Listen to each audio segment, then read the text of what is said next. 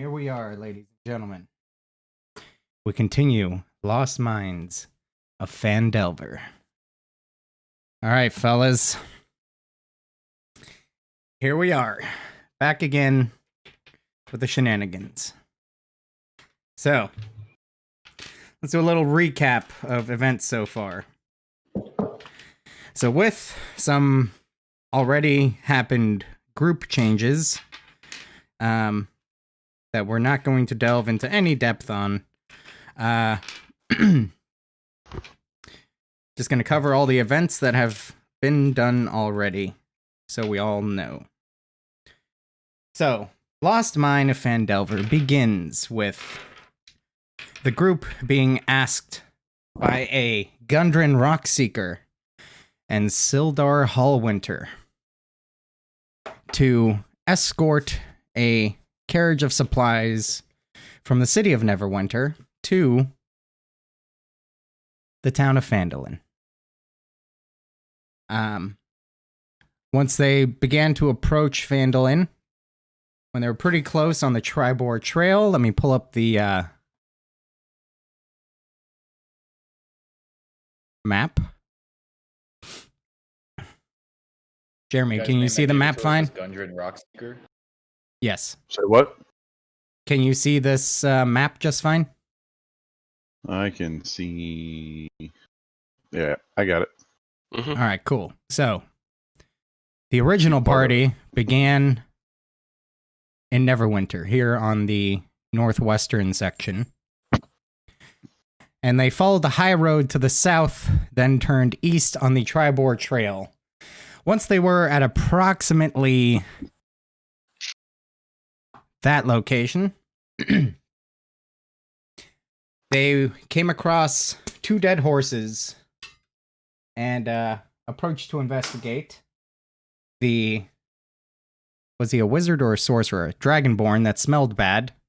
Went to inspect and was immediately deleted by a goblin ambush.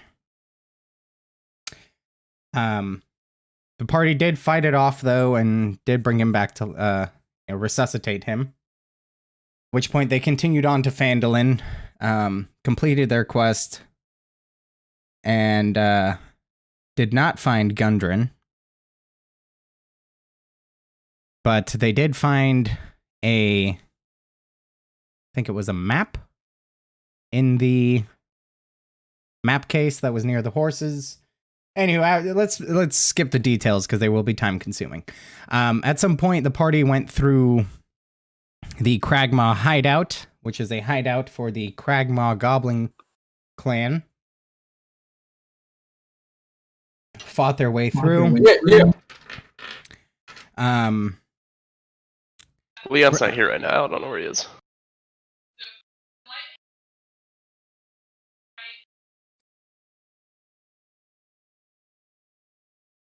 All right, I just had to reconnect anyway to get everybody's webcam showing up. So they fought their way through the Cragmaw hideout. They were able to rescue one Sildar Hallwinter from the lead goblin, as it were. They then went ahead and let me go ahead and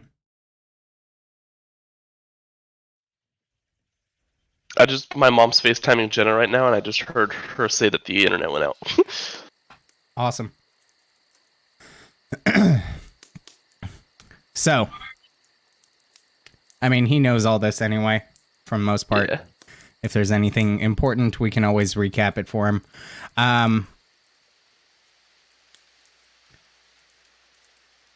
So, fought through the Cragmaw hideout, rescued one Sildar Hallwinter, brought him back to Phandalin. In the process, one party member was killed through less than intelligent actions. They were able to resurrect the party member. They then went to Agatha's lair, which Agatha is a banshee. And they were able to appease her, thus completing the quest from Sister Gorili, the priestess at the Shrine of Luck. Can you guys hear me? Yes. Yeah, whatever, dude. Yep. My internet crashed. And Yeah, I at heard some Jenna point, told my mom, so I told everyone else. Dude, I was fucking like, are you fucking kidding me? right? At some point, the party Sorry went about on that, to. No worries. Good. They Dan's went just on explaining when we were traveling with the caravan to Neverwinter and how we got ambushed by the goblins and whatnot. Yep. I remember that.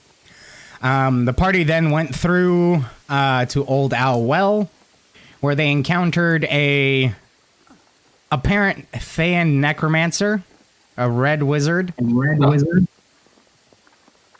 Seemed, aside from the fact that he's a necromancer, he actually seemed like a pretty cool guy.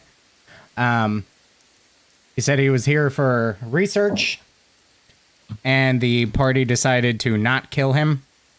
They then proceeded to the orc encampment at Wyvern Tor, which is a canyon that was previously inhabited by wyverns. Went through, fought all the orcs, killed them. They found a couple different communiques. They identified the orc tribe that was there as members of the Broken Arrows tribe. And kind of explained why they were there. In short, to try to gain resources and allies to bring the Broken Arrows tribe back to their former glory after King Obuld's reign, who was a far more, let's say, pacifist orc leader.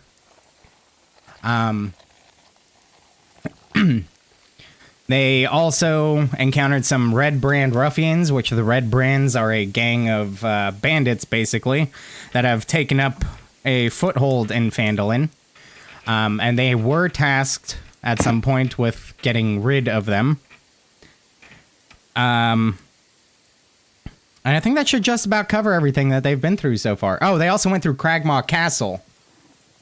And fought their way through a huge army of hobgoblins, goblins, and a grick, as well as a doppelganger. That is where the party picked up the Goblin Gloomstalker Ranger Crossbones, who happened to be the goblin that severely fucked their days up in the Cragmaw hideout. Yep. And he was actually standing with the goblin leader when they made an agreement with him. So my previous character was just shooting daggers at him, staring at him like lightning in an anime. Also, just one quick correction. That necromancer had to buy his life. They basically told him, give me what you got and I'll tell them to stop killing you. Fair enough. Small came out guys, he's all right. It's okay. He surrendered. It's a small detail, but an important one. So, at that point, they lost Fat Nicule, which was the less than optimized, fat bastard based Fat monk. Nick. And so the only remaining member from the, let's say, original group, even though it's not accurate, is Crossbones. Everyone else is Fat Nick. Fat Nick. He just kind of ran away, and I believe the last words you heard from him were something to the effect of "fuck you." Yeah, right at Crossbones, and then right at everybody else. Beautiful. Sounds about right. So, Crossbones and Nesca, who Nesca is a Yuanti glamour bard. She has made her way to Phandelver and has been there for, I'd say, the better part of a 10-day. And Crossbones, having decided that the last adventuring group was subpar for his liking, has sought stronger companions, and in the process has stumbled across Nesca, They have become somewhat familiar with each other and seem to agree to form a new party to take on bigger and badder challenges. One of those last ones really had a thing about orcs, and I have to say, my favorite enemy is orcs, and I wasn't that, like, vehement. Wait, so are we gonna be alright? Just a little too much. I mean, I'm half orc. It's only got half an issue with you then. I mean, my other favorite enemy is humans. So am I double hated or like what's up? No, but I Good thing I'm not a human. yeah, I would is it bonus damage against your favorite enemy, right? And ability. Yeah, so as long as we're cool, we're cool. And you're not double hated, you're just normal hated because it's a half hate for each. Right. I only hate half of one of your sides, but I also hate the other half of your other side. Okay, so that being said, Nesca and Crossbones, what are you guys going to be up to in Phandelver? Because we will be kind of picking up there, putting you guys down for a second, and coming right back. I'm going to be in the tavern performing for my room and board. Beautiful. I'm in the tavern getting drunk on half the amount of alcohol necessary. Okay, so you still have a strong constitution because it should be a quarter. The perks of being a goblin. Okay, so that being said, we find ourselves in the Stonehill Inn. Let me see if you guys can all see Phandelver. Can you guys all see it? You should be able to. Mm-hmm. Yep. All right, Stonehill Inn is on the basically eastern side of the town square, quote unquote. It's a small mining town, more of a frontier type. What's the word I'm looking for? Settlement that has kind of evolved into a town. So you find yourselves in the Stonehill Inn, not the nicest establishment, but functional and well maintained. There are some patrons there. You do see a stand by. Fucking finding this page is always a pain in the ass for some reason. Okay, here we go. So the Stonehill Inn, which is headed up by one... Where the fuck is it? Where the fuck is it? His name is Stonehill. Where the fuck? Toblin Stonehill.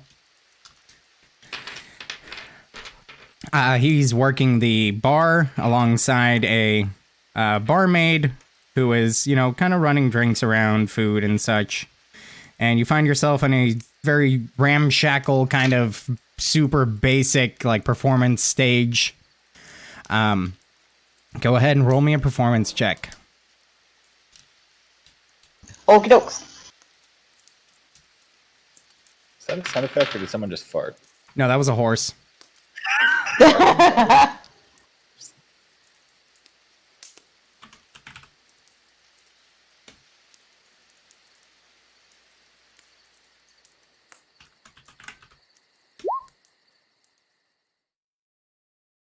An 18. Very good. So, you are doing a holy shit, what the fuck? You are doing a wonderful job of performing for the locals. They all seem to be very into it with your guitar / battle axe. Yeah. Toblin himself seems rather impressed. And at some point, yes, and at some point will come up to you and tell you that, hey, you know, if you keep performing like that, I might just let you stay here for free. Certainly helps the morale around here and keeps customers drinking. Oh, it would be my pleasure to perform at your lovely little tavern. Wonderful. Do you guys hear that music? No. No, you don't.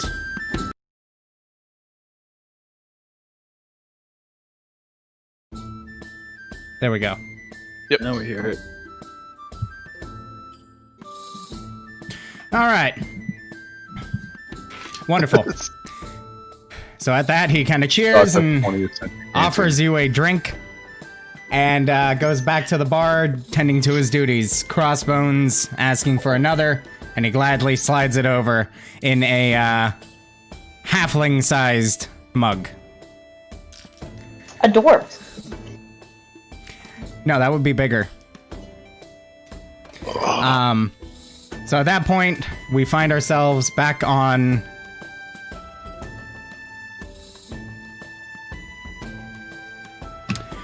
the Tribord Trail.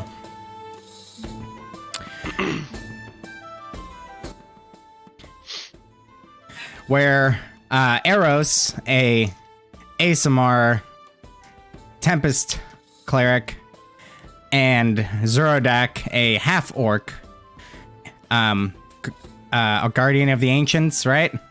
Ancestors. Or ancestral guardian, that's right. Barbarian are escorting one... Fuck, I didn't pull it up. I forgot I didn't write it on my notepad. One fuck. Dude, I really wish you guys had seen this movie right now, and I'd make such a good joke about this. I have something for this, okay? Where you are escorting a... Sorry, I have to run through my homebrew here real quick.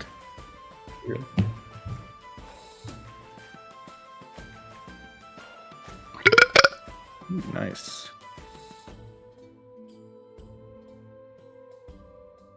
Maybe I did write that down, actually. Fuck. I'm sorry, guys. I'm the worst. The goddamn worst, man. Golly.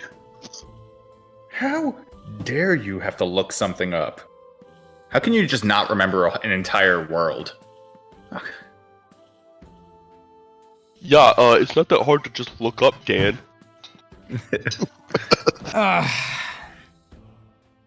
Well, might have to just make it on the fly here because I can't find that notepad.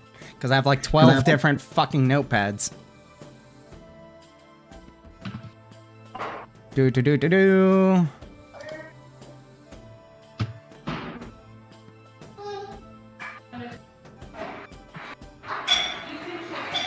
Okay, we're gonna go with, let's say you're escorting one, One fuck. one fuck. PHUK. One, God, I'm trying to remember his name. Doesn't It's the matter. only fuck that was given. We're just gonna say Geralt because for some reason that's the only male name that comes to mind. Like it? Geralt and Griselda.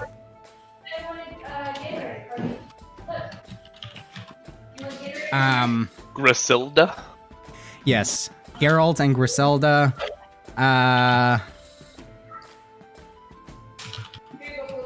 Tall Oak.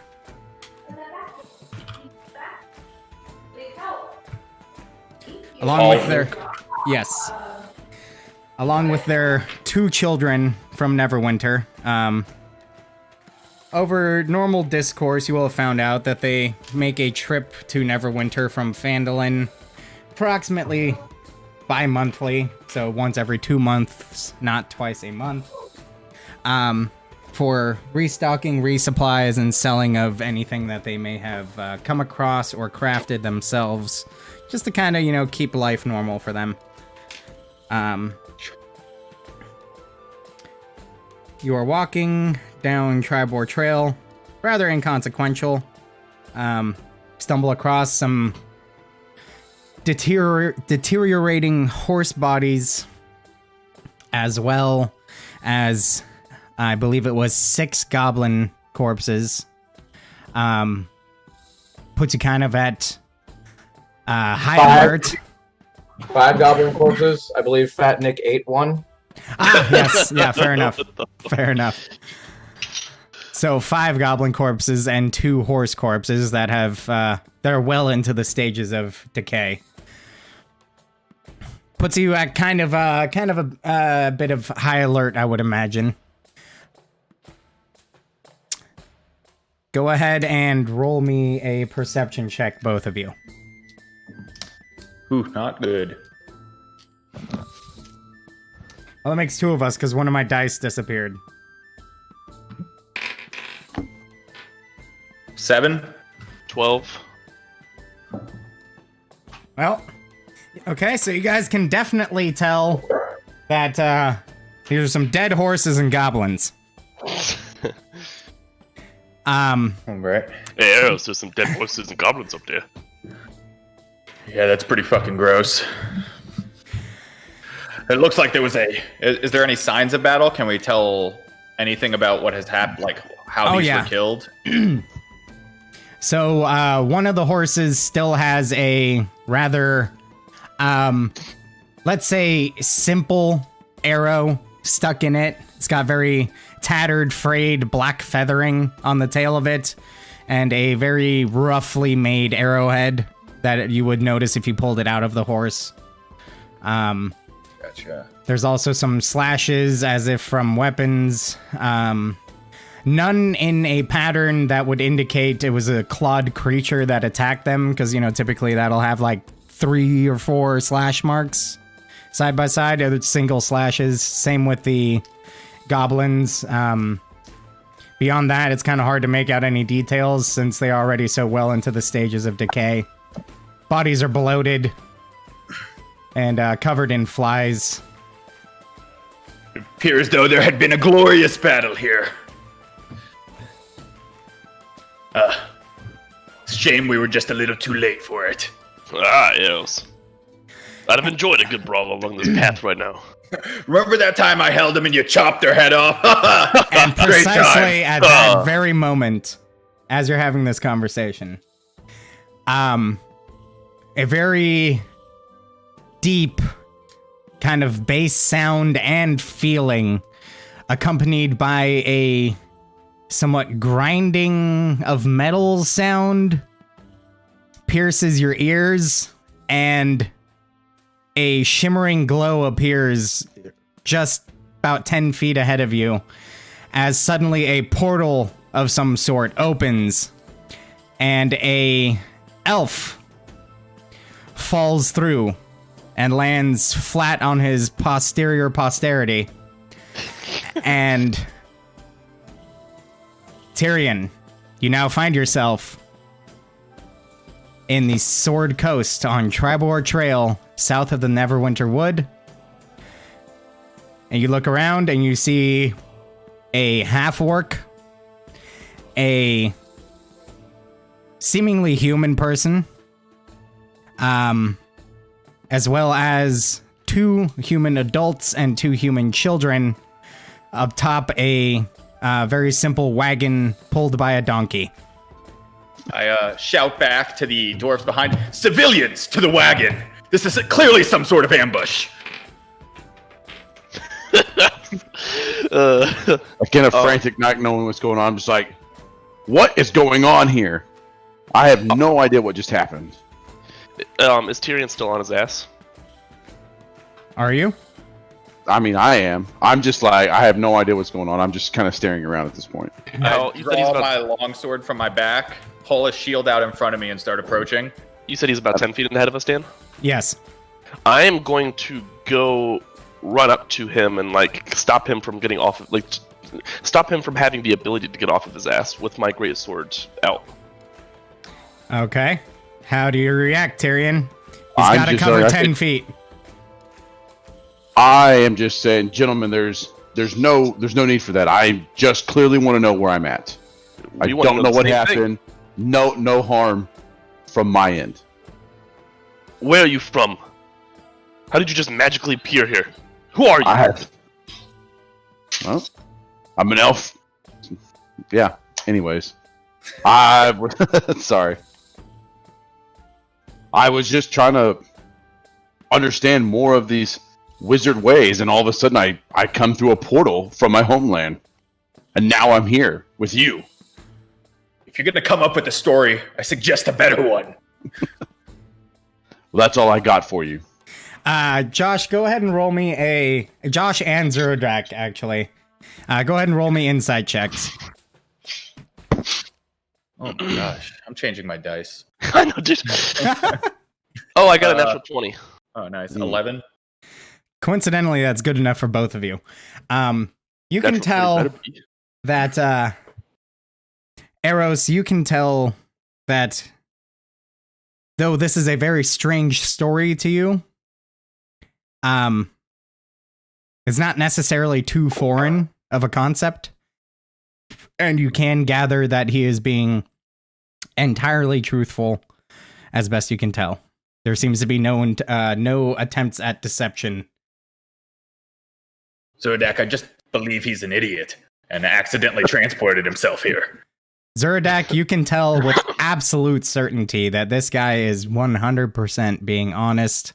You can tell visibly that he is incredibly confused, has no idea where he is, and literally seemed to just fall through a portal to a location he's entirely unfamiliar with. I'm going to ask him where he came from and, be like, maybe we can tell you how far you got. Well, I came from the land of Abron. Aron? Eberron. Eberron. So I don't even know what this is. No. Yeah, are we familiar with that at all? Literally no way. Well, I'm glad you're here delusional as well as just weird. Is there any chance that you could help me back off this ground, please? I see my sword too. That's what I was saying. I don't give him a hand, but I back off. Fair enough.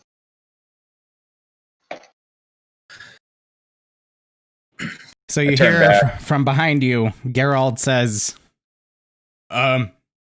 is there any threat? No, just an idiot. Good. Could we proceed, perchance? With it is turning dim. We must get to Phandelver before the sun sets. Yes, sir. And for your kindness of not attacking or taking my head off, is there anything that I can do to help you guys? Well, we have to travel this caravan safely, and if you are not going to endanger that mission, I don't give a fuck what you do. I have no qualms with anybody here. There's a city not too far from here, or a town. Yes, maybe don't know what Eberron is, or whatever the fuck that is. Sounds good. I'll help if I can. I wonder if there's general knowledge of Eberron on Faerun and vice versa. I would imagine that's rather doubtful, aside from maybe the higher tiers of entities that study the planes. Yeah, that makes sense. All right, so you guys go ahead and proceed down to Phandelver. It is a otherwise uneventful journey. You find yourselves entering through the front of the town. I will provide you with the map now.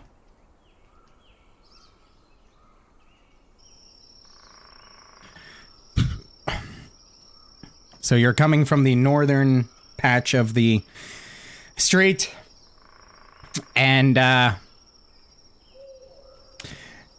Geralt and Griselda, Tall Oak, both thank you copiously for your help.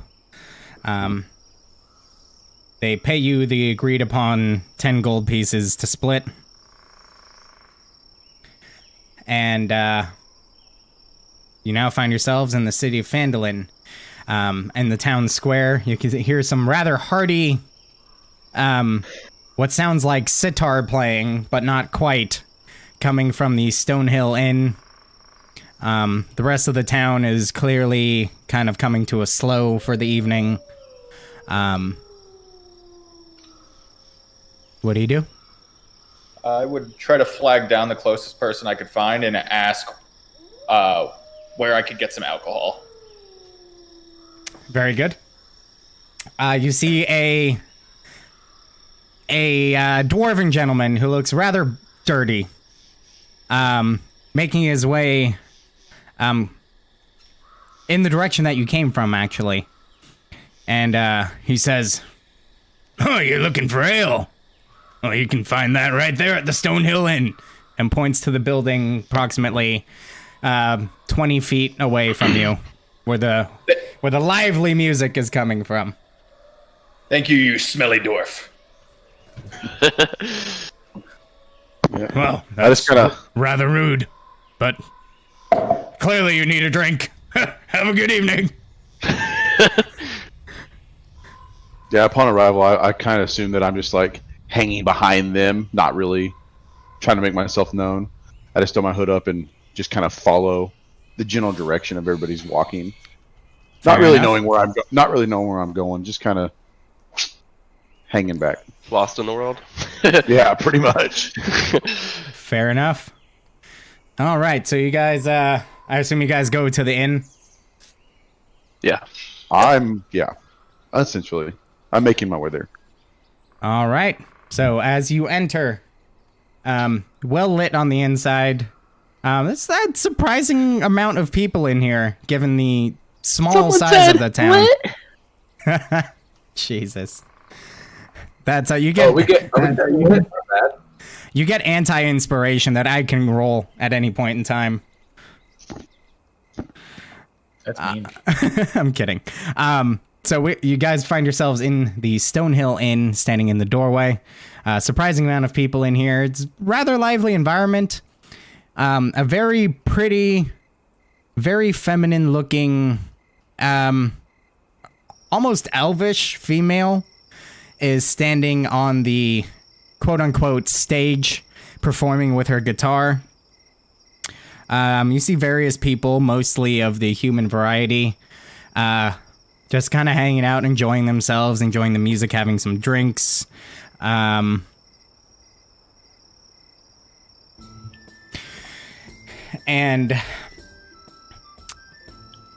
the one thing that does stick out somewhat is a rather small figure sitting at the bar. Although it's almost more of a standing than a sitting on a chair. Enjoying... Like those kindergartens who sit on their knees at the lunch table? Kinda. Enjoying a drink. Yes, that. And at that same token, Nesca and Crossbones, you both notice 3 individuals enter that seem... you're not familiar with them. You haven't seen them around Phandelver at all. And they seem like rather seasoned people. Adventurers of sorts, perchance. Do any of them look particularly rich? Well, that's a good question. Do any of you look particularly rich? I don't even wear much clothing. Oh yeah, no, not the barbarian guy. He's probably literally got nothing in that loincloth but a ball sack. Coming from royal descent, you can tell that I have like nicer leather on. You know, not necessarily knowing that I'm rich, but like I have the gear and flooded from it. I keep an eye on the rich elf and see if maybe he leaves town that same night. He might be worth following and slaughtering. Huh. But for now, I'm just drinking. So are you actively trying to keep an eye on him without being noticed? Yes. All right, roll me a stealth check. Okay. Dan, does this seem kind of like where you have to go up to the bar to get a drink, or will they come out and serve it to you? You do see a barmaid making her rounds around the tavern, the inn rather. I'd make my way for a table like an empty table, you know. I go with Very Zerdak. good. I stealth with a 17, and And the goblin is gone. I don't know if I'm actually gonna like leave. I just more want to be like inconspicuously watching them without. Oh, sure. And that's the whole point. Is I mean, to all appearances, what's your passive perception, Arrows? My passive perception, it's a 14. Same here. All right. And Tyrion, yours is an 11, if I see that correctly. That's correct. All right. So, for all appearances' sake, the goblin just seems to, just for a moment, to kind of look in your direction because, well, the door opened. But beyond that, he seems to just kind of go back to what he was doing, that being... Or, I can't say goblin because I'm imagining you're disguised as a ugly human. No, that only lasts an hour. Once Okay. I'm drinking and we're in a I mean, there's worse things that walk into a tavern than a goblin. True. Elves. We're like elves. Like, I don't know, a fucking Yeti. I mean, if the Yeti's willing to pay coin, I don't know any barkeep that should turn it away. True. Roll for initiative. No, that's just for the barkeep. Yeah, right. So, yeah, I mean, you see this goblin, which, Arrows and Zorodak, to you both, that's particularly strange. Tyrion, it's still strange, just not as strange as it would be to them. That there's just a goblin sitting, quote unquote, at a bar in a tavern. But, Would I probably have met any goblins coming from the north of this area? you might have come across them, but odds are you probably just killed them. They were trying to kill you. Yeah. So it definitely sticks out like a sore thumb as a odd thing. But look, there's live music. Don't pay attention to the goblin. Actually, I'd like to start my enthralling performance once I see 3 strapping adventurers come in. Oh, We're baby. strapped. Ooh. All So right. I perform for a minute in an attempt to charm the crowd. Anyone who can hear and see me has to roll a wisdom save or be charmed and be enthralled by me and say only nice things about me. I have an advantage against charm, so that's good. There you go. It does nothing in the way of me, like, suggesting anything to you. It's just a way for me to have crowds speak amicably about me. I rolled an 18. Nice, that passes. It's a saving throw? Yeah, the DC's a 15. Okay, yeah. I rolled a natural 20.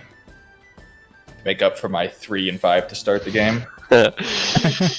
I choose to fail because I've already been looking up and down her legs and ass. Now, what am I I know what's He's got happening. the perfect vantage point, too. So you're rolling a wisdom save.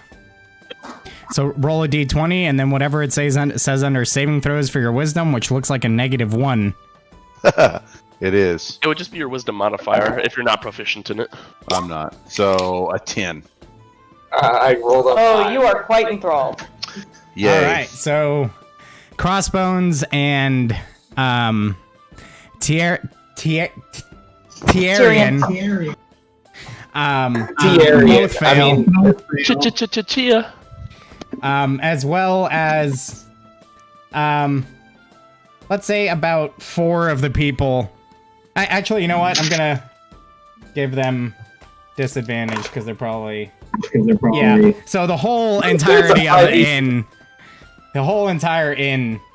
just is enthralled, minus Eros and Zorodak. To make sure, if you fail, you have no idea that I tried to charm you at all. If we pass, do we know? No, not at all. If you failed or passed, you'd have no idea that I tried to charm you. Wonderful. So everybody seems to suddenly just the whole crowd, including Toblin or whatever the fuck his name is, Toblerone. I don't know. Yeah, Toblin. They all just begin to shower Nesca with compliments, you know, cheering on the performance very heartily, offering drinks left and right, and are just thoroughly, absolutely enthralled by her incredible performance on the stage. Wolf whistling through my jagged, pointed teeth. is it obvious they're enthralled, or is it seem like she's just a local favorite, or what's up? I mean, it just seems like she's fucking killing it with this performance, honestly. There's no reason for you to think that they wouldn't or shouldn't be just enthralled by this performance. Cool. I'm trying to flag down the barkeep. All right, A focused man. After just a moment or so, you see a barmaid and the barkeep, respectively, kind of catch your attention. The barkeep kind of motions to the barmaid to make her way over. And she comes over. She says, "Good evening, gentlemen. What can I get you?" Good evening. And I grab my backpack and I put it on the table and I reach in and I pick out a jug and shake it. I'm empty. Reach in, grab another one, empty. Reach in, grab another one, empty. And I put them 3 on the table. Fill these up, will you? Oh, absolutely. That'll be, let's see, for these jugs, that'll be approximately 2 gold pieces. Yes, very well. Actually, I raised my hand from the crowd and kind of point it's on me. And I'll take the hit for that one. Very good, sir. Would anyone else like anything since this gentleman is paying? And you hear a bunch of random voices from around go, "Oh, I want a drink! Oh, let me get a So this drink!" crossbow definitely jumps on that shit. One over here! I'll have a tall one. I just nod my head in agreement. Oh, very good, sir. So for these, what is this, 4 or 5 jugs plus a round for everyone, we're looking at, say 5 gold pieces will cover it. Okay. As she, retreats with the jugs, brings them back filled after a moment, and begins handing out a round of drinks to everyone in the building. Which is not a particularly large crowd because, again, it's a small town, but... Right, but just make known, I don't actually participate in the drinks. I just kind of, as everybody's crowding around for the drinks, I just kind of go back and sit down at a table somewhere. Just kind of watching. Oh, I'm definitely killing this rich elf. I'm pounding the jugs. I'm probably going to need them filled again before the night's over. All right. So you're pounding them? All of them? Yeah. Before that, if we're just, I don't know what's happening. If this is how the night plays out, then I would have drank all 3 and filled them again. Oh, okay. It was 3. Okay. Go ahead and subtract a gold. I didn't count right. God damn it. Or, I'm sorry. I meant subtract a gold from the amount you had to pay. So add a gold to your inventory. Oh, okay. Okay. No. For the inconvenience, it's going to be another gold. Outstanding. Listen, you greedy fucks. And Zeradak is actually almost keeping pace with Eros. So...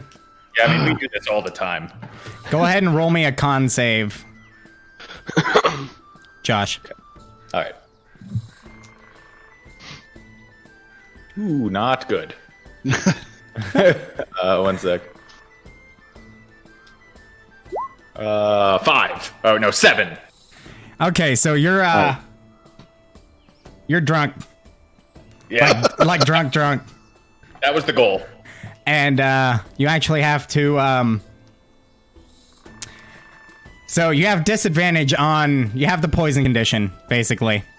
Okay. Roll me another one. Con save? Yes, sir. I mean, I'm a heavy alcoholic, okay? So 8. Okay. So you noticeably throw up a little bit in your mouth, but you don't violently spew it all over the place. But Do I notice this? People around you definitely noticed. It was not very graceful. I'm hitting my chest, and then when I think no one's paying attention, I spit it on the ground to my side. Gross. Zeradak is going to call Eros a pussy. Very good. Fitting. I grab Zerdak by the back of the head and I punch him in the stomach. Yes, bar fight. All right.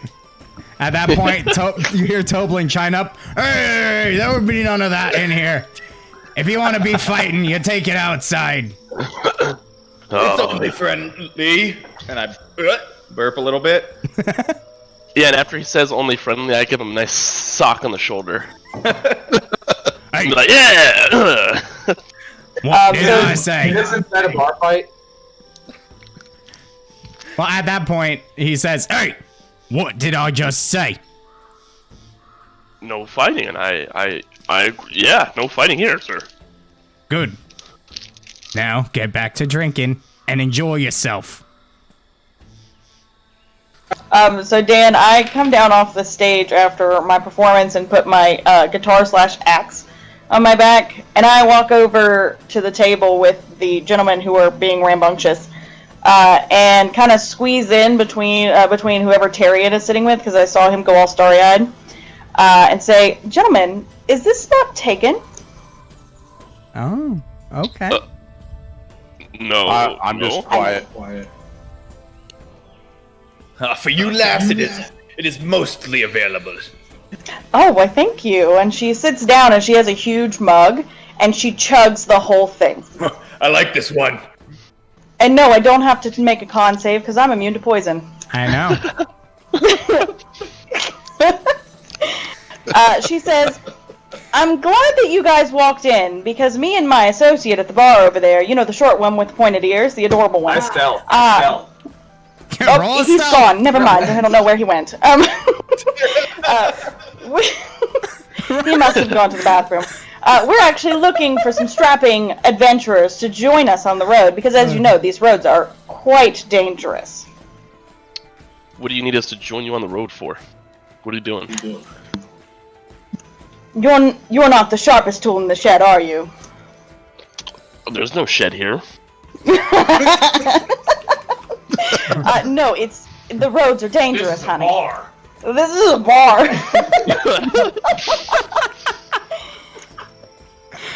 No, the roads are dangerous, honey. It's not safe to travel on your own because of, you know, orcs and goblin bands and things of that nature. I'm actually pretty confused. Like, I don't normally have attractive girls approach me. So you're like, why is she talking to me? I put my hand on Zerdak's shoulder. I'm like, calm down, buddy. I just want to know where she's going. Why does she need our help? Well, she's asking, I'm like, what kind of danger are we talking? Armed bandits, goblin troops that live in the caves among the hills, orc tribes, that sort of thing. It's not good roads to travel on by yourself, especially if you're only one or two people. It's best to have maybe 5 seems like a good number. I grab my jug and stand up and goes, sounds like glory is involved, and then like stumble to the left and sit back down. She applauds and goes, yes, glory, of course.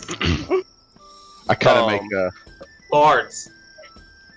I kind of make like a deal with her, you know. It's like, if you tend to help me find my way back home, I have no problem helping you guys out. Yes, you don't look like any elf that I've ever seen. Not that you aren't handsome, of course, but you don't look like the normal elf. You know, the ones with the bright hair and then the other ones that are dirty, that live in the woods. You don't look like that. I'm not. All I want is to get home, and I'll help however I can. Wood elves are very clean, thank you. And for the goblin? record, for the record, everyone, Crossbones has. You have no idea where the fuck he is. He is gone. He was at the bar a second ago, and he's not anymore. Beyond that, you have no idea. So I literally, like, sitting on the bar stool, I just, like, slump down and, like, snake in between the bar and the stool itself into the darkness and just gone. Well, my buddy Eros and I just finished a job. I guess we can pick up another one. You paying? Oh, we'll make plenty of gold killing orcs and things along the way. He's an orc. I don't give a shit. He hasn't I'm a said anything half-orc. about it I'm a yet, so I half-orc. assume he's fine with it. He's hungover. All right, he's drinking. Actually, legitimate question though. What are like half orcs and orcs, feelings about each other? It depends on who you grew up with. Yeah. It also depends on like the individual orc tribe and the humans, whether they're open-minded or not, because they could be Yeah. accepted or they could be completely shunned. Half orcs in orc tribes, orcs usually use them to try and gain some sort of like a diplomacy with surrounding enemies, because not every fight needs to be fought with axes. Even orcs know that. Yeah. True. Okay. I would say, though, err on the side of caution, because for the most part, orc tribes, if you're not an orc of their tribe, then they're not going to accept you at all. Oh, wait, say that again, sorry? If you're a half-orc and you're not part of their tribe specifically, like you weren't born from one of their orcs, Yeah. they're usually not going to be very amicable toward you. Yeah, I mean they have like tribal wars amongst their own tribes. Like Well, the like many arrows fighting with like the stone tooths. You know. Long story short, part of my backstory starts with a neighboring orc tribe attacking our tribe, so... I mean, Makes sense. Well, there you go. All right. So do you guys agree to accept Neska's offer to party up, as it were? As long as there is glory in combat, I will be there. I wouldn't have travel any other way. I can't wait to break this like righteous dude's bubble. He says, "Hello, friend. You seem like a cleric of Pelor," and then an arrow shoots past him into their face.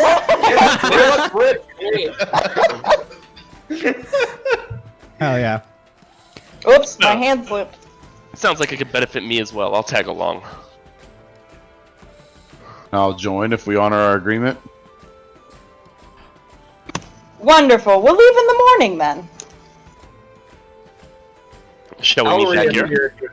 I'll reappear to Neska in the morning, but I will watch them from the shadows. Crawling out from under the sheets, no doubt. I go over towards Neska and I whisper to her, and I burp or hiccup a little bit. There's a chance that your friend's family was killed. We saw some dead ones on the way here. He doesn't seem to care much for his goblin kind. That's why he's here. All right. Alright.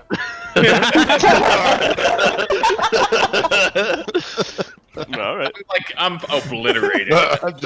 Let you know. She's like 3 glasses in and doesn't even look like she's stumbling at all. Like, I heard tell you your friend's dead. he was just at the bar. No, he's probably just hiding. It's okay. You come over and you're like, hey, so you're... Oh, never mind. And just sit down. Weird, I'm playing a person who doesn't drink in this one. Right? It's hard. I know. I was like, fuck, as I'm drinking a beer. This is the first character I've played who does drink, at least seriously. All right. So, I can't get drunk. Crossbones drinks because of PTSD. Not because of combat, but because of the goblin mating ritual.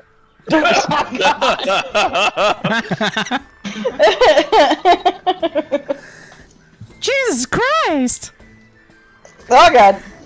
All right, so you find from Toblin that a room for the evening will be about 2 silver each. So, I will pay that up. wunderbar. 1 silver if Wunderbar, Topolino ja. can join you. Ooh.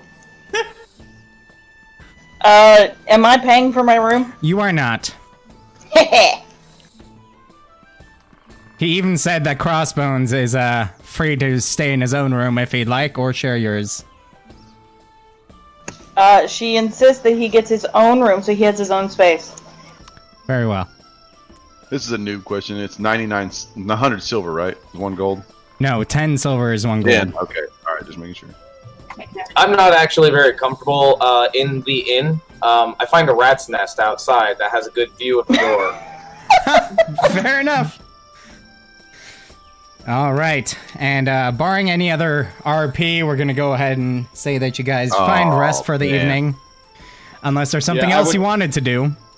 Well, I just kind of wanted to like pull Arrows and Zeradak aside and like kind of feed them a little more drinks and try to make like a bond pact with these two. Ooh, bonding. No, the word you're looking for is bondage. This got a better. bondage pact with both of them. Nesca wants to watch. Oh god, it's a goblin mating ritual. The safe word is something really I complicated. I want it to be like a bros thing. Like, hey, come on, let's get some more drinks. It's on me. Let's go. The safe word's in goblin. You guys will never get out. I mean, when he said, "You had me at drinks," I just kind of like want to make a note, just to these two. It's like I know we just met, but I don't particularly trust these two. I would like to know that, given our circumstances, that you could trust me, even just for somebody you just met. she seemed fine. I was like, well, may that as it be, I would still like to know that you be wary of their actions. And I'm listening, but kind of like drifting a little bit. That's it. That's it. That's all I want. And then just like kind of feed them drinks for the rest of the night. All right. Tell us bedtime or whatever. Hi, RV. What's up, little dude? And the other little dude too. Vinny. Hey, buddy. All right. So the evening winds down for you guys. In your own times, you find your ways to your rooms, escorted by Toblin. Just to show you to your room, make sure you get to the right one. You find yourself the next morning as the sun rises. Let me see if I can find some appropriate music for that. You find yourselves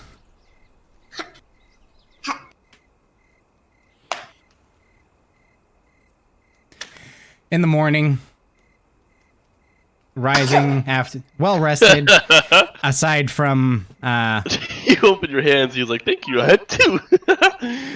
aside from Eros, he's low key feeling like crap, but generally speaking, you guys all rested well. All right. And as you come down, you're greeted by Hi, beauty. Toblin, who seems rather shaken up this morning. Did I see anything unusual outside the tavern in the night? Yes, actually, you would have. Oh, damn. Is there? I'm gonna go ahead and ask if there's anything that I might have noticed, because since I have trance, I only sleep for 4 hours, for a total of 8 hours of normal sleep. True. I'm also no hero, Dan, so don't worry if you think I might get involved in something that I would risk myself over. He'll just watch and laugh. No. So I can't find the kind of music I'm looking for, so we're just gonna go with this. System of a Down. Let's go with that. So Crossbones, you would have seen in the morning. And Tyrion, if you ever looked outdoors. Well, I looked out a window or whatever was in my room. Yeah. So you would have seen these gentlemen, if you want to call them that, dressed in what seems to be leather armor, wearing some red, cowls? Red cloaks. They're grimy red cloaks. Seem to be going about their business of harassing the general population of Phandelver. Particularly you, Tyrion, being from Eberron and Sharn specifically, you'd be very familiar with this kind of behavior. It's very evidently a shakedown. Trying to beat these people down for some money, and whatever other valuables they might have. It's not terribly many. It's a handful that are kind of spread throughout the town to various locations. You noticed one specifically. I need my book. Specifically, you noticed them going to the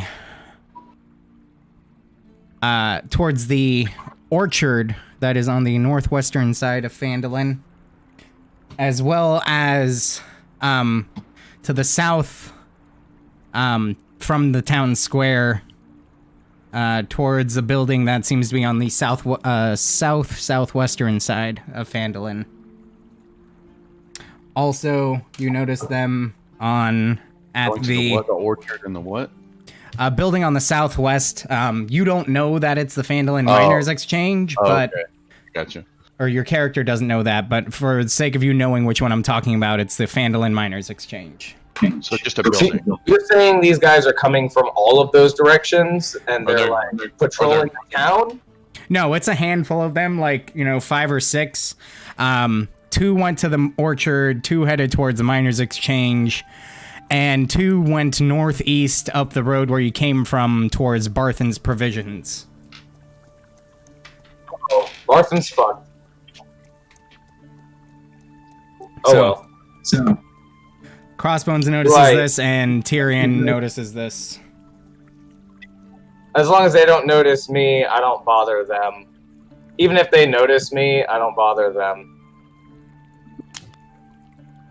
Well, go ahead and say that you didn't bother them, or that they didn't notice you. They just hear "fuck you" from a rat nest somewhere, and they're like, "What the fuck?"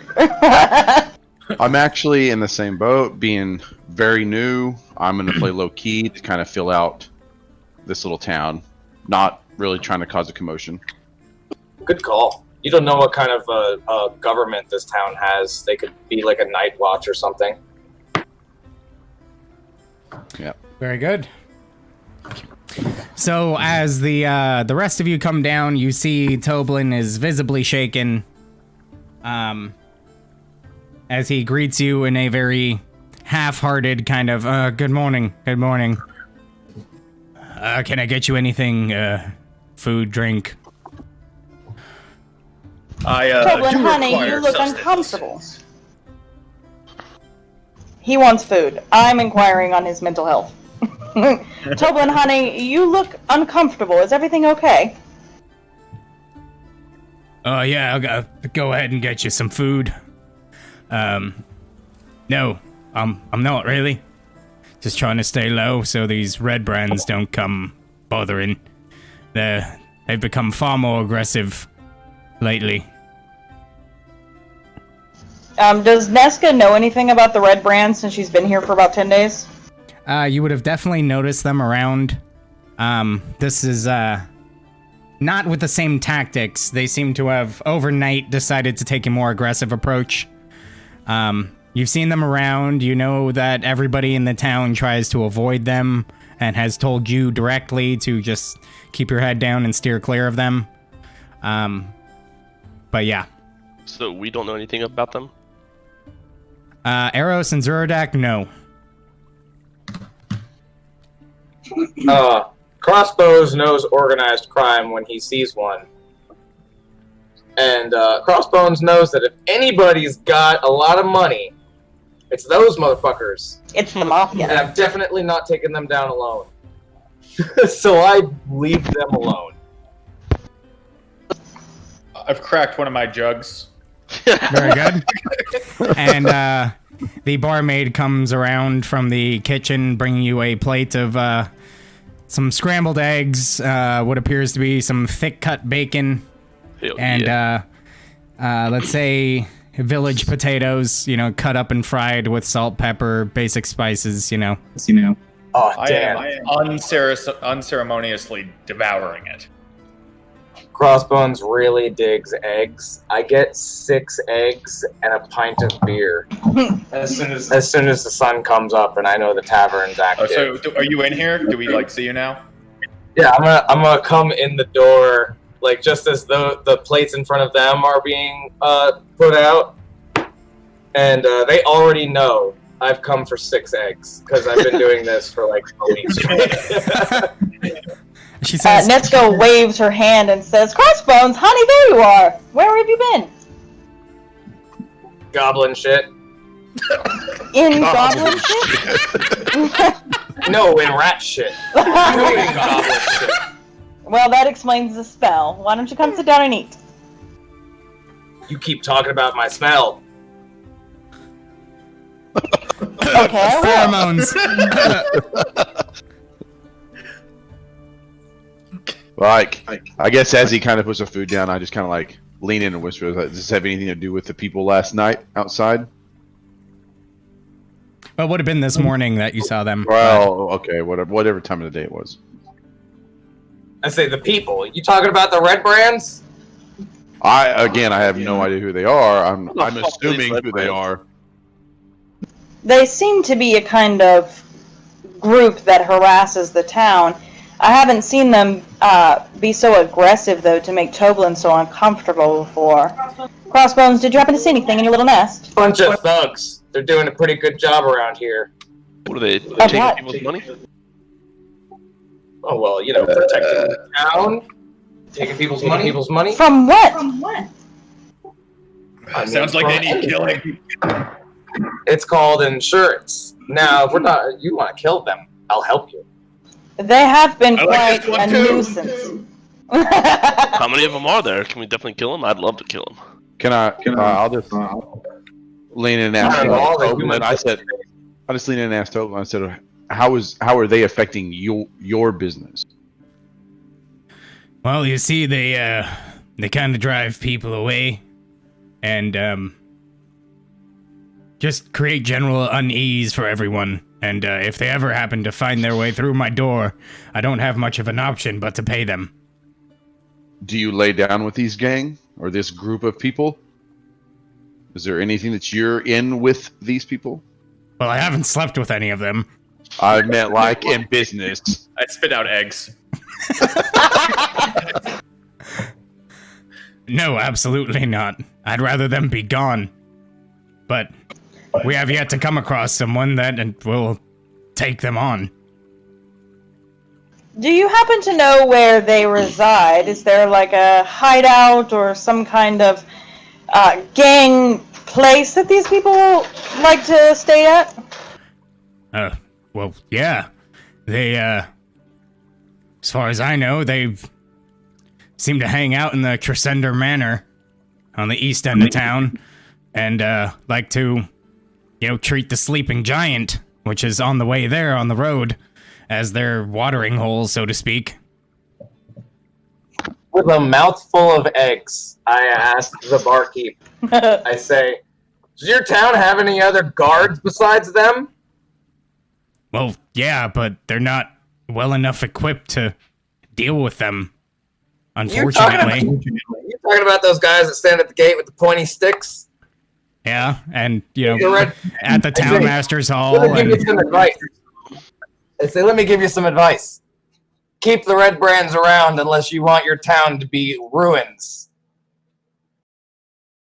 Well, as it stands, I'd rather the red brands be gone and us form, or reinforce the town guard we have. Unfortunately, a bunch of the town guard went off and decided to fuck around with the red guard. As I look, I said, let's say we take care. Let's say we take care of your red brand problem. How are you going to secure yourselves? Well, we have some guards. Could train up some. Perhaps seek some aid from Neverwinter. We have rather good relations with them. My strategy is I'm going to help them rid the town of the red brands, so that the town has absolutely no defenses at all. So I can go on literally a burglary spree. Are you With announcing no one this to stop me? everyone? No, I'm telling Dan. I'm telling I Dan, really did like, sound I'm like a so fuck. into this right now because I can't wait to rob the town blind when they have no guards left. Evil monologuing. Yeah, Like, seriously. you I was know we like, can hear you, right? He's like talking in the third. He's like talking in the third person out loud. I say, yeah, I'll help you with your problem. That'll make your town extra vulnerable. I stand up on my seat and I say, "Arrows, let's go scout this Transcender Manor out." oh, glory. And Can money. and then I ask, like, is there where do your lawsmen stay? Like your essentially your courthouse or the people in charge?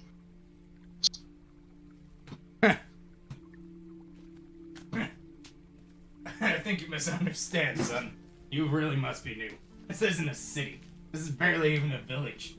It's a frontier settlement that, well, kind of sprung into a bit of a village. We have the Town Master's Hall, which is where Harbin Wester stays, our Town Master. Bit of a dick. And, then there's a guard post, just north of his building. It's actually points out the window, building right across the street. You can find, maybe a view of the guard that we do have there, but they're not in a position to really be doing much about the red brands, as it were, unfortunately.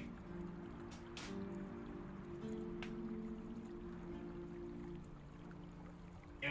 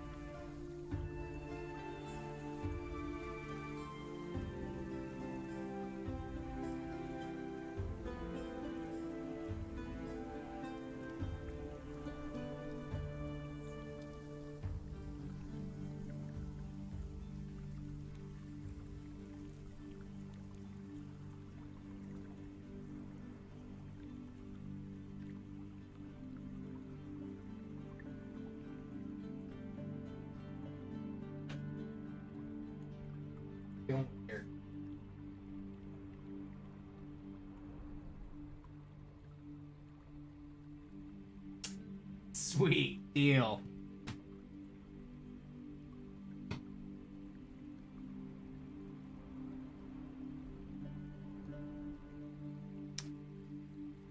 Sweet deal. I'm gonna say they're Hazel. I would know if he filled out his character sheet on Roll20. No, boom, got him.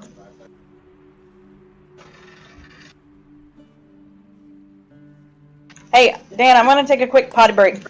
Oh my god. Let's go ahead and use this opportunity to take a quick potty break while we wait for Josh to reconnect.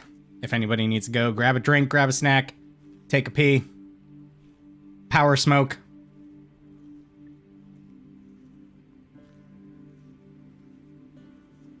Dan, What's up, dude? you know I'm just gonna disguise self. Yeah. Because it specifically says, including your clothing. I'm just gonna have a red brand cloak and look like a halfling. There. What Wow. exactly is a disguise kit? It's a kit that you use for disguises. Nuh-uh. That's crazy. Yeah, I believe it mentions in the player's handbook what is within a disguise kit.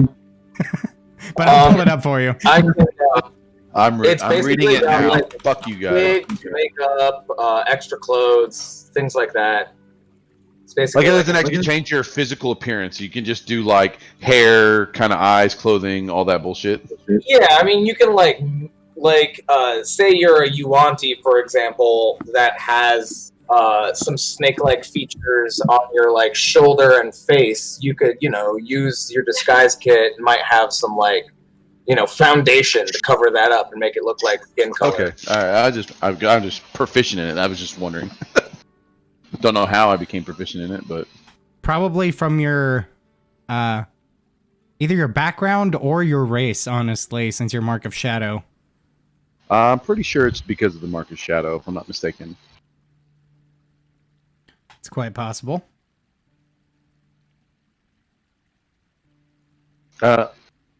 Like outside of it, like, did you read the description of my character, like the extra traits? Don't remember.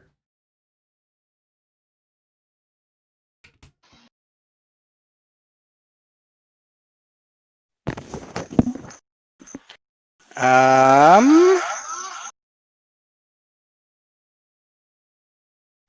just kind of give you an idea of like what I'm almost like kind of wearing. Guessing it's studded leather and a cloak, a hooded cloak specifically. Yeah, I want you to understand like kind of what's under all that shit. Yeah, I'll take a look at it right now.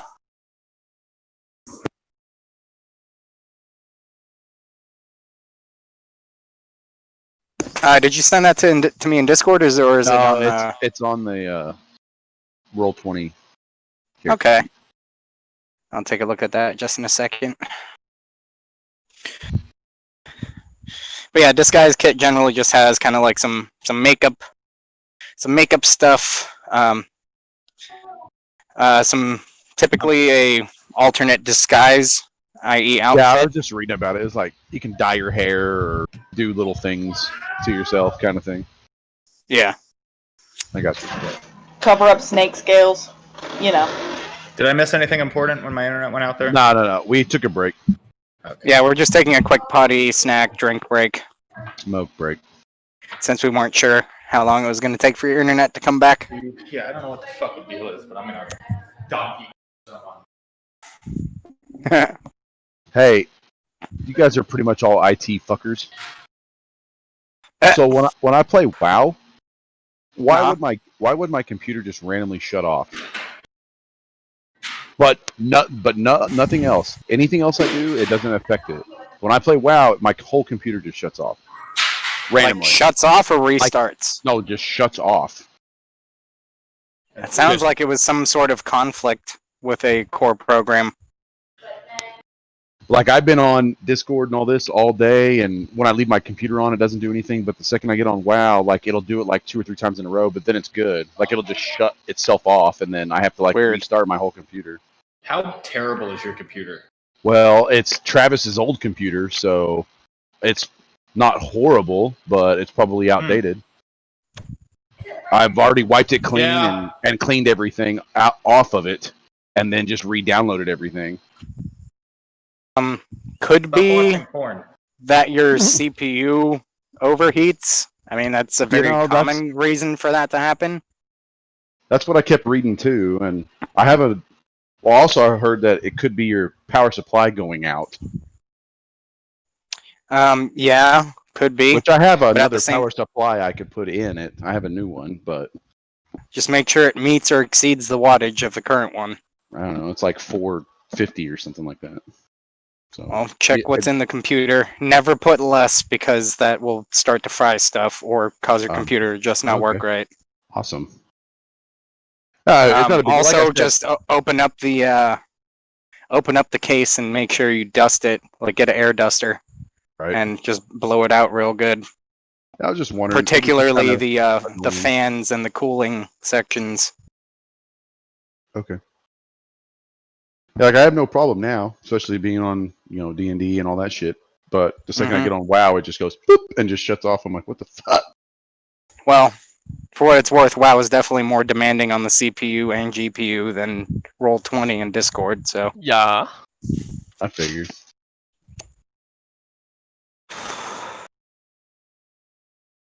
So generally, you want your temperature to be for your GPU around like 70 degrees Celsius, maybe. So, Yeah, he's got all kinds of shit. does it? Do you hear any beeps when you start it up? No, not that I'm aware. Because usually it'll beep, like when it shuts down like that, it'll usually beep. In a certain pattern. No, that's what it was And, doing with my old computer, but it doesn't do that with this one. Well, the beep actually is a code for what caused what issue the computer ran into. Oh, okay. You motherboard. Alternatively- integrated sound system or integrated something for that though. Yeah.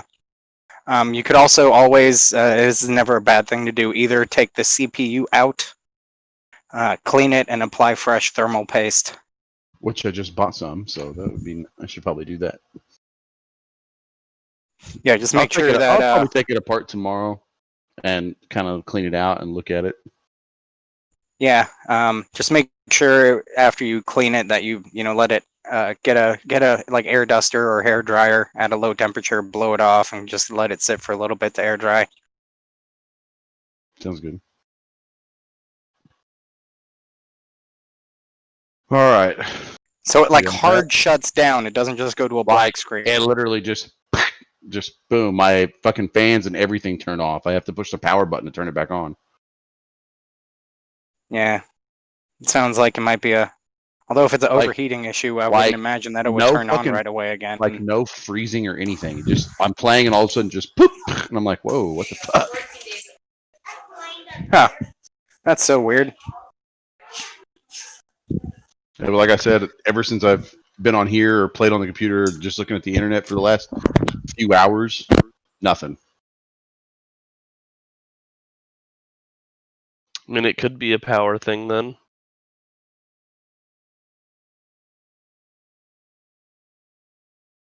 Like I said, I'll look at it. I'll look at the CPU compared to what I have, kind of clean it out the best I can.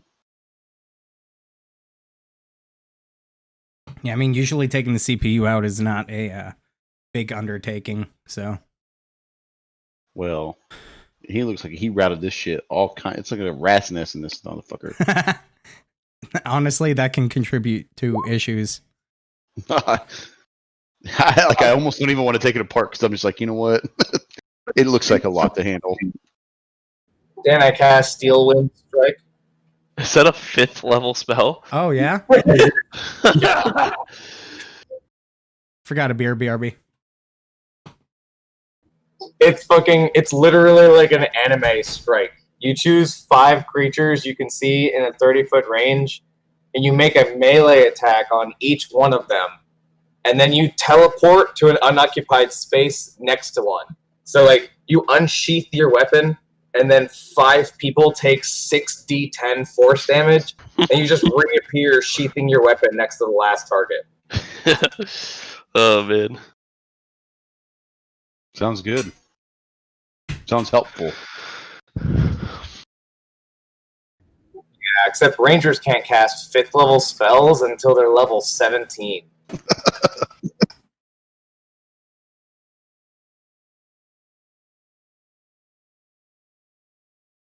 I got 18 holes of golf tomorrow, so that'll be fun. Nice. Try to get a little better on my. All right, we about ready to continue? I just used golf as an excuse to hang out with my friends, drink beer, and smoke pot on the fairway. I mean, that's pretty much all I do is drink beer and hit a fucking ball down the fairway. You ready Fucking to racing continue? each other. Shit. Hell yeah. Josh, you back? I'm here. Okay. All right, cool. So,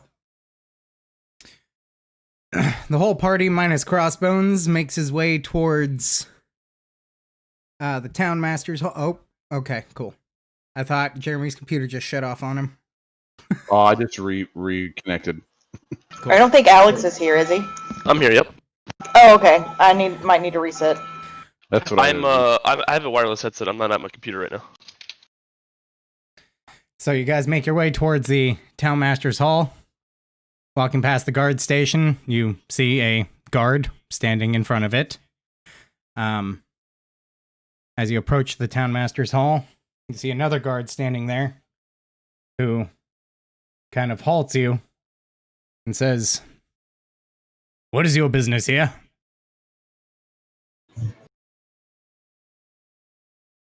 We're here to speak to the obese mayor. I interject before you can say the word obese. And say, "Gentlemen, we're here to see the esteemed mayor." On what grounds? We have several questions for him concerning some suspicious activity that we saw last night. Kind of squints his eyes, looks amongst you, looks to the left and the right, behind you. I give a nice awkward smile. Oh no, he's dirty. Stay right here. And he retreats within the building, and after about a minute, he returns out and says, "Very good. Townmaster Harbin will see you. This way." Oh, thank you so much. As he leads you in, this building is rather nice, particularly compared to the rest of the town. Seems to be very well kept and slightly more lavish. As you enter, Harbin sits at his desk, seemingly doing not much of anything. And he says, "Well, what is it?" Is he obese? He's not obese, but he is kind of heavy set. Is he human? Yes. Double checking. Of course, it doesn't say anything in the important NPCs section. Why would it, right?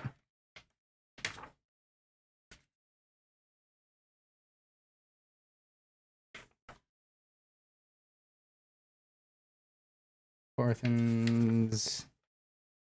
Okay, so he's a fat, pompous old fool.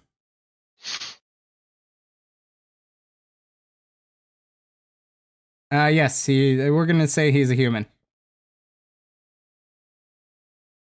No, I was curious. I greet him with a very dramatic bow and say, Good morning, Mayor. We have something to discuss about you. We noticed last night, and I have been here for about 10 days now. This is my 11th. And I've noticed that there was a lot of suspicious activity that was a lot more aggressive than what has been happening lately. What on earth are you referring to?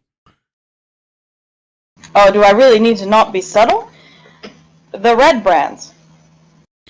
At that point, he immediately just, shh! Don't speak so loudly of them. They could be watching.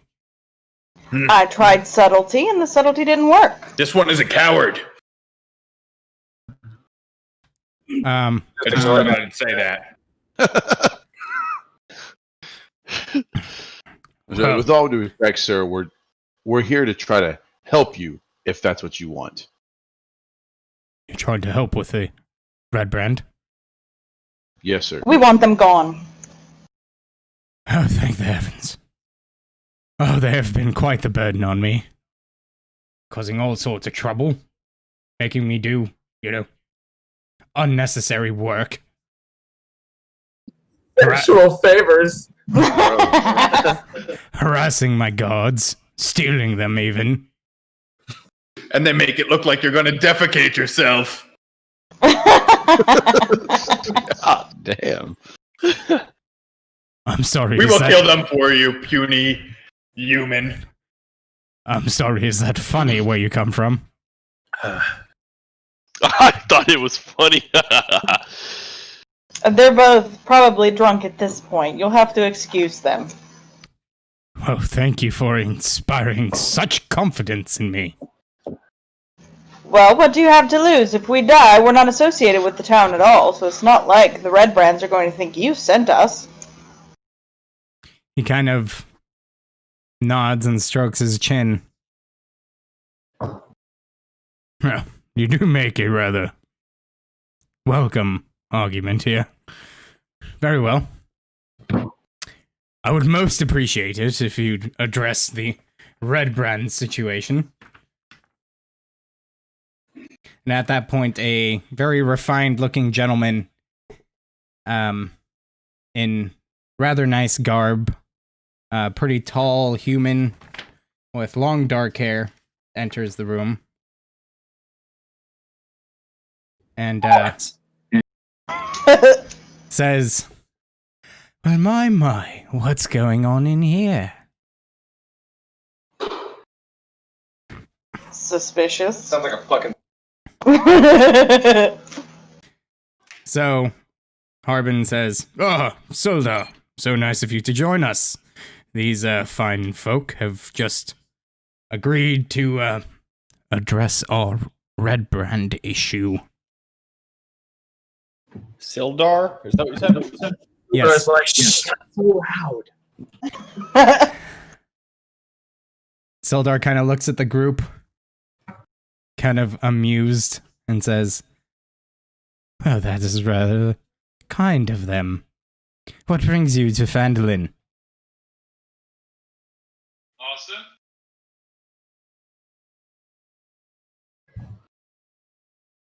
Just traveling through for me. Work. Ah, well, I see you found this work. Very well. I'd be welcome of their disposal as well. If you can see to it that you get rid of them, I'm sure we could reward you somehow.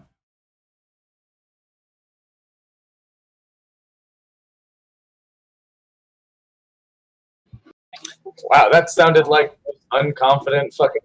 Yeah, if you make it happen, we'll probably figure out some kind of reward.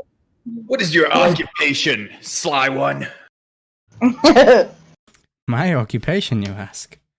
Well, as it turns out, I'm a member of the Lord's Alliance. I don't know if you're familiar with them. I am. Well, Am then I?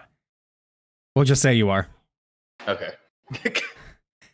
Well, then I don't have much else to say to you on the matter. That being said, if you can rid the town of the red brand, I'd be more than happy to, on behalf of the Lord's Alliance, reward you with 100 gold pieces.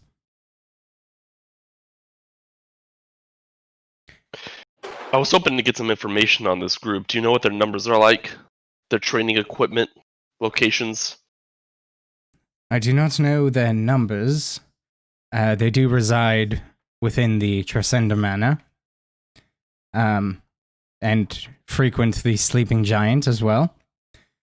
I do also know that their leader is a very, how to put this, sly and well hidden individual. We don't know who he or she is, but yes. It is believed that he also resides within the manor.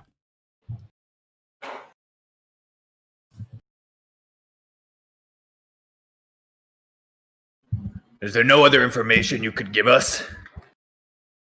Unfortunately, that's all I have. Aside from what I assume you have already witnessed, that they harass the town at any given opportunity, and have become more aggressive as of late. Sounds like a chance at glory to me. Indeed. Oh, and while you're at it, if you don't mind, perhaps you could find some information along the way regarding one black spider and one Iano. Hang on, I have to make sure I get this word right, this name right. Glass staff. Hey, easy. Easy. Trying to find where the fuck it talked about that. Yarno, here it is.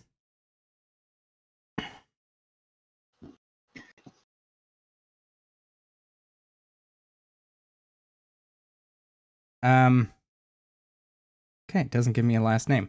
One individual named Iano, a member of the Lord's Alliance that we have lost communication with. Iano, how do you spell that? Iarno. And Black Spider? Yes. That is an alias for what appears to be some sort of evil entity. We think there might be some connection.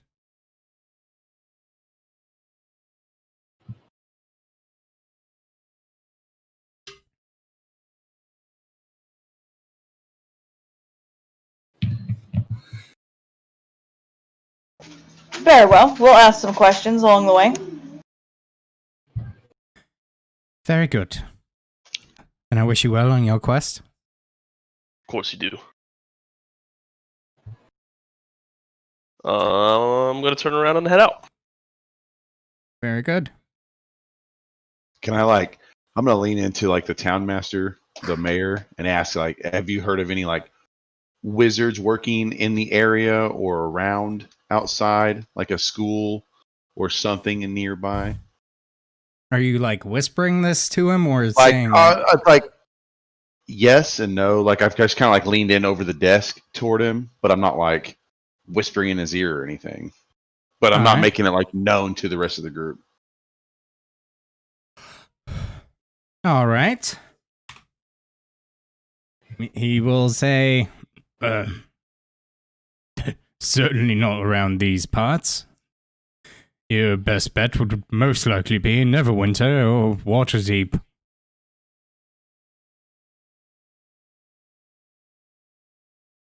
All right.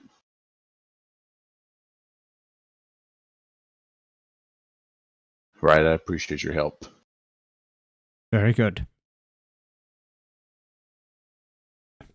And then I turn around and try to follow the rest of the group out. All right. And at that time, while this is all happening, Crossbones is making his way towards the Tresender Manor.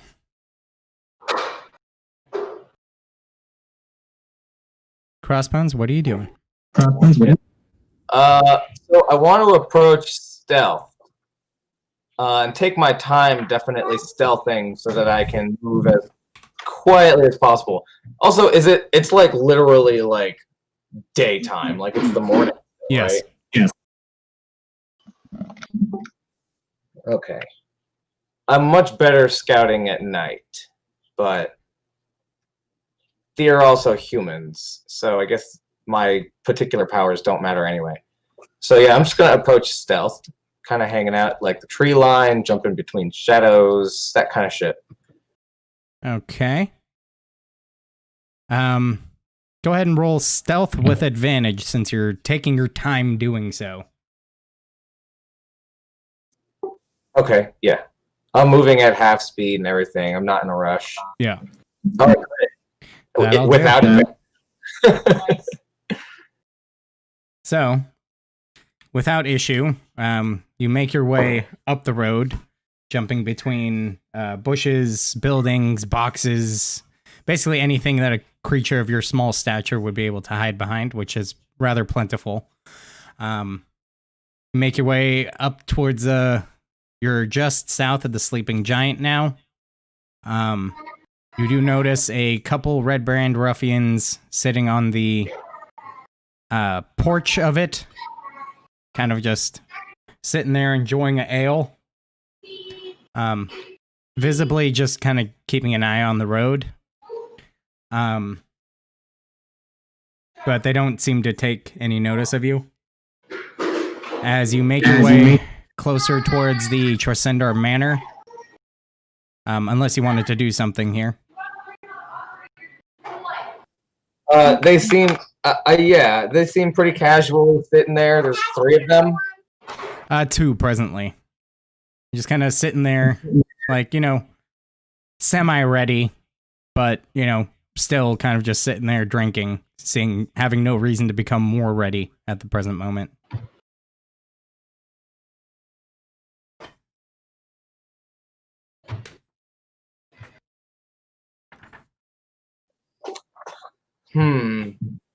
My plans may be to try and snipe one in the jugular and kill it outright, and then make the other one literally freak out. Hopefully it runs to Tresendar Manor, rallies the troops, scatters the fairies, and scatter the fairies! Wow, that's like quick.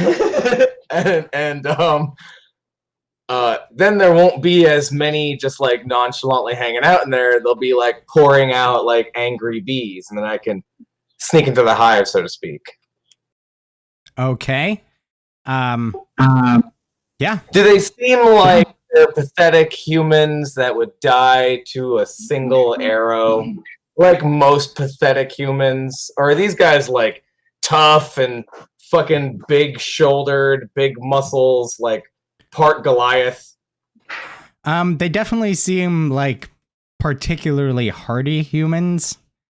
It's not like, they're some colossal, super strong creature, but they're definitely possibly on par with bugbears. Oh, okay, I see. I can relate that. Bugbears, they punch goblins dead. Maybe not quite a bugbear, but approaching that rather than a normal human. Funny, because I was almost gonna be a bugbear. Aren't they Arnold Schwarzeneggers? So, I think I want to go ahead and try and slaughter one, but at the same time, I'm going to be like scurrying away from the trajectory of the arrow. So if they run in my direction, I'm already moved. So it's going to be like a shoot, and then I'm going to fucking dash with my cutting action. What is it called? My goblin action. Yeah. Action. Okay, so go ahead and make your attack at advantage since you're hidden. Harvey. Go ahead and make your attack. Blah, blah, blah, blah, blah. Whatever that kid said. I agree wholeheartedly. He's a barbarian. Aren't all toddlers? Yes.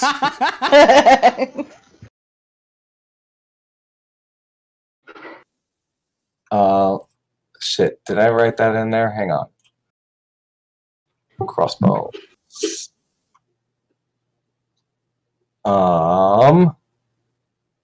Yes, there it is. That one. It's an additional attack, so I fire 2 arrows, and the second arrow does the extra 1d8 damage. Okay, are you firing both at the same one, I'm guessing? Oh, yeah. I mean, I got to ensure it dies. All right. 2 attack rolls at advantage then. Yeah, breaking a clay urn was so bad. Yeah, and humans are my favorite enemy. What does that even give you that mean? for attack? I think you just have, like, you know more about them, obviously. No, you get a +2 bonus to damage rolls with weapon attacks against creatures of your chosen type.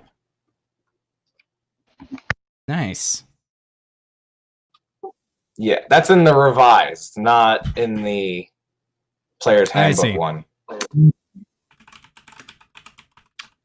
But anyway, so let's shoot it. With advantage twice. You're going to say you're firing both arrows simultaneously, yeah? Yeah. So it's a 24 and a 19. And Plus then a d8. plus the d8, which is 5, plus my Fury of the Smalls, which is 3 more damage, plus 2 from my favorite enemy. So it takes 8, 19 is 27, 32 damage. Jesus. Oh. At fucking level 3, bro? I mean, I Yeah. guess it has 2 arrows, but All right. With that, With you sneak attack, right? So, no, he's not a rogue. rogue, duh, yeah. So yeah, the one guy, you fire these 2 arrows simultaneously, one catching him kind of like, you know, right where the collarbones meet in the middle, and then one landing proper in the center of his face, like just below the eye socket, and he soundlessly slumps back in his chair, head flung back by the force, drops the mug, and is dead. The other one is visibly in shock. And go ahead and roll me initiative, my dude. A bonus action will dash 30 feet in any direction away from where I just shot those arrows. Cool. And yeah, let me roll some initiative real quick. What's your plan? To sneak around? Okay, you see some people. I'm gonna kill them. Difference between a ranger and a rogue. All right. So that's my initiative. All right, that brings us to Crossbones. What are you doing? The other guy's still sitting there in shock. I use my move action. I use my action to dash and my bonus action to stealth. So I'm now 90 feet from where I shot that shot, back into town, like towards the Townmaster's Hall.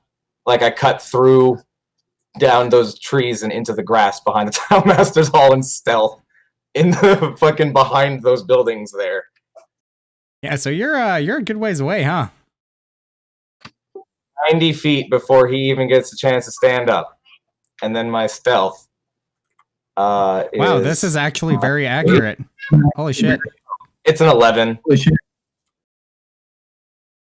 Not a great stealth, but it was definitely like a fucking like a mad dash. Not much time to find a good place to hide. So that kind of puts you right about where the end of that arrow is, if you wanted to run that way. Alternatively, That's the way I'll. you can go this way or this way. Well, you know what? No. I'm not going to run directly towards the farm because the arrow would have come from that direction. They could have thought it was like a long-range snipe. So I'm going to head back to town, towards the Townmaster's Hall. So that puts you right behind this building right here. Right where the A in Townmaster is, basically. Right on. And I used my action to dash, so I can't ready an action. So it's Cool. I guess the guy's turn. So he's going to...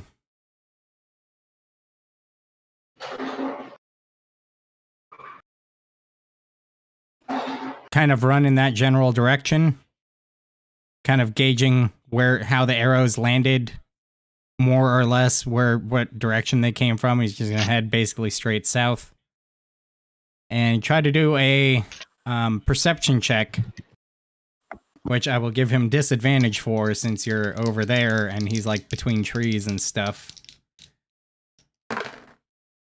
Yeah, you're pretty sure you're still hidden. My stealth was only an 11 on that last bonus action check. Yeah, well, he rolled a 6, so he is clueless.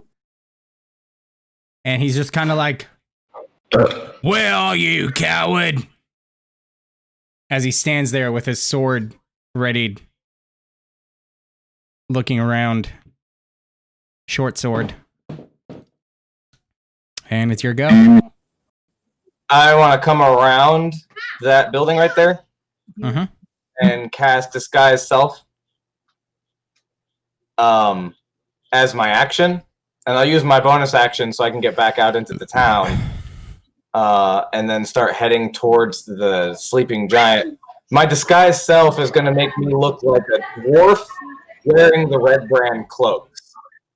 I've been here for a little while, so can I kind of like gauge a familiar red brand face? Hey,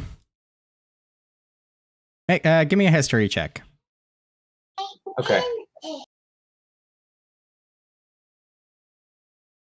A whopping +0 to history, and I got a 2.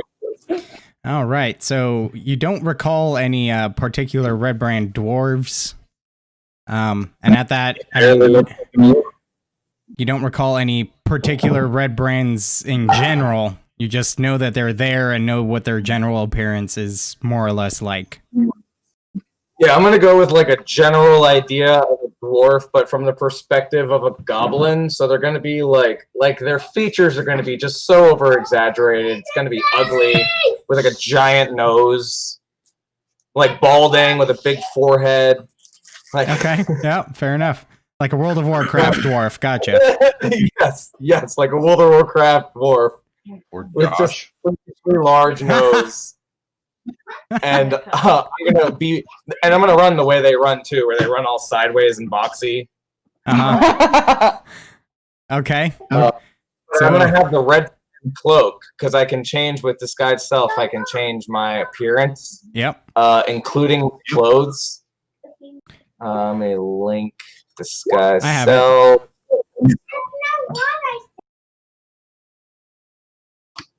And yeah, I'm gonna be running towards him, and in my best dwarven accent, I'm gonna be like, "What's going on out here?" It's a really bad dwarven accent too. Like, no idea how to speak dwarf. Okay. Give me a deception check. I would say with disadvantage, but since you have the red guard or red brand cape on, that kind of cancels it out. So, All right, well, this isn't good either, but 15. oh, passive. Wow. Noticeably shook. Well, this guy sees you coming, and at least from this distance, seems to be none the wiser. A little weird for him to see a dwarf wearing a cape, a red brand cape, but seems none the wiser to it. Oh no, Jim over here just got shot and killed. I'm trying to find the bugger. No, Jim! He was dating my sister! We better get back to the hideout and tell the others, quick! Okay. And as you approach, he's gonna give you a good look over. Because again, you're a very strange sight to him.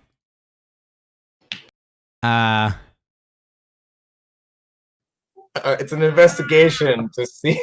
What's your DC? A 12? Wait, 8 to 13. No, 12. Wisdom, sorry, 12.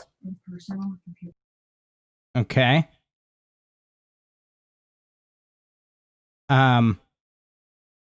So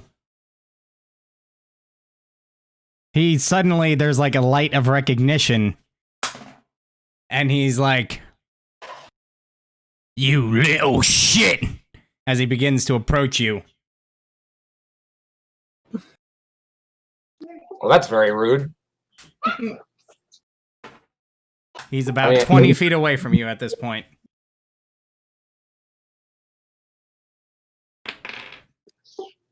Okay. Do I go? Yeah. All right. Let's see. So I was running towards the sleeping giant, and I got to about here. So I action, bonus action, move action, dash. The fuck away from him. Into the buildings again. Like behind the buildings. Okay.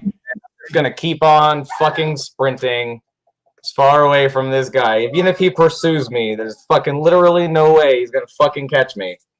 Have we If I leave to go to Tribord Trail, he's gonna have nothing to do except go to people at Tressendar Manor. So it's been about so you and Crossbones left the inn at about the same time. You guys went down to Townmaster's Hall, had a discussion with him. We'll say that took, let's say, 3 minutes or so, 4 minutes, the actual discussion plus the walk.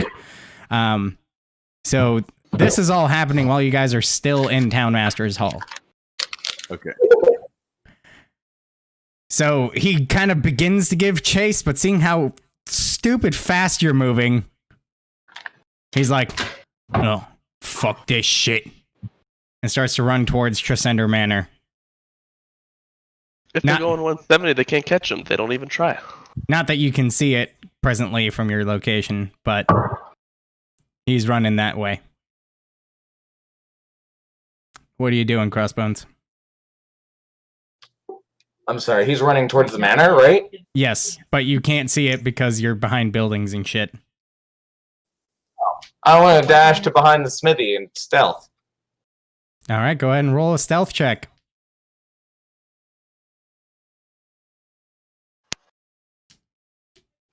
1. Very good. So, as you're hanging out there behind the smithy, kind of tucking behind the anvil and a little, knee-high wall, you notice 2 red brands coming out of Barthen's Provisions. And they're just kind of standing out there, waiting, hanging out.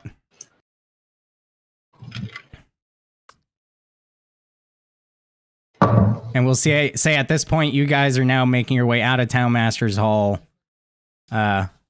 towards the square, and then presumably towards Tressender Manor. I say to the group, I've got a good feeling about that little one. I'm sure his plan has gone flawlessly.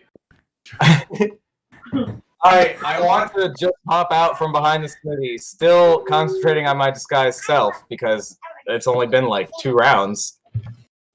And not like approaching them at all from the distance of the smithy to Barthen's Provisions, like 70 feet away. I'm gonna wave my arms and be like, "We're under attack. Jim's dead." What? And like keep on moving in this direction and stealth again. Go ahead and roll a stealth. With disadvantage. All I picture is just this little guy going, "We're under attack!" Fucking So wow. Holy shit! Holy shit! Yeah, you're well hidden. So I just imagine Mr. Bronzebeard just going, "We're under attack!" Running away in Ulduar. So you guys come up to the you guys are approaching the crossroads now, about to turn right, and you see these two red brands running towards you, or at least towards your direction. Swords out. What do? They're in a hurry. Are they? Is it obvious that are they running towards us? Can we differentiate from whether they're coming towards us or going past us? Do you tell? I mean, as they're running down the street, you've definitely caught their attention. You can't really tell. Roll a perception check. Okay. Can we all do that, or is it just him? Yeah, go insight? ahead. Or yeah, insight. Sorry. Insight. Okay. All of you can roll insight. 18. Me as well. Yeah, 15. I got a 2. Okay. So everyone except Tyrion, you guys can make Is a out fucking that genius. they're running in your they're running in your direction, but you don't particularly seem to be the focus of their attention. They just happen to notice you since you're in more or less in the way. You were in their line of sight. Gotcha.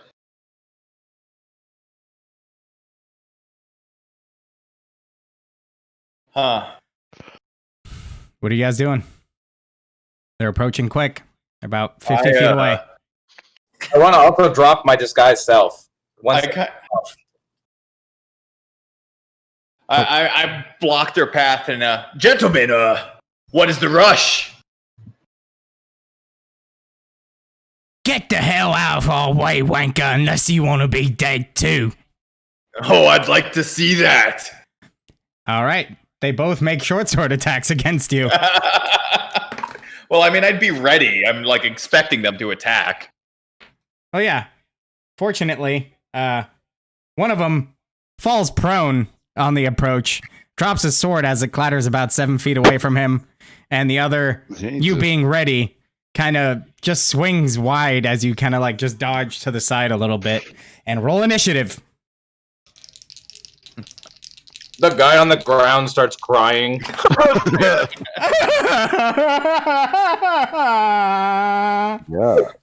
Oh. Initiation. Oh fuck, I just realized music has not been playing at all this whole time. Been playing in the background of Crossbones antics.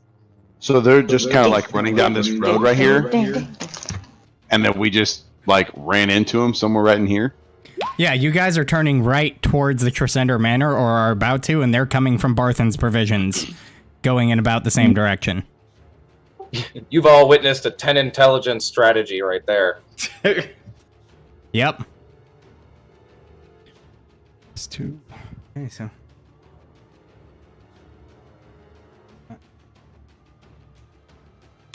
Am I keeping that 17 on my initiative? Roll fresh. No. You know what that means, doesn't it? New initiative, new gloom strike. Yep. And since this is not the same combat encounter, that's why you're rolling fresh. Oh, fucking 24, dude. I said yuck and realized that I had a +5.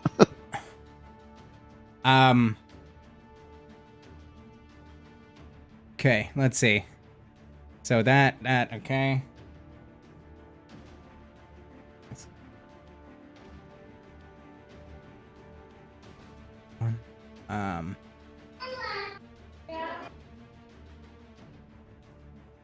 Sir. Eros. And what did you get, Tyrion? Tyrion got a 19. If you could just type it in chat for me in the future. Oh, sorry. There you go, dude. What's your You dexterity? gotta like roll. No, just type what you got. If when we have tokens, you click your token and then click initiative, it'll automatically throw your initiative onto an initiative counter. Yep. If you put your character sheet into roll 20. Yeah, if your character sheet's in roll 20, like I rolled the initiative off my character sheet there. That way, it'll automatically sort us from first to last instead of Dan doing that every time. Oh, well, And, I haven't put mine in there yet. Sorry. Well, I'm not that smart. And what's your dexterity, Zerodak? 15. All right, definitely lower. So.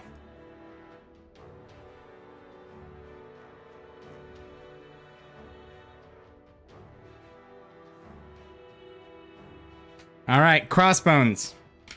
You peek around the corner of the Shrine of Luck, and you see a Red Brand ruffian try to swing on Eros, fall to the ground and drop his sword, and another one swing on him and just kind of swing wide as Eros kind of dodge the attack nonchalantly. What are you doing?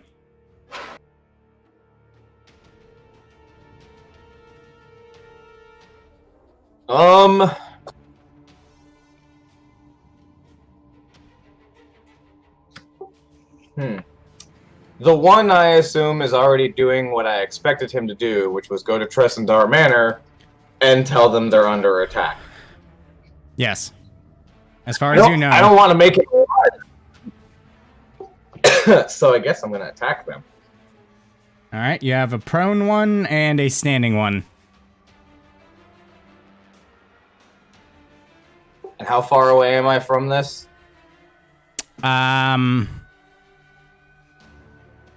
About 55 feet. 50 to 55. Currently behind the Shrine of Luck. Got you. Oh, shit. Oh, there it is. Okay. Hang on.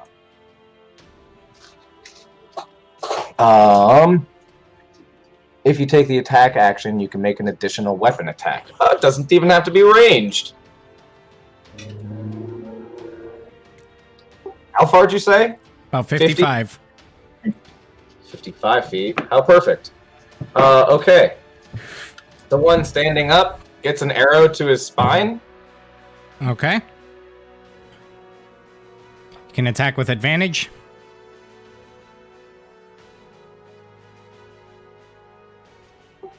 Does a 14 hit? Yes, it does. Okay.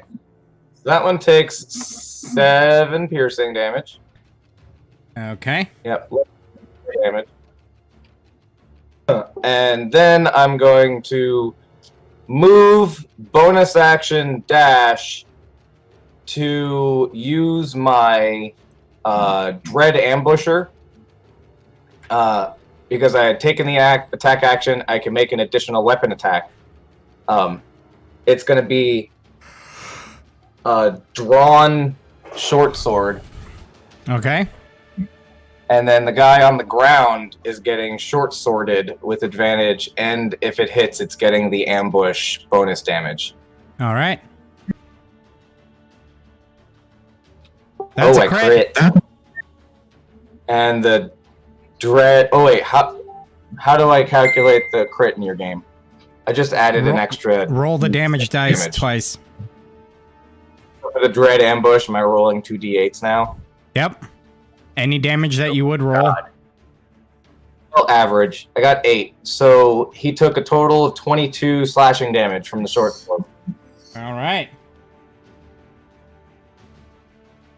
So the one catches the arrow to the spine and kind of like flinches, like cringing back, kind of grabbing at the arrow. Clearly, that hurt a lot. The one on the ground, you get the short sword right about where his kidney is, and he lets out a loud cry and seems to be knocking on death's door. Which one was that? The prone one. Gotcha. And how far are they from each other? Plans in action. They're right next to each other, Tyrion. Okay, all right, just making sure. What are you doing, Crossbones? I said for the rest of my turn, I'm going to just tell the entire party in front of me, I'm going to look at them with like an evil little toothy smile and be like, the plan is in action. Cool. That brings us to Nesca. Alright, I'm gonna take a step back so that I'm about 10 or 15 feet away from them, and I'm gonna cast Vicious Mockery on there's still two of them, right? Yep. One's prone, Alright. one's standing. I do it to the standing one, and I look at him and say, "Oh, honey, did your mother have to cast darkness to feed you?" Ooh, Damn. gnarly. He has to make a wisdom save. 11. If that fails, he takes 1d4 damage. He takes 3 psychic damage, and he has disadvantage on his next attack roll. Nice. All right. Why do you think goblins live in the darkness? His mother can't feed a face like that. Crossbones cries a little. Ugh. All right. goblin joke. That's the end of my turn. That brings us to the prone boy. He's going to stand, very much hurt, and pull a dagger from his belt and turn and swing on Crossbones for a 12. He turned his back on a barbarian to attack me. He missed. I have a 14 armor class. All right, so that's that. And then he's going to make another attack with the dagger for Oh, a 15, I'm sorry. Jesus Christ, a Study. 9. So he's Rough. really fucking hurt. He just can't seem to get his he's barely standing, so these are really feeble swings on you. And he's not able to accomplish The much of kid- anything. The kidney is on the end of my short sword. All right, that brings us to Tyrion. All right, so I'm gonna draw my bow back, my longbow, and use bursting shot on the one that was originally standing.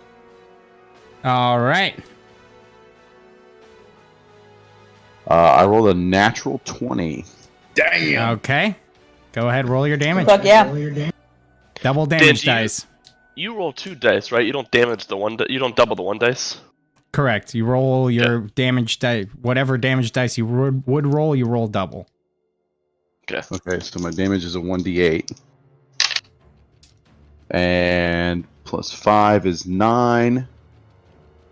But if it hit, then it gets a 2d6 to that So- creature. So you rolled a 4 on the dice. I rolled a 4 on the dice. Roll another d8. Or I just rolled 2 d8s just then. Oh, you did? Yeah, I got a 3 and a 4. So 7 plus your dex, right? Should be. Yes, that's correct. So you hit him for 12, and now he would take 2d6, so he takes 4d6. It would do 2d6 to him and every creature within 10 feet. All right, so everybody's taking Pretty solid. You're an asshat. 4d6 And that damage. would be 46 and another 9, so 21 damage. On 4d6, you rolled 9. On 2d6. Roll another You- 2d6. Oh, I get- Natural 20, so yeah. We don't make any kind of save. If we're And that within was 10 it. feet And of that was an 8 on the other two. So It's all other creatures. And they don't have a So- save. There's no save. There's no save. It's just straight damage. All right, I so like both the red brands take. What was the total? A stupid amount of damage. Of all four, 17. 17. Plus the 12, which would have been. That's 29. So 29 to the initial target, and then everybody else around takes 17 points of damage. That's correct. Jesus Christ. Well, the red brand. So you fire this shot, and both the red brands immediately die as this explosion of brambles pierces into them.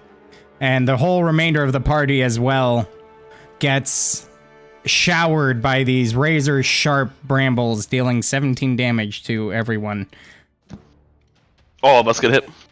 Yep. That's an invocation spell, so it's literally an explosion of force damage. How large is the radius though? Because I stepped back about 15 feet. It was You 10 did. feet. 10 feet. So you would be clear of it, Nesca. Dan, you keep cutting off. I said you would be clear of it. Sweet. But everybody else takes 17 points of force damage. Ooh, shit. Not exactly why I stepped back, but I'm glad I did. Whoops. All right, so the Red Brand Ruffians are dead. Should we stop initiative, or are we gonna keep going? Turn around. I'm turning the fuck around right now and heading straight to Tyrion. Okay. Are you doing anything else on your turn, Tyrion? Do you have extra attack? Do you have some movement left? I'm actually just gonna ready my rapier and shield. Fair enough. All right. What was your initiative, Josh? 15. 15. Okay, so this actually works out.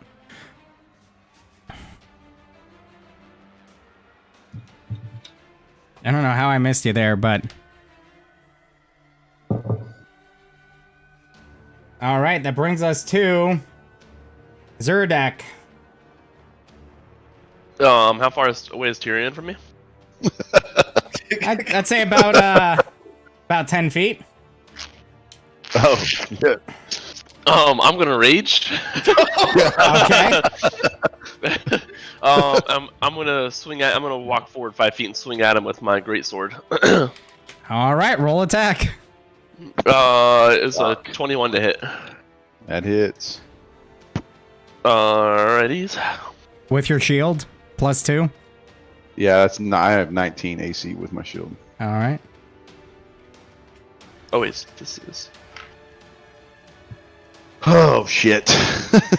How You're gonna kill quickly me the right world can devolve. 16 damage. God damn. Alright, so you take a swing at Tyrion. He attempts to block it, but comes up a little short as the... you said greatsword? Yes, sir. As the greatsword sinks a couple inches into his shoulder, causing some real nice damage there. Anything else? I'm just gonna yell, "What the fuck are you doing attacking us like that?" And I And just yelled that's back, it wasn't for you. That ends my turn. Alright, Eros, you just heard him...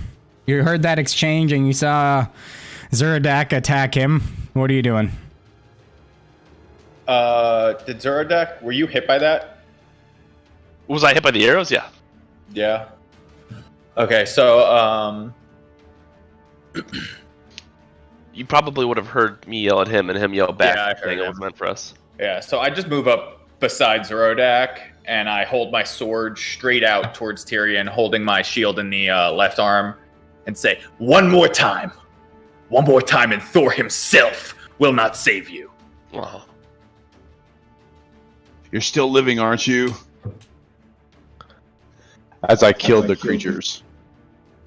Pointing at the... May I interject, or do I have to wait for it? Yes. bodies. You did more damage to all of us than any of them did to go ahead and interject, Nesca, if you'd like to. I get in between the barbarian and the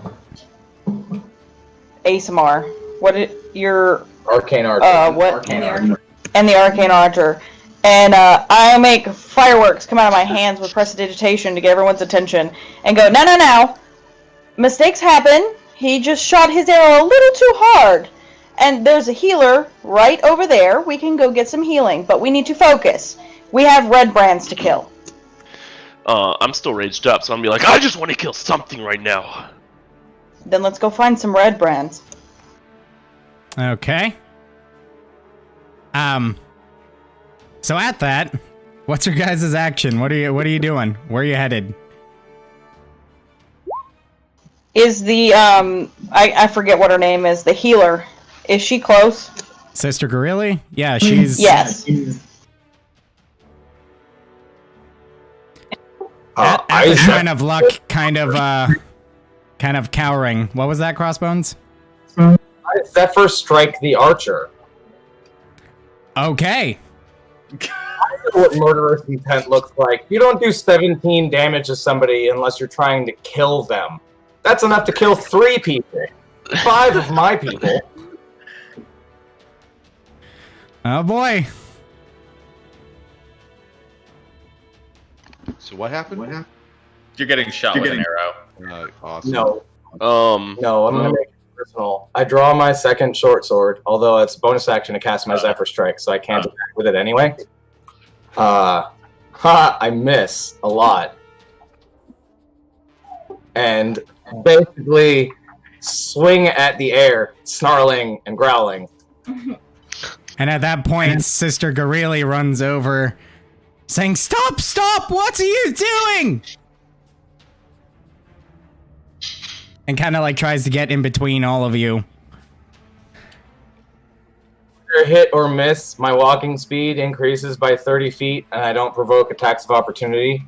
So I literally, leap backwards almost 55 feet, and then draw my longbow and pull an arrow, although I can't fire. And I'm just literally trained on Tyrion. I'm like, you think shooting an arrow at me was smart? Nobody, yell at nobody aimed for you. Woman, I said, this need not concern you, holy woman. No, we do need her. She heals. Moron. I can heal myself. No. She kind of looks you up and down and says, "Well, I guess you can fend for yourself then, can't you, Celestial?" Oh! As she turns to the rest of the group, sees Crossbones do his leap and positions herself between him and Tyrion, and says, "Everyone just calm down. These wounds can be healed. I'm sure it was simply a misunderstanding." What, of D&D mechanics? Like what? It happens. Like you're just in a fit of rage, just like angered from getting hit. Like I just throw my shield and sword down, and just like, none of this was meant for any of you. I was only doing what I knew, and that is to kill. Well, he just really admitted that he invited us to the party. That's good enough for me. I would like to kill him now. Well, Sister Gorilli is currently standing between you two. So, you can shoot, but it's gonna hit her. I'm telling you that right now. It's considered full cover. I say, calm down, little one. Innocents need not die. I'm gonna walk over to Crossbones and have a side conversation with him, talk to him about hey man, you want that gold from the red brand, right? And then I just kind of look at arrows, and I'm like, I thought you of all people would appreciate the slaughter, the glory, the victory, right? I say to Nesca, A turncoat compromises any mission. I'm not going anywhere until I have a corpse. And we have 2 red brands. We need more. Well, Crossbones knows of 3 now. Right. Why were they chasing after you in the first place? What? Those weren't chasing me. What is that nun doing on your glass, dude? So, the nun is a priestess Gorilla here. Sister Gorilla, by the way, is going to be, while still maintaining position between Crossbones and Tyrion, begin to tell you, Eros and Zerodak, if you need healing, come to me. But keep your fingers from this one. Keep your fingers out of him, guys. Well, I walk forward to receive some healing. Okay. I try to convince Crossbones to do the same. I really need to see what Crossbones is doing. He smacks himself and heals him. I cure wounds myself without untensioning my bowstring. All right. So we have I'm gonna like 15. just kind of like 17. nudge her since she's kind of like between us and be like, I could use some myself. So you, I Zerodak, snarl, if you heal him, I'll fire this arrow. I just look at her. I said, don't put yourself in harm's danger. I'll take care of myself. So Eros and Zerodak, you both heal for the damage that was taken. Fully healed. Damn. She says, listen, what is your name? As she's looking at you, Tyrion. I am Tyrion. Tyrion. As she looks you over, she says, you're not from this land, are you? No, I am not. All I've asked is to try to get home. And that's what these supposed people are supposed to do. Help me with. The level of conceitedness is way more than Crossbones can handle. So she says, very good. I understand. But you must also understand that it is ill-advised to harm your compatriots. Yes? Can we agree? Yes, Yeah, arrows. I agree. Perhaps we can... The only one who's not. Perhaps we can agree to be more cautious in the future? Yes? I'll take agreement to that. And perhaps even a massive apology is due. I'll apologize to Arrow and Zeradak for the damage caused. And Crossbones. You hear Nesca say, Fire an arrow wide. you what? Fire an arrow wide. Roll an 8. Okay. So the arrow flies wide, and Sister Gorilla looks at you in utter disappointment. And kills Crossbones. I'll agree to an apology if he tends to tone his angerment down. You tell him. There is no need for all this. I'm here to help. And there was no need for harming your compatriots. I feel like we're in middle school. You sit down over there and say you're sorry.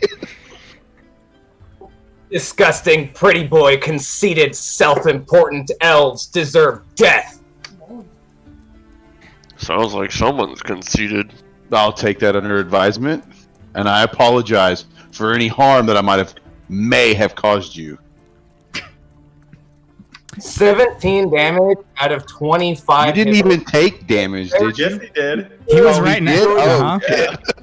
I thought he was further back up. 8 hit points. I am very upset that Here, he would have died.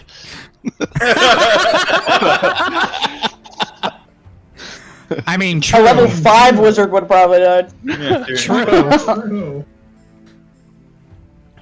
Arrows, one of the wizard's many weaknesses. Pretty much anything sneezes, coughs. How about as the good faith, a gesture to go on, I'll give you a potion of healing. Gesture. Did Carissa and Patty just look at each other like, You're like, I was literally going But like upon taking out of this character. potion, player to player. you no longer take attacks at me for mission. Yeah, I take that. Okay, and I actually hand the potion to the nun or whatever to give to him. Sister Gorilla takes it and kind of smiles and says, "Well, at least you're not entirely as stupid as you appear." And turns and walks to Crossbones and goes to hand him the potion. And as he reaches to grab it, she's going to pull it away slightly and say, "Remember your agreement, little one." I respect payments. if you want to talk to Crossbones, you gotta talk to his wallet. Yeah, right. Talk to my coin purse. And just at that moment, you see 2 Red Brand ruffians approaching from the north. Oh, Jesus. And a further 2 approaching from the south. I tell the sister to make herself scarce. So, can you just ping where are, like, we all standing? Like, right in here? Pretty much, yeah. Crossbones is a little further back with Nesca. Josh, are you here? I'm here. I want to do something. How far away are these guys? The 2 from the north. Say about 40 feet. The ones from the south are about more or less the same distance. Okay, the 2 to the north, I don't have a sword drawn. I just have a shield, and I yell loudly, "To glory, allies!" and start charging towards them and cast Shatter in the direction of the 2 of them. Okay. And as right before you turn, Sister Gorilla nods to Nesca, and poof, is gone. Oh, that's a fancy place. Say what? Fucking Gate. She's a goddamn fucking god. She's actually a goddess. We just didn't know it. I mean, she healed us for all of our fucking damage, like, no problem. That's a healer thing, though. Dude, that would have been so funny if, like, Crossbones shot the arrow and it just went right through her into Tyrion. Yeah. Got him. That would be terrified. That would have been the greatest bluff. She's a major illusion. Hang on, I'm looking Can at. a major illusion She's actually an cast- epic level healer. We just didn't know it. It was a simulacrum the whole time. It was just dispelled.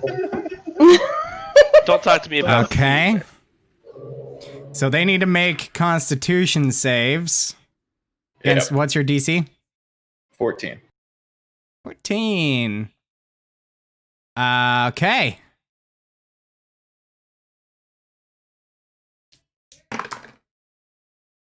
They both succeed. All right. Well, they still take half damage.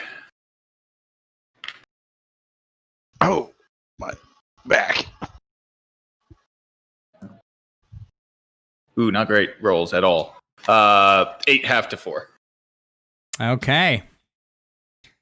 So, on that note, you have like this quick second to do something. Otherwise, rolling initiative. Quick second. I'm assuming my rage would technically be gone now because I didn't like. Would Yes. that count as round to attack? Okay. Yeah, it has been probably a couple minutes since that. Yeah. If arrows went towards the north side, I would start heading that direction as well. All right. I'm gonna go ahead and follow too, because I'm not very good by myself. So you guys make your way. Nesca, you're just moving the 30 feet, or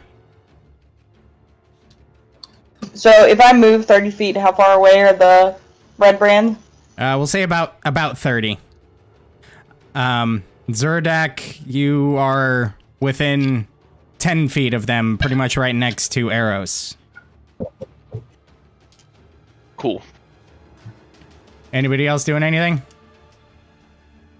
Yeah, no, I'm good. Yeah, I'm actually readying my longbow to shoot. I'm assuming we noticed it coming up from the south, right? Yeah. I'm gonna ready my action for the south. Well, you could take the action right now. You are allowed to Well, shoot then there. that's what I'm gonna do. I'm gonna shoot. I'm just gonna shoot an arrow at the, I guess, a lead or at one of them. Okay. I'm gonna cast Vicious Mockery at one of them. So I got a Yes, natural save this. 21 to hit, That hits. and then let's see, 1d8. I got a 7, 13. Oh, I'm sorry, 12. 12 to All right. damage. So you shoot this guy, and he takes a significant amount of damage.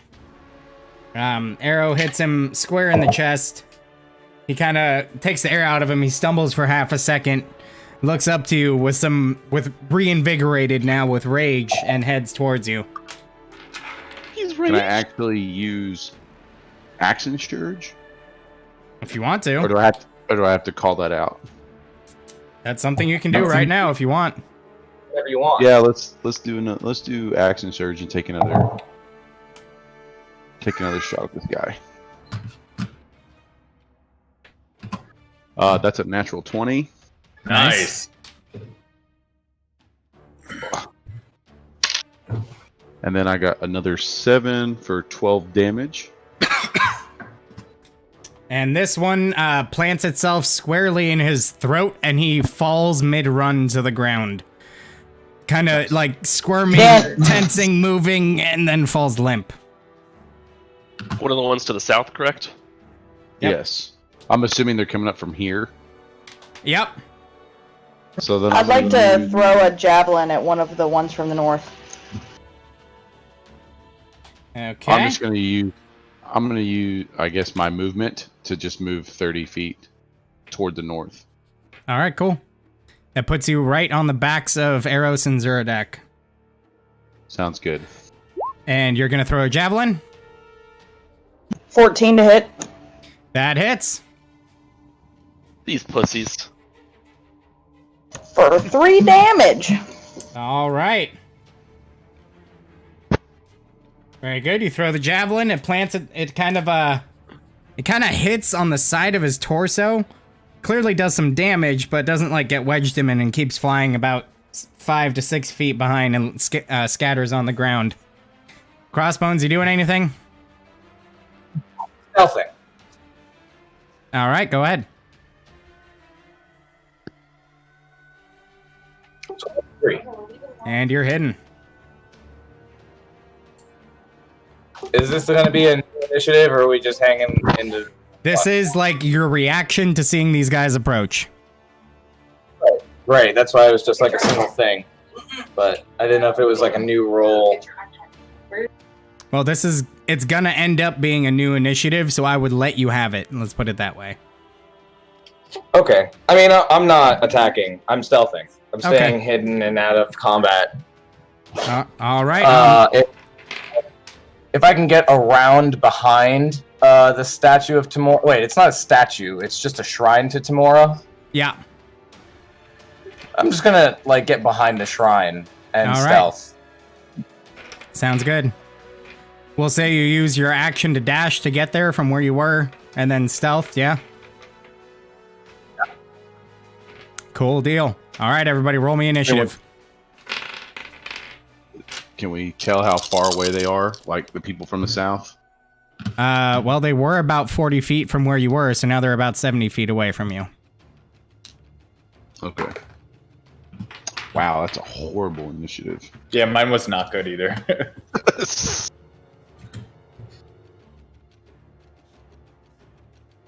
Ugh.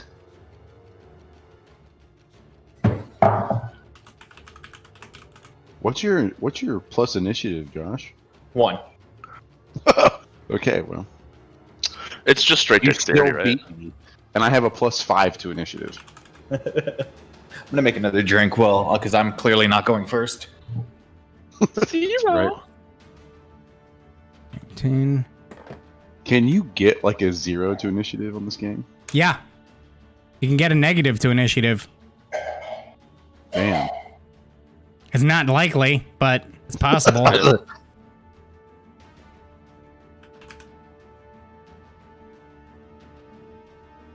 Do we have tokens? I'd have to draw you guys a battle map. Nah, I mean, No, I was just talking about for initiative. I can drop them for you. It's all good. Just I didn't know if you were inputting them manually or if you were doing it Yeah, at the automatically. moment, unfortunately, because I didn't Yeah, have it's no this problem. open. I got a 4. Sorry. I only got 1 smoke left. This is like a nightmare.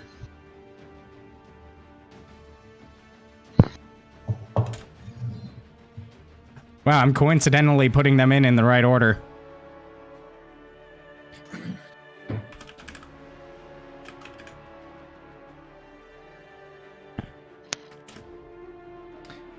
Okay. Let's see.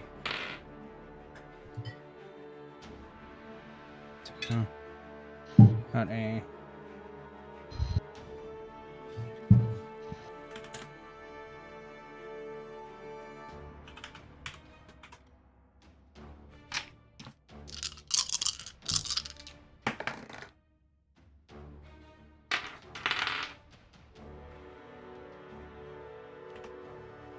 No. I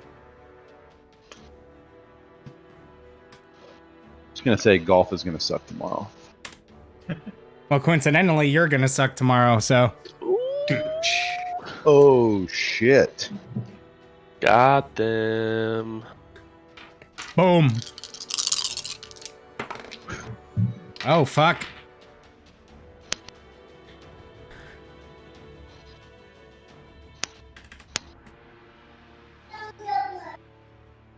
Well spoken.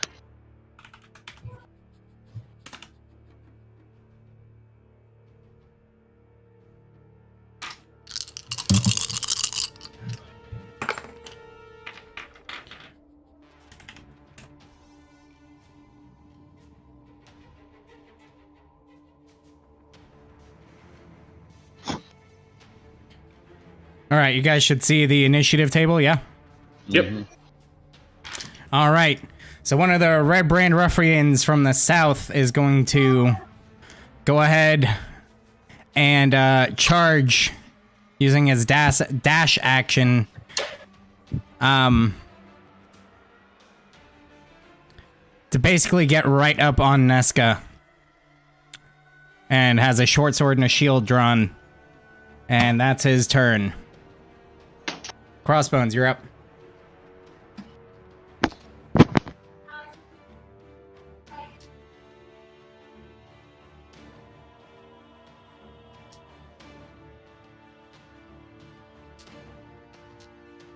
Sorry, he went to go say goodnight to Vinny. Give him 1 second. No worries. Okay, sorry. So you have a Red Brand ruffian that just ran up on Nesca. You have another one that's to the south from your current position. I'd say about 90 feet away or so. 80 feet, 90 feet. And then there's 2 to the north, about 35 to 40 feet away from you. But they're kind of obscured by the buildings and such. So you'd have to reposition to get a clear shot on them.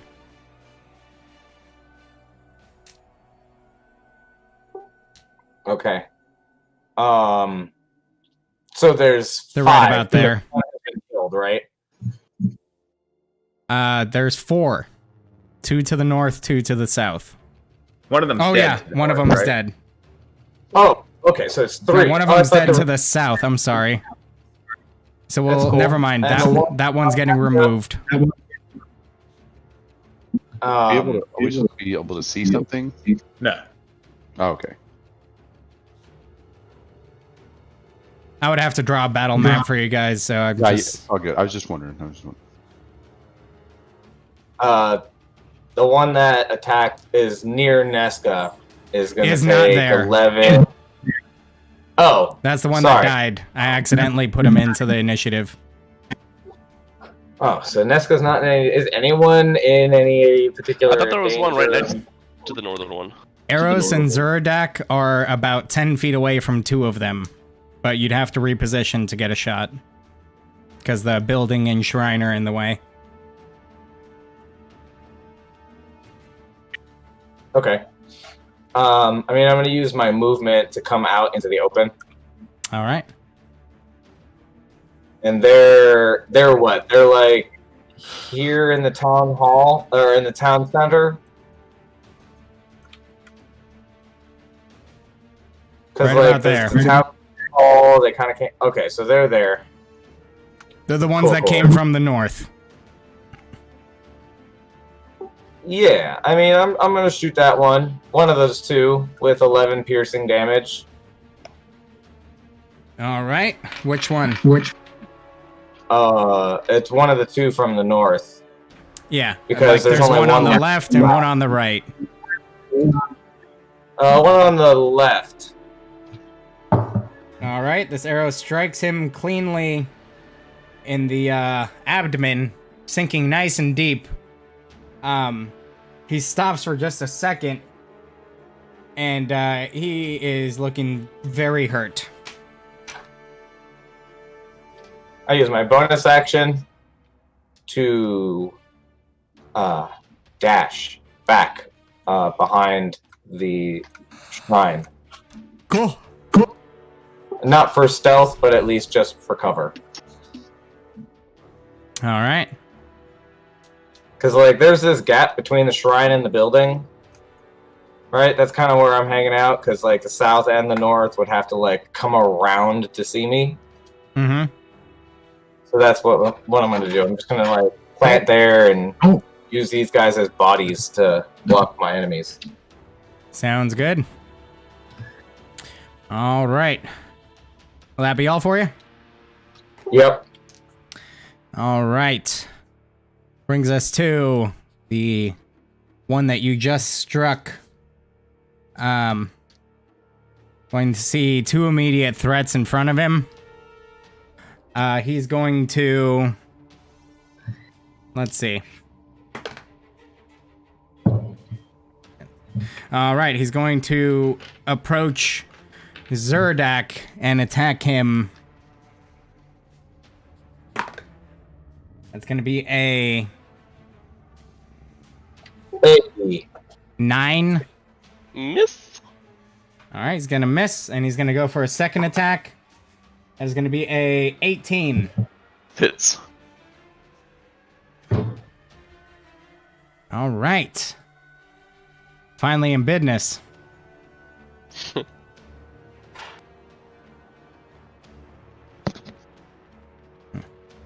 And he's going to hit you for 7 points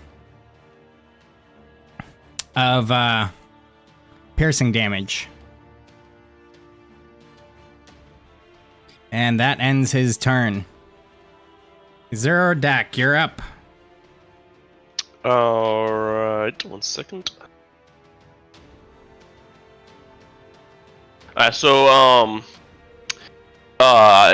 Whichever one is, I guess the one that just attacked me, I'll hit him with my greatsword. Okay. And I rolled a 16 to hit.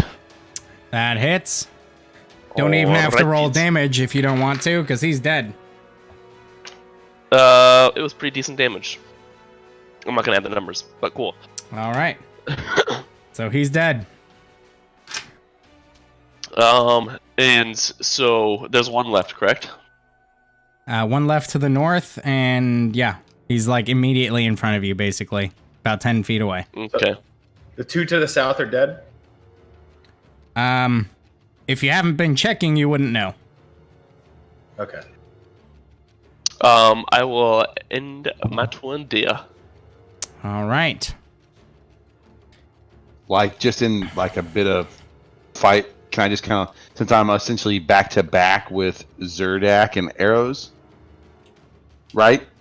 Yeah. Can I just like, after I just like dash back up to him, I'm just gonna lean back to him and say, "Don't worry about the south, I got it." Yeah, you could have said that. I mean, that's kind of just what I would have said to him whenever I moved. I'm sorry, I know that's super late. No, you're good, dude. Super late. Zupa. The other one from the south is going to pull a bow. And he's going to take a shot at, let's see. Let's let the dice decide, huh? That will be at Tyrion. Wait. It's gonna be a Sweet. 19 to hit. Ooh. Yeah, that hits. All right. For 7 points of piercing damage. All right. He's gonna shoot again for a unnatural 20 Yeah, that hits. for 5 points of piercing damage. Phew. Okay. That brings us to arrows. Okay, I'm looking around. How many are still alive? You see one to the south and one about 10 feet away from you. Do either of them look injured? The one, you did some damage to the one in front of you, about 10 feet. The one to the south from this distance, it's kind of hard to tell. You don't see any obvious signs of wounds. All right, I'm just gonna run up and take like a wide swing with my longsword on the one in front of me. All right. Just one-handed, keeping my Okay. shield held. Not great. Let's see.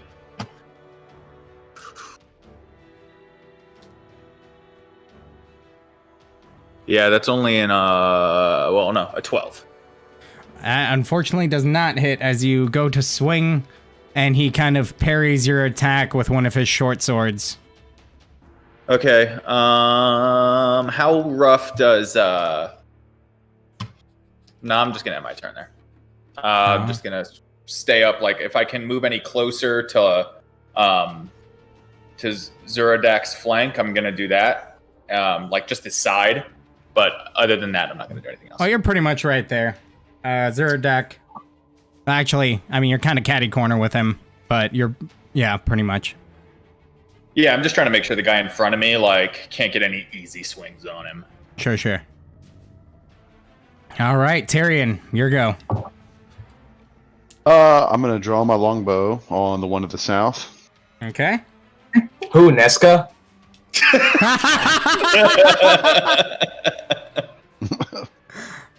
Wow. We hit for a 24. Yeah, that's gonna hit. Neska's dead. You're gonna deal with that for a while. Ugh. A 7 to damage. All right, 7 points of damage. Very hardy hit. And Kind of lands in the upper thigh. And then for my ready action, I'm actually gonna leg! holster my longbow and get out my rapier and shield. Okay, so your free action is to holster your bow and to draw. You could draw your rapier or your shield. You can't do both. Okay, well then I'll draw my shield. Okay. All right. Number 2 to the north is going to take.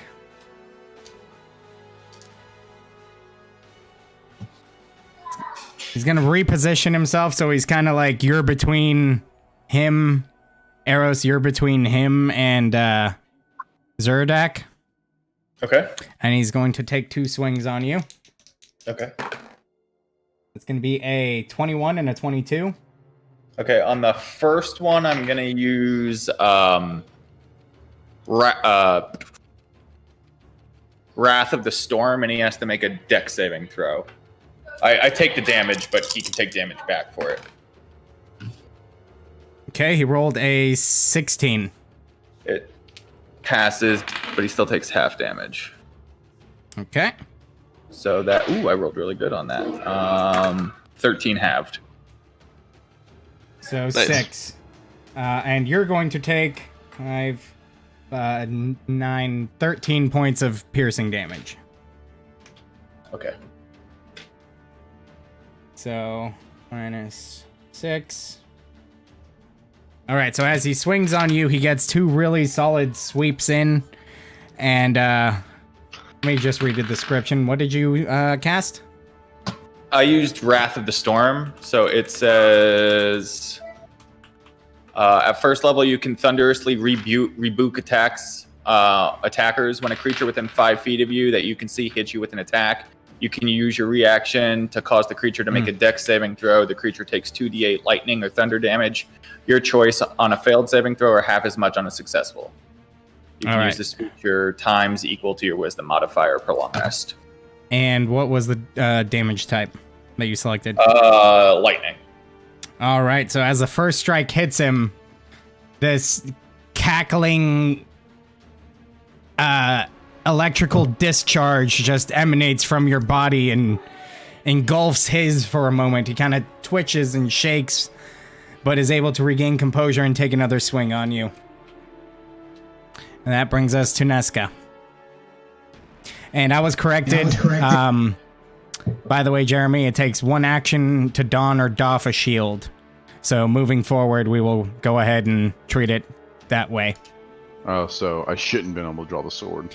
It's okay. We'll go with it because that was my mistake. But in moving forward, Okay.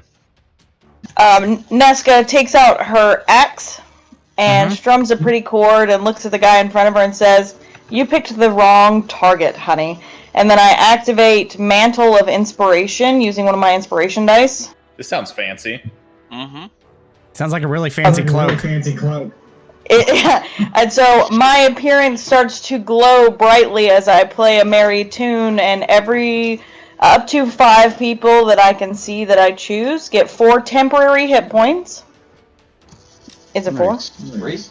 5. I'm sorry, 5 temporary hit points. Sorry. And you can also immediately use your reaction to move up to your speed without provoking attacks of opportunity. Oh, Okay. damn. If that is something you'd like to do. That's fucking awesome. Up to our normal. That's a speed, so- bonus action. So I take out, and then I take my axe and I whack him with it. All right. You're still about 30 feet away, so you would have to close the gap. Yeah, I would move up while doing that. While playing the song, I would move my 30 feet. All Because right. professional musicians. Go ahead and make your attack. A 16 to hit with my axe. Yep. He takes 5 damage. And it makes a cartoonish blong sound as it hits. All right. So as you do you make this very nice flourish as you emanate this beautiful light that kind of envelops your allies. And then you come over almost nonchalantly, swing your instrument down, grabbing it with your other hand, swinging it up and about, and just come right down. Your axe cleaves into his trap and just wedges itself in a good 5 inches.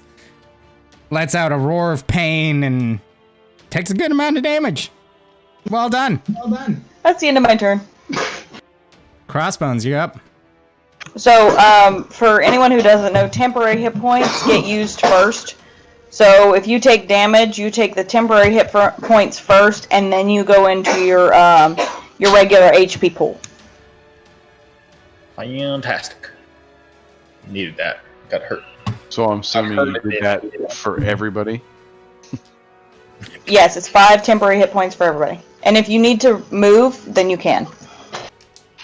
I burned my reaction already, or I would. Okay.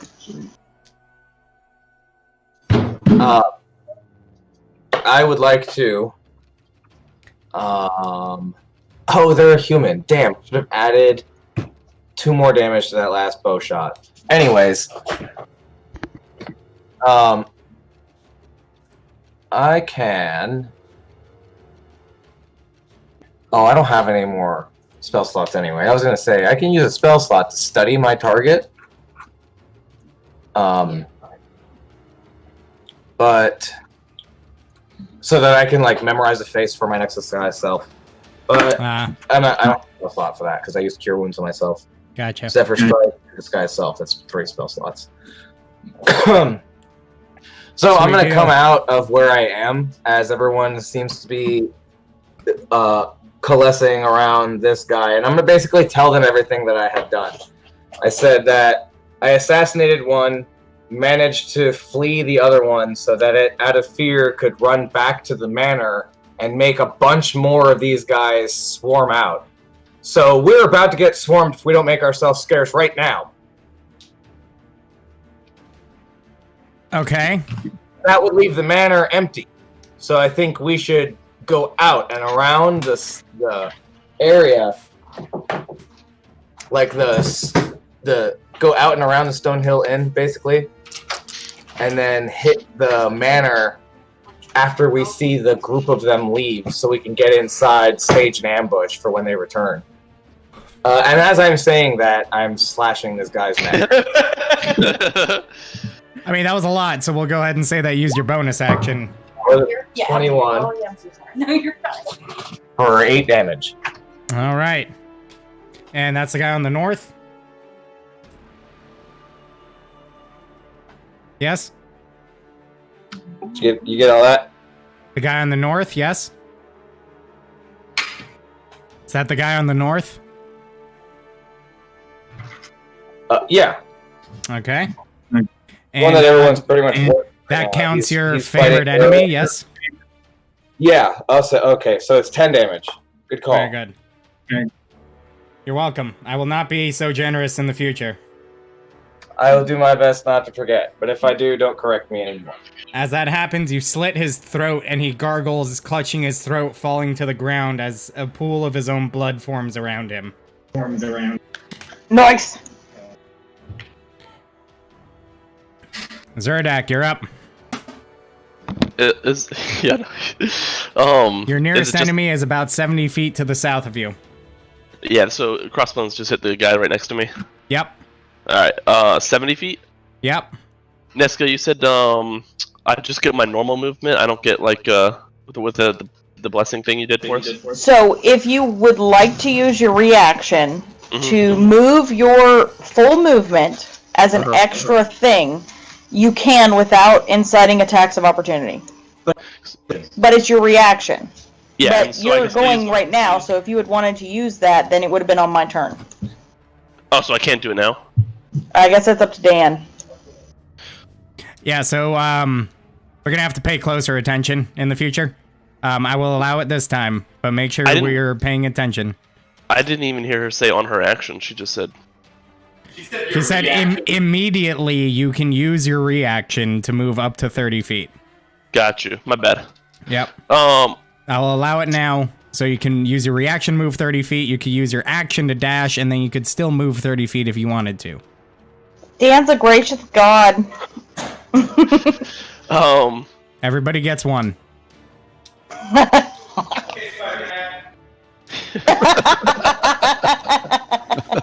Eddie's gotten one, Zeradak has got one, Tyrion has gotten one.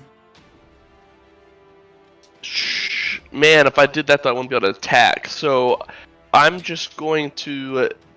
I'm gonna go about 50... I'm gonna go about like 60 feet. I'm gonna reaction dash and then use my regular 30 feet. And I'm going to throw a spear at the dude. Okay. And can you reckless attack on ranged attacks? When you make that's a good question. Melee weapon. Sure I cannot. It's just melee. Yeah, it's melee weapon. I knew something. So that is a unnatural 20 to hit. That hits. And then a damage is a 6 damage. All right, so as you throw this spear, it kind of pierces through the fat of the thigh. Kind of wedging almost all the way entirely through, and she just yanks it back through all the way. All right, anything else? I think that should be about it, right? Das ist it. All right. At that point, she's going to take 2 shots on you, Zerodak. I'm still like, is she ranged? Yes. Okay. That's This gonna is the be one a- to the south, right? Yes. That's going to be a 23 and a 16. Both hit.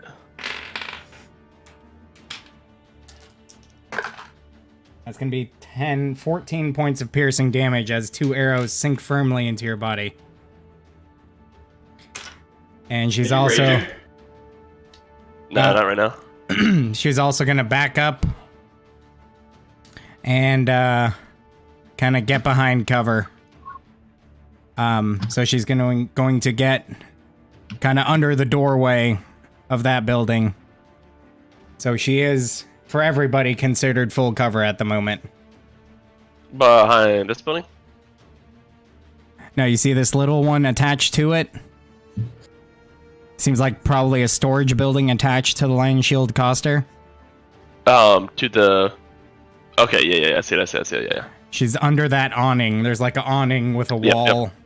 Yeah. So she's tucked behind the corner there. And that brings us to arrows. Okay, how far is she from me right now? Probably about 90 to 100 feet, roughly. Okay. And has full cover from your angle. Gotcha. So I'm gonna charge 30 feet towards her, Okay. and then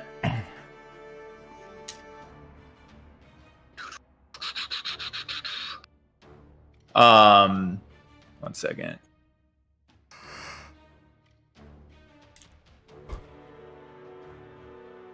I'm gonna cast fog cloud just right on top of her, so she can't shoot us from her cover. All right. Let me look that up. I can read it to you if you want. Got it right here. Create a 20-foot radius sphere of fog centered on a point within range. The sphere spreads around corners and its area is heavily obscured. It lasts for the duration or until a wind or of moderate or greater speed disperses it. All right. So, she can't see you, but none of you can see her either. Very good. Yep, I'm done. Tyrion.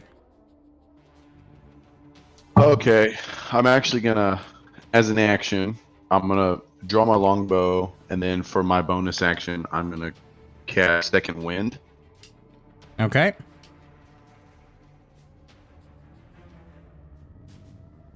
And I'm gonna regain 7 points of health. Cool.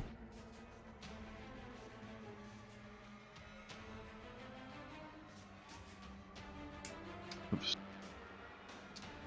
And then do I still have movement? Yeah. Got 30 feet. And how far is she from me? About 90, you said? Yep. 90 to 100-ish. She's now heavily obscured and behind full cover.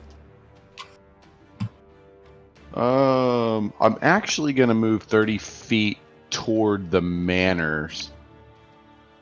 Okay. So I'm probably gonna move, right in here somewhere, Okay. or wherever the So hell. we'll I'm say gonna you try to get enter behind- like I'm the gonna try to mouth get by of the- that intersection there. That sounds good. I was trying to open I don't know where exactly I was, but right by this tree, like in this little corner right here. Hey, you're right about there. Okay. So sounds yeah, good. we'll say you just enter that mouth of the crossroad there. All right, sounds good. Nazca, your go. Okie dokes. Who is hurt? Like, bloodied hurt. Well, I was until just then. Let me check. I'm close. I'm not quite half, I don't think yet. I'm 11 out of 24 with 5 temp. Okay. I'm I'm 13. I'm 19 out of 35. And I'm 13 out of 24 with 5. Okay, I'm gonna go ahead and give Eros a healing word. Thank you.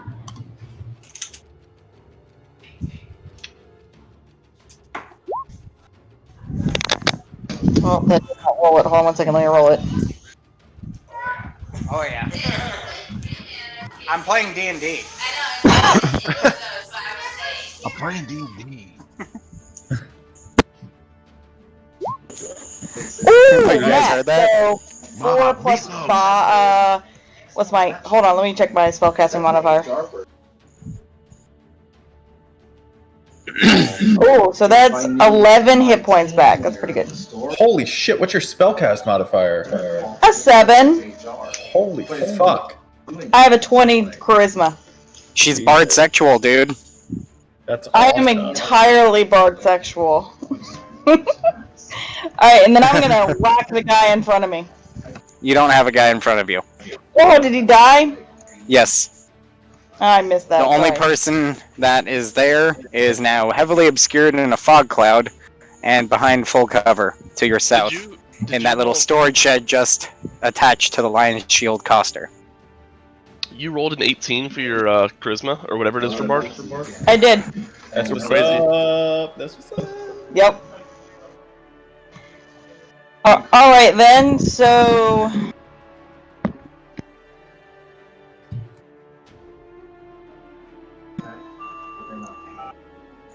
Alright then, I'm gonna go ahead and move up to the rest of the party. I can't see the other person, so I can't do anything about it. Alright. That's the end of my turn. Alright, I do believe that should bring us to Crossbones. I would have communicated, like, when I cast Fog Cloud, that if, like, someone thinks they're in a position, that I would, remove the cloud on my next available chance. Mm-hmm. But now she can't, like, pop out, shoot, and get back in. Yeah, true. Unless she pops out of the cloud and then pops back into the cloud. Yeah, but she'd have to use a lot of movement. She couldn't get back under cover either, because that would be 40 feet of movement at least. True. Does heavily obscured take double movement? Nope. No, it does but not affect movement. she would have to move 20 feet to get out of the Oh cloud. yeah, that's what you're saying. That's what you're saying. So this is just the last one that's wounded and now heavily obscured. And behind full cover.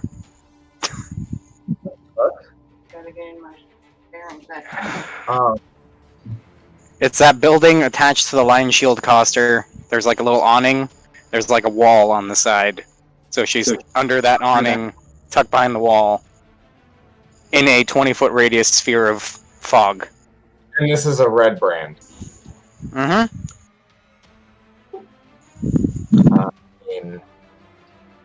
I look down the direction of Tressendar Manor. Are more coming? That's smart. Not that you can see at the moment. God. I start going in the direction that I suggested in the first place, and start going around Stonehill Inn and into the grassy area. Basically running through Barthen's yard. Okay. I'm guessing you're using like dash and all that. I want to use my action to stealth, so I'm going to just use my dash Okay. to get still in between the Shrine of Luck and this rando building not named. So I've got just enough movement to make it to like the corner of this building here. Well, you were standing where the one fell. Unless you moved. Did you move No, after you're that? No, I didn't, actually. So you should be able to get right between Barthen's provision and the other building, if I'm remembering this correctly. Okay, yeah, as long as I can get... We'll just say you get there. Yeah, I want to get into this alleyway at least, and heading Yeah. towards Barthen's home. But I want to stealth in the alley. Okay, And, go ahead. Yeah, I mean, hopefully they take care of that one, but they also, like, disappear. And, yeah. Anyway, I'm just trusting that they listen to me, and if they don't, they might die. Fair enough. Go ahead. At least what I assume. My stealth is a 23.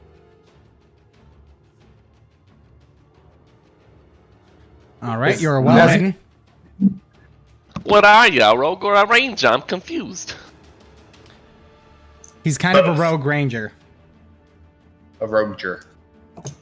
Yeah, a Gloomstalker Ranger is very flavored to be like an assassin rogue. Or a range. High movement. And because I'm a goblin, I have high movement. So it's kind of mid-maxed, but not on purpose. Says you. All right, Zerdek. Oh, did you say me? Oh shit. She is about from where you were to where she moved to. She's now about, I'd say, about 40 feet away in that fog cloud. Or it would take you about 40 feet of movement to get to her. How far away is Arrows from me? You moved up as well, right? Yeah, so I mean, I got as close. I moved 30 feet. I moved my full movement and then fog cloud. So you guys are standing right about next to each other right now. Is it possible to have a quick discussion with him as like a bonus action or something? I don't know how that works. I mean, kind of depends on what you're trying to say. Like, just anything super quick, like a few words, you can just do. Anything like more than that is going to be a bonus action, and beyond that is going to be your action. So, along the lines of, are we going to risk leaving her or go after her? I would just say I've got this one because I'm an arrogant son of a bitch. Yeah, but I also want to hit her. So then hit her. I mean, that's just what I'm yelling at you because I just, I want the glory. Okay, so that we'll say that used your bonus action. Yeah, that's fine. I guess I'm just gonna run up 30 feet or so. All right, you're now 10 feet into a fog cloud and can't see a fucking thing.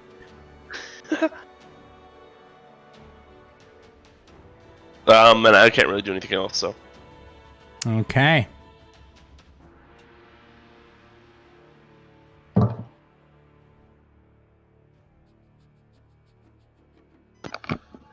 How far is Arrows and Zerdak from that little Two less fork hit in the road? points. Okay, gotcha. I see that, Carissa. Sorry, I'm you're slightly good. tipsy.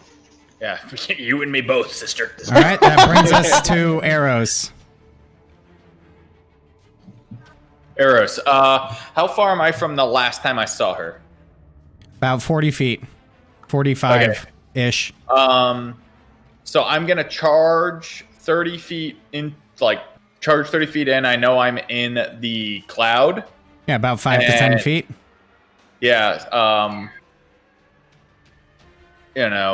just gonna ready my action to swing at anything that brushes up against me. Oh, that's dangerous. Okay.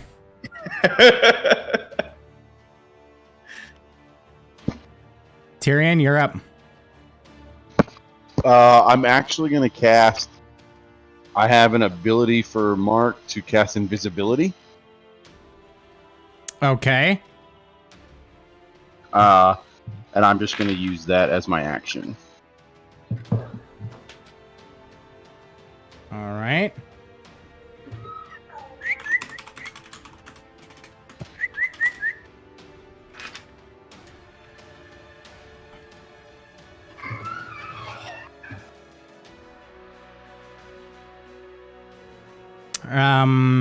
You need me to read Where the do you do the trait? where do you get the invisibility from? I'm pretty sure it's just from my racial trait. Hold on. Let me get back to the computer real quick. Sorry. It is... Let me see here.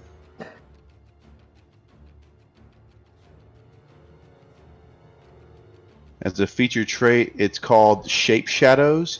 You know minor illusion cantrips, and then starting at third level, you can cast the invisibility spell once in a long rest. Charisma is your spell casting ability for those spells. It's a fucking idiot.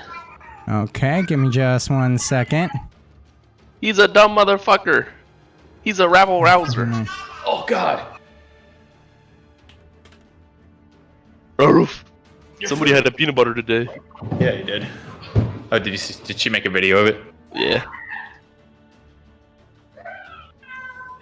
Okay. Dog? Sprinted up the stairs. All right. So you are invisible For an hour. for an hour. Okay. So anyone who And I- could see him, if there is anyone, you just see him disappear. I'm in the fog, so I don't see shit. Do I still have movement? Yep. I'm actually going to start heading just like to the east of the Stonehill Inn. Kind of in the same direction that, I mean, not that I would know, but you know, I'm just going to head over here. Okay. Nazca. Too busy. Nesca, you're up. Sweet. Sweet. All right. Do it.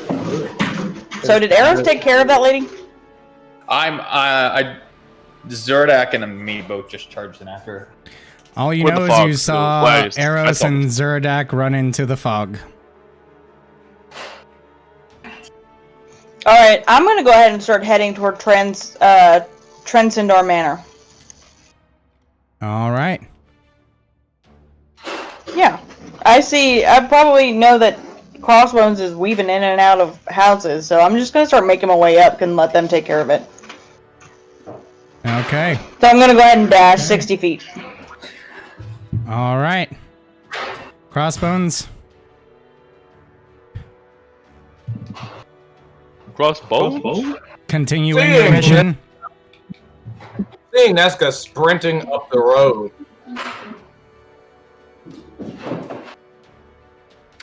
I'm like, that's not stairs, you idiot. I'm not very sneaky. But I would like to get eventually I want to just get to this cliff ledge All right. and hide up against those So, actually I'm sorry, it's this far away. okay. So That's until gonna take me 5 turns. all right. So until I'm told otherwise, I will assume that you're maintaining that order. The only thing that I'd like to do is just be utilizing my passive perception. If I start seeing like goons start like hup down this road, you know. Yeah. Sound. Up. All right. Zerdak, you're up. You guesstimate that. All right, Zerdak, you're up. You guesstimate you're about 10 feet away from where you last saw her to be. I'm just gonna yell out, "Arrows, drop this fuck thing! I can't see shit." So you hear that coming from like directly in front of you, Arrows. Okay, I would just yell, "Okay!" And John. I'm gonna step forward about 10 feet to where I think where I think she is, where I saw her last, and I guess ready a sword swing if I see her. Okay, you step forward, and you all but run into the wall and door of the structure. You do not see her. Okay. So sad, you guys You are. still have Actually- about 20 feet of movement Yeah. to So I want to continue.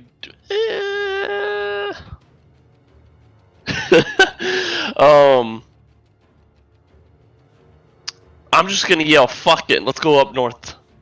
Let's go back up north, like where Crossbones says." And I'm gonna use all 20 feet of my movement to go up north. go. Okay. This fog So, cloud you has make- not played out. You literally, like, half of your face is in the fog cloud, half is not, as it stands. Okay.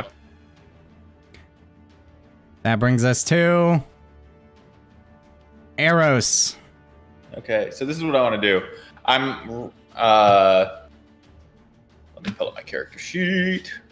Make You do that? This is the right level spell. Why don't you have it pulled up already, bro? 'Cause I only have one monitor and I'm fucking gay.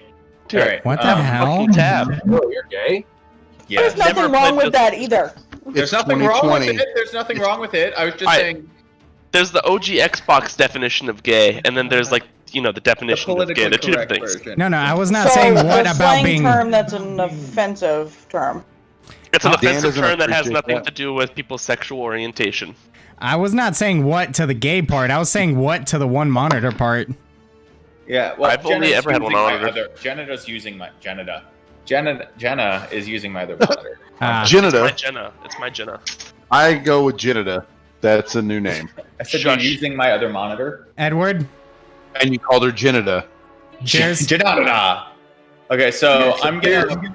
What I want to do is I'm readying either like. Well, I guess I don't have to ready because it's my turn. But like, I'm gonna break concentration on fog cloud, and Uh-huh. if I see her and if she's within swinging range, longsword. If she's not, guiding bolt. If I see her. Oh, okay. So I know typically you have to ready a specific action. But I Um, mean, it's my turn, and I'm not breaking concentration isn't an action, so I can just say Okay, I so break let's it. Do I let's see break her? concentration first. Okay, that's what I did. The fog cloud dissipates. You Do see, I see her? You do not see her. Fuck. I yell that loudly. Fuck. Agreed. I'm gonna yell to not arrows, but Zeroda. Zoroda. I'm let me just look at this map a little bit. I'm sweeping around to the south, and then like I'm going and he sees me. I'm running like keeping my eyes open in case I see her. You're gonna use 30 feet to move like this way through here. Okay. As far as I can get with 30 feet. Do I see anything for those 30 feet? 30 feet. 30 feet. Puts you about right there. Okay, so nothing's really So changed. you don't see anything, no. Okay, I'm just gonna I'm gonna dash and move another 30 feet then. Okay. Go And ahead and I'm roll at- me a perception check. Okay. Not bad.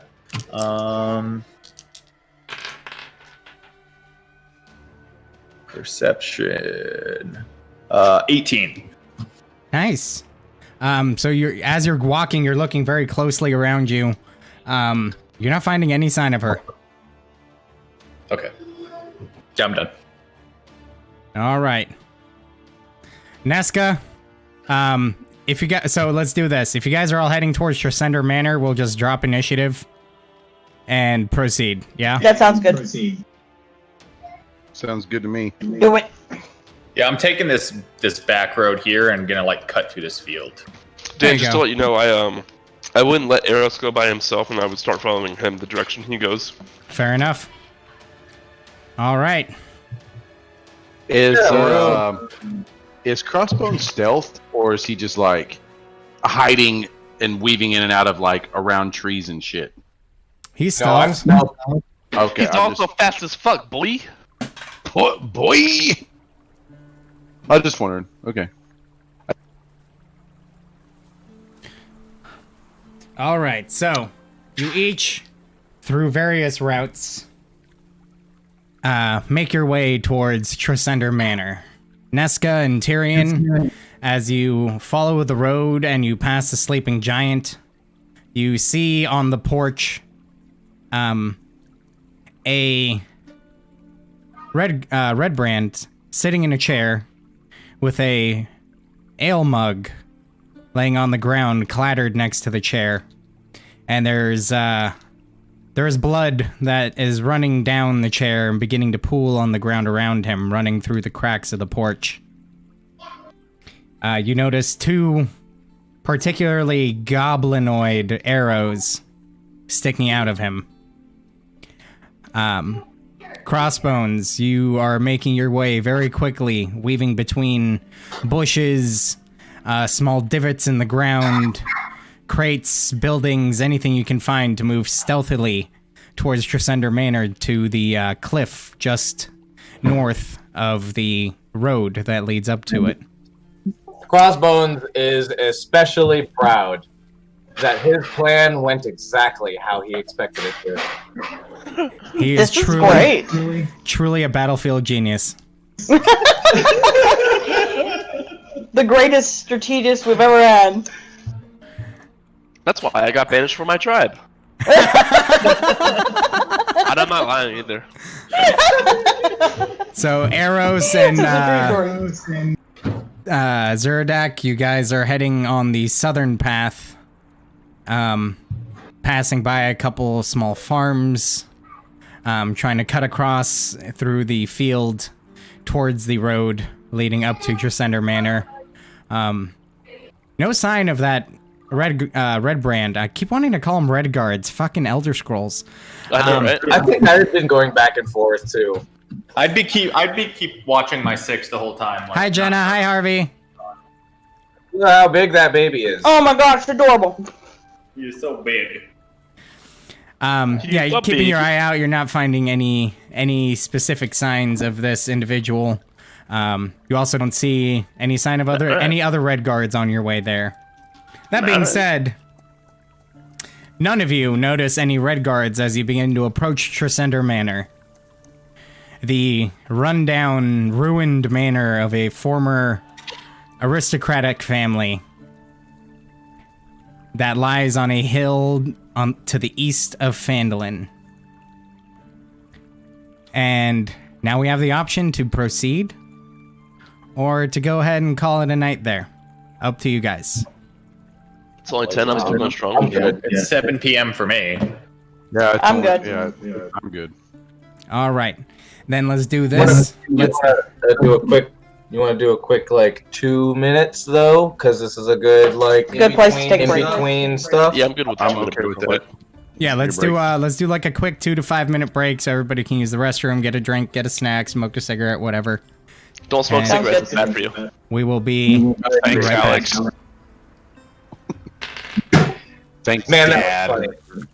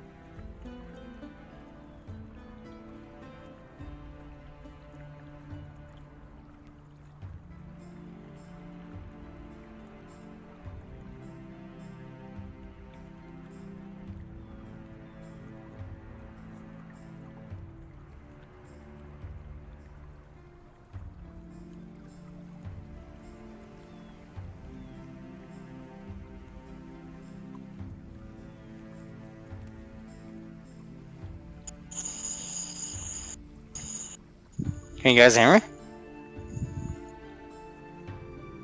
Yes, I can hear you.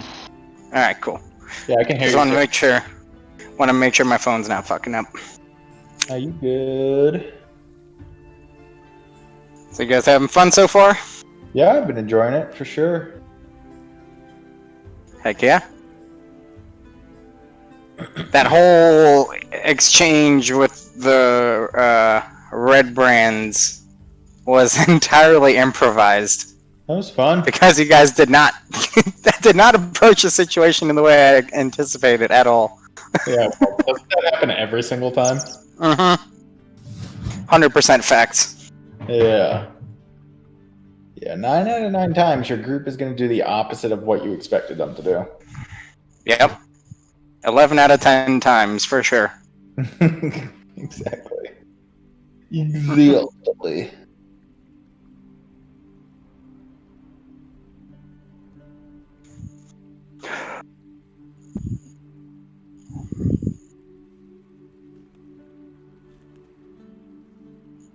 You guys do some hefty damage though, I'm not gonna lie. Damage is good. It means For- it's, you know. For third level characters, y'all are really pumping it out. I know. I still have one bursting. So how does that work? I'm just asking outside. Like, how does it work for short? I mean, just a normal short rest like everybody else, since I only get half the sleep for a long rest. Well, a short rest is a period of time, typically at least an hour long, Okay. as per the rules, if I remember correctly. Short rest isn't changed by trance. You still have to take the downtime for it. Okay. Like I said, I didn't know if it affected it in any way. And you don't have to sleep. You don't even have to sleep on a long rest. Well, I You don't technically. like- I don't. Well, elves don't technically sleep. No, yeah, elves can naturally sleep. They just can't be magically put to sleep, but they can still sleep. Well, if I they mean, want. they can sleep, but I'm saying like their trance is their sleep essentially, and it's like a It's sense like- of meditation. Yeah, totally. It's a more or less catatonic state for about 4 I was gonna hours. say, I'm pretty sure like the idea behind it is they're so deep into their meditation that they're practically unconscious. Yeah. For all intents and purposes, they're unconscious. But yeah, short rest is just light activity. It could be just, chilling, feet up, reading a book, knitting. I mean, just anything that's light activity. It can't require a skill check of any kind during a short rest, or it doesn't count. But basically, everything is on the table. You can do whatever you want. You could fucking gamble, drink, fuck. It doesn't matter. I think so. Take a skill check. Fucking doesn't have to take a skill check. Bad fucking does. I mean, Yeah, you I was can thinking like it needs a like casually fuck, have a A conversation, performance check. talk about I mean, the weather. If you're actively participating in fucking, then yeah, it is a little strenuous. Well, I have an extra D4 on performance rolls, so Hey, hey. is that to make up for the 4 inches? Don't worry about it. 4 inches it's almost average, okay? Calm down. Almost. If your dick had a stat, it would be a 9. No! It would be an 8. Dumb Chill out. stats for Miles. I'm a solid 9 out of 20. The crossbows have one extra leather strap just so it doesn't hit any rock as he runs. Yeah, but your fucking legs, you're like 3 inches off the ground anyway. I'm Like, 2.5 if feet a tall. crossbow Thank would be you. pretty Take nice. your toddler dick somewhere else. Jeez. Your character's mother wasn't complaining. Oh, he Is that fucked the us celestial or the celestial. human? He wasn't ready. All right.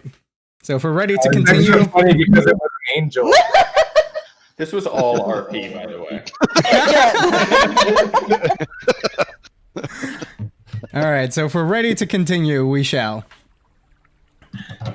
Yeah. Okay. So as you approach, you find yourselves at the base of the, we'll say, large hill that Tresender Manor sits atop and the winding path that leads up to it. I'm assuming everybody kind of waited for the party to catch up, yes? Yeah.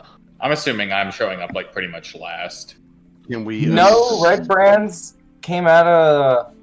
Wait, not Red Brand. What are they? Red Cloaks? No, the Red Brands. You're right. Oh, yeah, okay. Sorry. No, the Dude, I get it. Cloak Tresendor Manor. No, none of the Imperials came out of Tresender Manor. Alright. I find that strange. That's not according to my plan, and things are supposed to go according to Crossbones' plan. 9 out we of 9. get a time lapse on how long it might have taken everybody? Fine. Yeah, are we all together? I guess so. Nobody said anything to the contrary, so. Well, I would assume that Zeradak and Arrows is like on the south side of the. Yeah, so Of everybody manor. kind of. Well, they're not. You haven't gone up the manor yet, unless you tell me otherwise. I'm assuming you guys are on the cliff, Right. like. I the was- side. I got- I'm assuming these two are here, and then the rest of us are right in here. So me and Tyrion were probably together. And then Eros and Zerdak are probably together, and then Crossbones is sitting on a cliff. Well, Tyrion is also Blinking invisible. on his music. Oh, I'm- yeah. I'm in- Tyrion is invisible. Oh, fancy. Oh, fancy. Well, I'm not asking for time lapse just because, like, if that were the case and I was already here, being as I had already taken off before the group, I didn't know if, like, an hour has passed that Well- maybe I could have rested against this wall. No. Okay. All right, just making- Crossbones, as you got there, you would have seen. Actually, no, you wouldn't have seen. But you, Jeremy. Now you really want to know what you didn't see. Yeah. You, Jeremy, would know that Crossbones is definitely there already. Your character would not. Okay. Yeah. Right. Is Tyrion still invisible? Yes. It has been at most 5 minutes. Okay. Oh, wow. When I see them grouping together over there, I'm just gonna make myself known to them, like, as well as I can without breaking my stealth. Like, just kicking over a rock and waving my arm once. I would go, the little lethal one is over there. The little lethal one.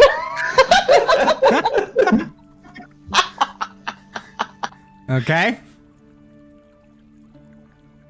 What are you guys doing? You notice, like, let's say just the slightest bit of movement up towards the. Actually, I like that guy. Because of all the things he could have said about my face, my smell, my height, he's like the lethal one. so Nesca, your passive's like a 15. Let me check that.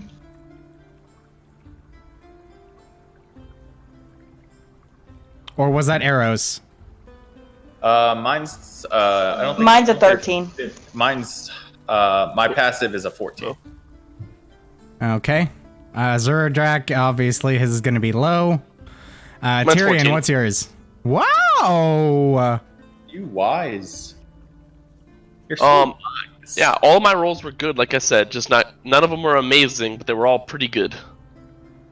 Fair enough, my dude. And Tyrion's is 11.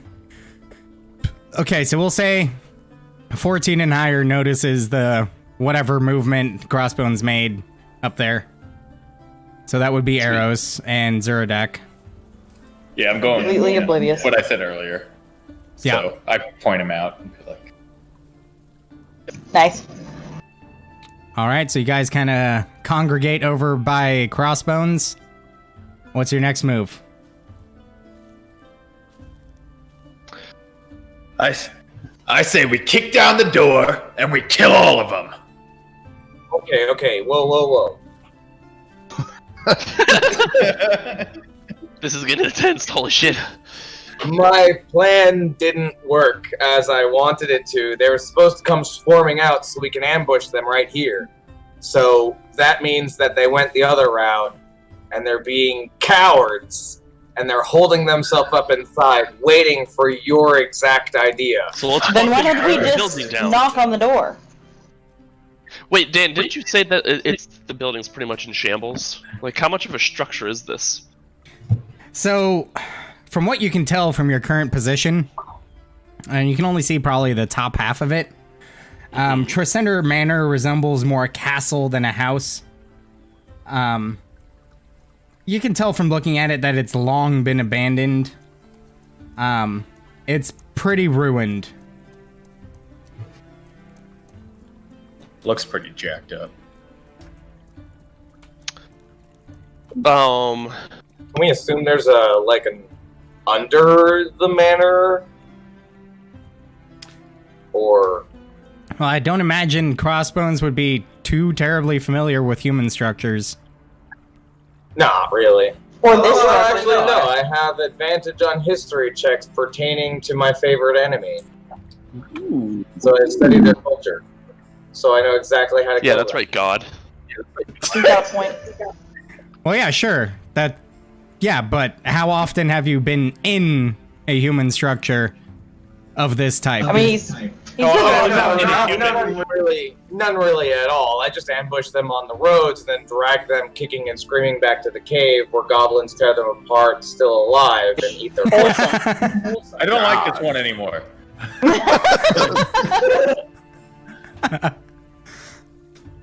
So Crossbones wouldn't particularly know that. Okay, I feel you. I mean, you've obviously been in some buildings now in Phandelver, and you do know that some have basements or cellars, but it's not like the enough for you tavern to probably has a assume, cellar. you know. You know, there's a possibility that it does, but, and again, you can only see about from the halfway point up the building up from your current angle. You even probably a little less, if we're being honest. Truth. I look to the biggest one and say, "Give me a lift. I'll stake it out." I'm just saying, Eros is actually shorter than Nesca. Yeah, I'm not the biggest. I'm the biggest. He's used to saying Yeah, that. probably the barbarian. I was looking at Zorodak. Yes. I awkwardly extend my hand out, like as Yeah, if like so you could like kind of grab on and I can pull you up on. I'm 6'5". I've done this, so I just climb onto your arm and like put my feet in your hand. All right, give me an acrobatics check. Oh damn! I'm kidding. No, I mean I want to stealth when I get up there, so. Are you putting him on the roof? No, I want him to put me up on the ledge, but then I want to stealth, like, kind of scope okay. this place out, like, from here to here. There's, like, a low cliff to a higher cliff, and then a hill. Mm-hmm. So you want me to put you up, to peek your head? Yeah, just give me a over the boost cliff. so I don't have to take the road and, like, reveal myself in case they've got archers waiting outside. Gotcha. Well, I just shove him up there, peek his head over, if it's possible, Dan. Yeah. I don't see why not. I mean, he's gonna have to climb to properly get up, but stretching, you I kind of get him most of the way. I claw and scurry unceremoniously to get up to the cliff. I just imagined an angry cat. If the hissing is involved, yes. And I want to get to. There's a tree right here, right where it says Tresendar Yes, TR sir. tree. Tree. get to that. T-R-E tree. That's some rack brand spelling right there. I mean, you know, I could speak common, but I don't write well. Dan, What's up? I didn't realize he wanted to actually get up there. Can I throw him up there instead? Oh, I cool. mean, you could. Yeah. I I'll want to take throw the him up. lift. All right, make me a athletics check. You're not resisting this, Crossbones? No, it helps. Okay. 9. Okay. That was with the plus. Wait. That's an 11. Sorry, I'm bad at math. Well, either way, you chuck him, and he goes flying. You land probably about Whee! 20 feet in on the landing. I leave my backpack with them so that I'm literally only 35 pounds before he chucks them. I'll hold his backpack. You Oh, realize my backpack was 89 pounds. That's fine. So you can re-roll that with roll that again, Zeradak. You have advantage in that case. And keep the Crossbones, 11, make me a that's all. acrobatics check. I literally rolled the exact same number. So I've just got a short sword, my long bow, and my quiver, which I've shot several arrows. I only have about 13 left. Okay. Oh, and the things that are on my belt my belt itself, like the things hanging from it.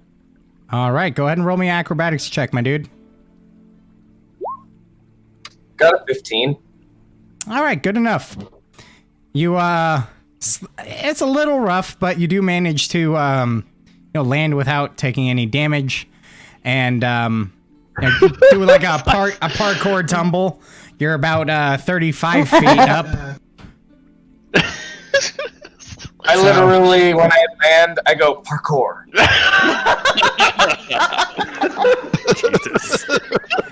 So you're right about there. You actually, when you're done rolling, you're like up against the next slope.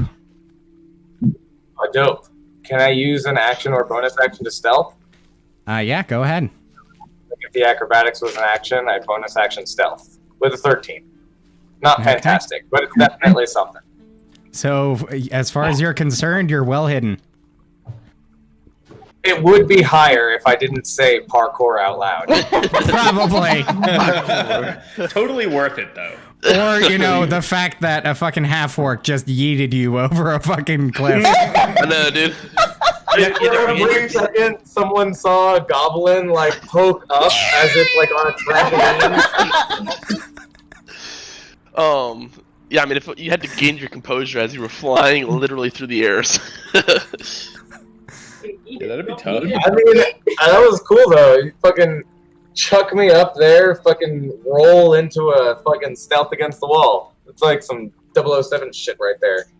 Yep, throwing goblins up cliffs and stealthing into a wall. That's 007 right there. Yeah, if 007 was a goblin and he had a friend that was a half-orc. Neska's playing background music for Why you. isn't this a thing?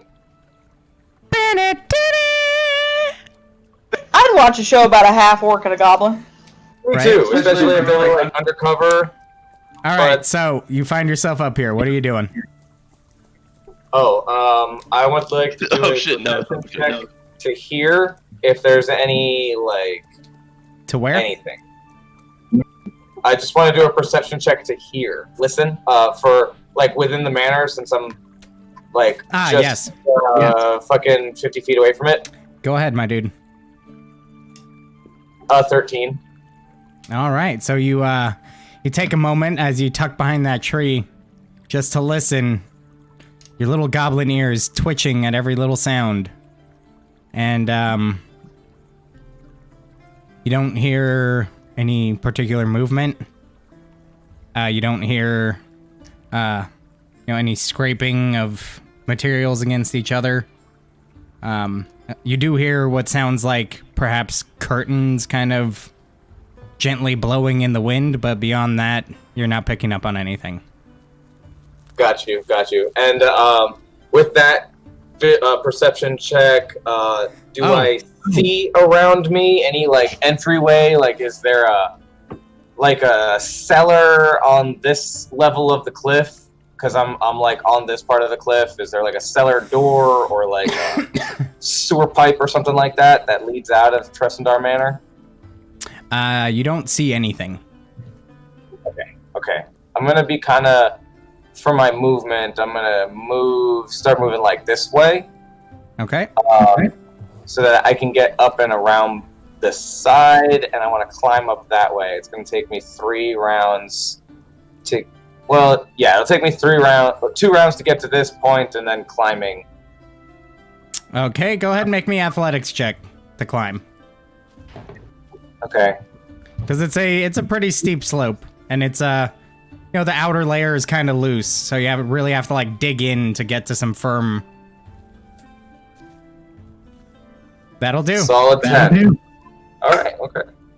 Hell You yeah. climb up without any particular issue. If you're wanting to remain stealth while you're doing this, you'll have to roll me another stealth. 1 less. All right. Sweet deal. So it's been like 3-4 rounds. Everybody's still chilling back here. Yeah, I'd be doing my best from where I am, just like listening for any sound that like maybe something has gone wrong. Like any Okay. kind of commotion or anything. All right. And I'm actually I'm still just stealth, actually. Like within 10, 15 feet behind everybody. Go ahead and do me a perception check there, Joshua. Okay. Because you are almost 200 feet I don't away. hear shit. Perception. Yeah, that's a solid 7. All right. So you really do your best to kind of like close your eyes and focus on what you're hearing. And as far as you're concerned, you're listening very closely, and you should be able to hear even the slightest bit of noise. But He's really good. Josh, you know as a player that with that roll, you won't be really able to hear much of anything aside from actually loud noise. Oh yeah. May I also roll a perception check? Absolutely.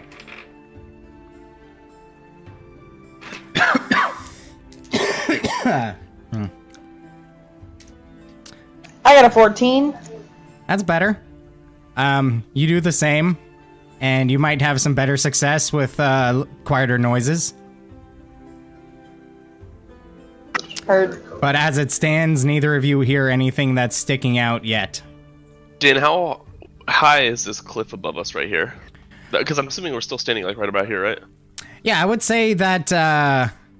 So you're 6'5". We'll go ahead and say it's He's a tall about boy. about 10 feet. So it's a pretty good slope, though. Where the road is, it kind of slopes in as well. You know, kind of making a path for it to come up. The road really is more like a path cut into the hill itself. Okay. So, Crossbones, you come to the top. And, coming around the backside of the manor, you... What did you roll? So you see the backside of the manor. There seems to be like a shed behind. Could have been used for horses, likely. It's a stable of some sort that's attached to the back of the building. You see a small structure behind the building. Appears to be a shed of some sort, likely used for storage. You also see you see various tools that would have been used for horse keeping, be it, brushes, pitchforks for baling hay, that kind of stuff, laying on the side, though it is very obvious that they have not been used in quite some time. Wait, and is the structure like a closed door structure, or is it like just a wooden structure, very like open air? You can see kind of. Talking about the little structure behind the building? Yeah, that like appears to be for horses or storage or something. Yeah, the storage building does have a door on it, though the door is swung probably 2/3 of the way open. You can see into it for the most part. I mean, there's no windows on it. So, part of the interior is lit from the sunlight. But for the most part, you can see well enough. It does appear to just have some loose open crates, knocked over barrels, that kind of thing.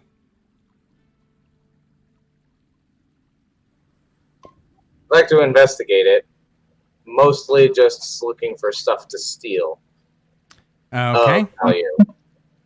Go ahead and roll me an investigation.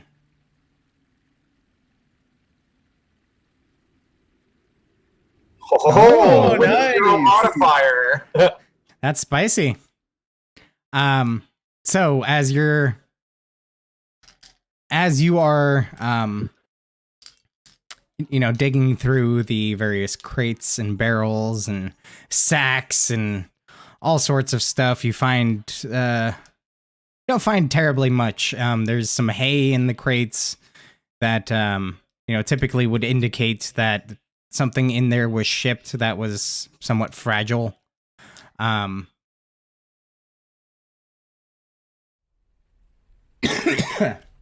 You find some spoiled foods, like potatoes and various things that can typically be kept for a longer period of time, spoiled at this point.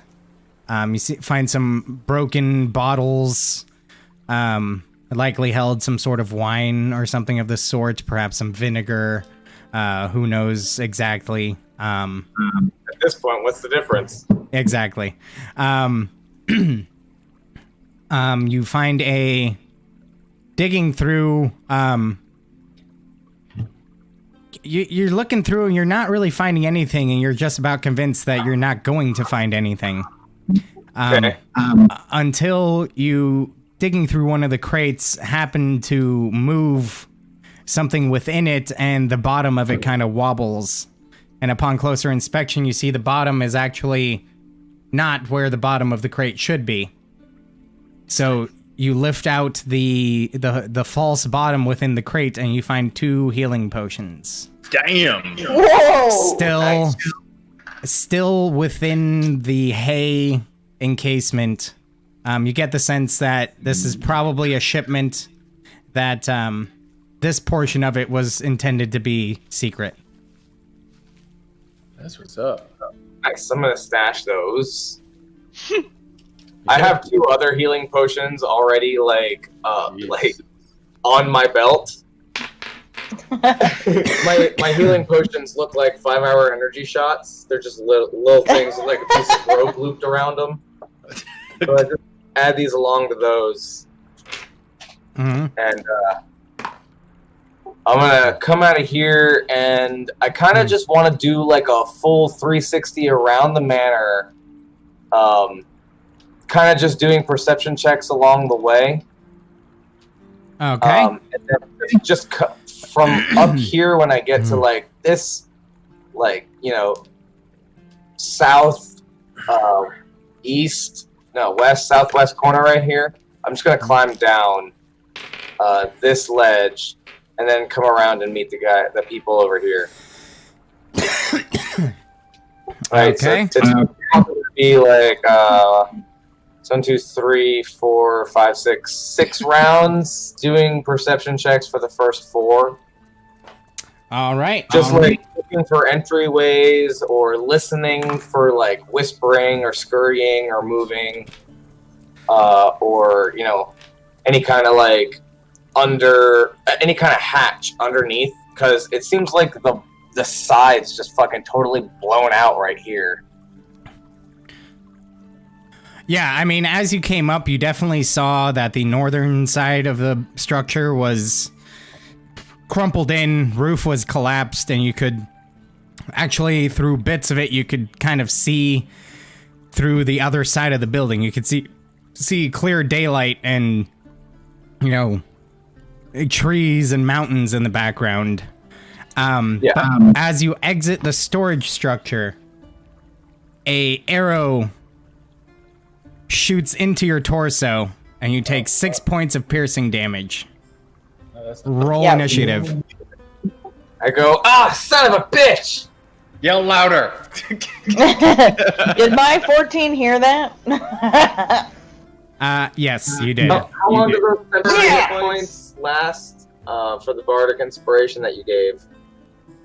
Because you said it's been like 5 minutes, and I've been doing this for about another minute. It does not give the time.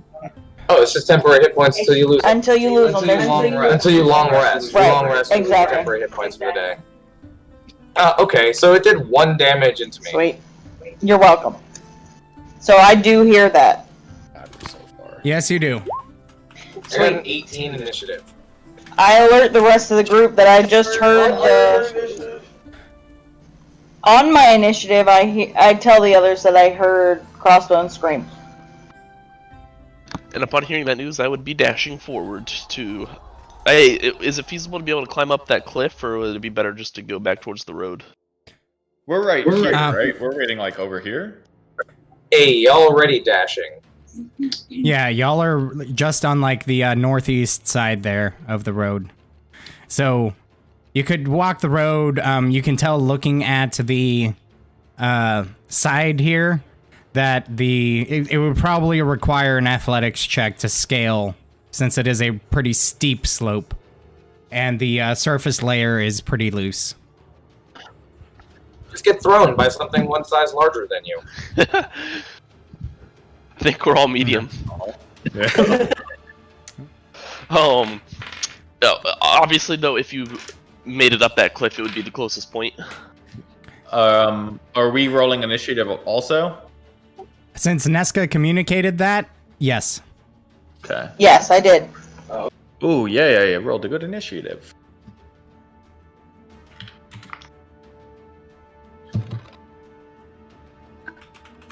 Yuck. I got a 16. Same here. You don't have to ask.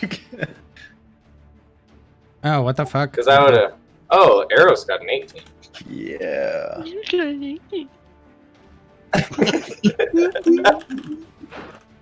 I imagine Crossbones' dexterity is probably higher than Eros's. Yeah, don't even bother asking. Be strong and wise. Nothing else. Nothing. Literally. That's it. If you think it's in his charisma, you were sadly mistaken.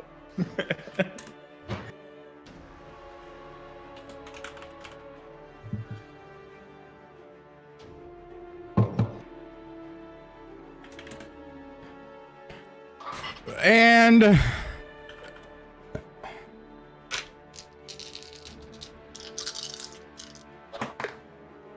oof.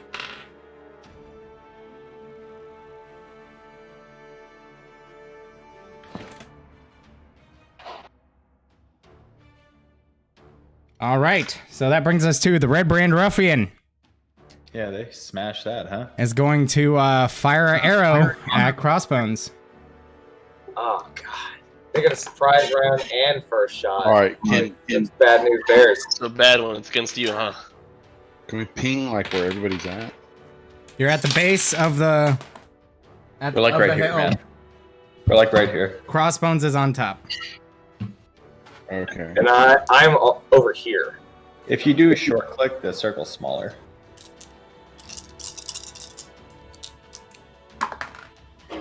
Uh, 22 to hit for 4 points of damage.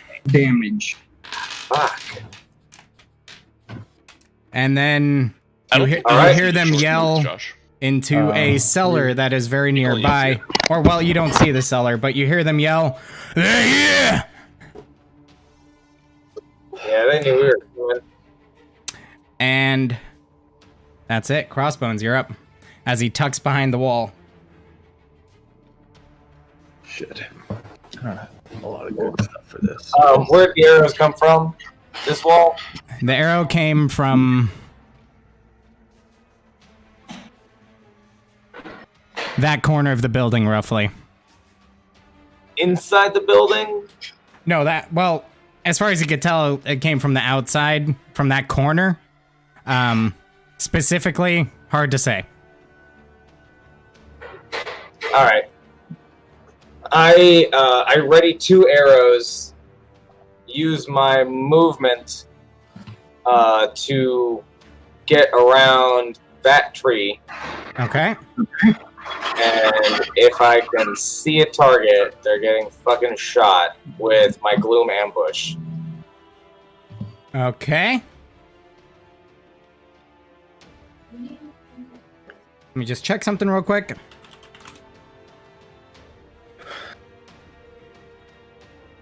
Okay. You see them. They have they're about half of their bodies obscured by the rubble coming out of that corner. Okay. If I use my bonus action to move even further around, can I just get like a really clear shot at them from being on this side towards the cliff? Yeah, I'd say so. Okay, I will use my bonus action for mobility and sight and get to the edge of the cliff right here and just dump the 2 arrows in that guy. Shoot.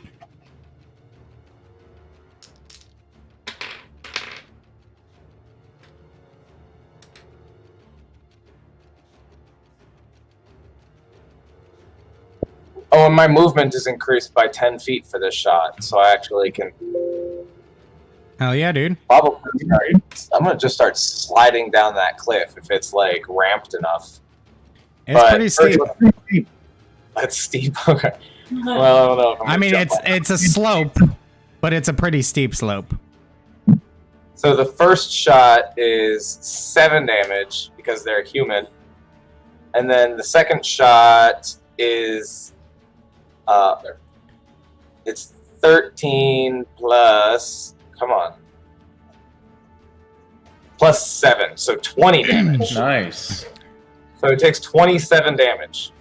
Yeah. Nice. Yeah. So you fire both your shots, they hit their target, and before he even has a chance to react, he falls to the ground dead.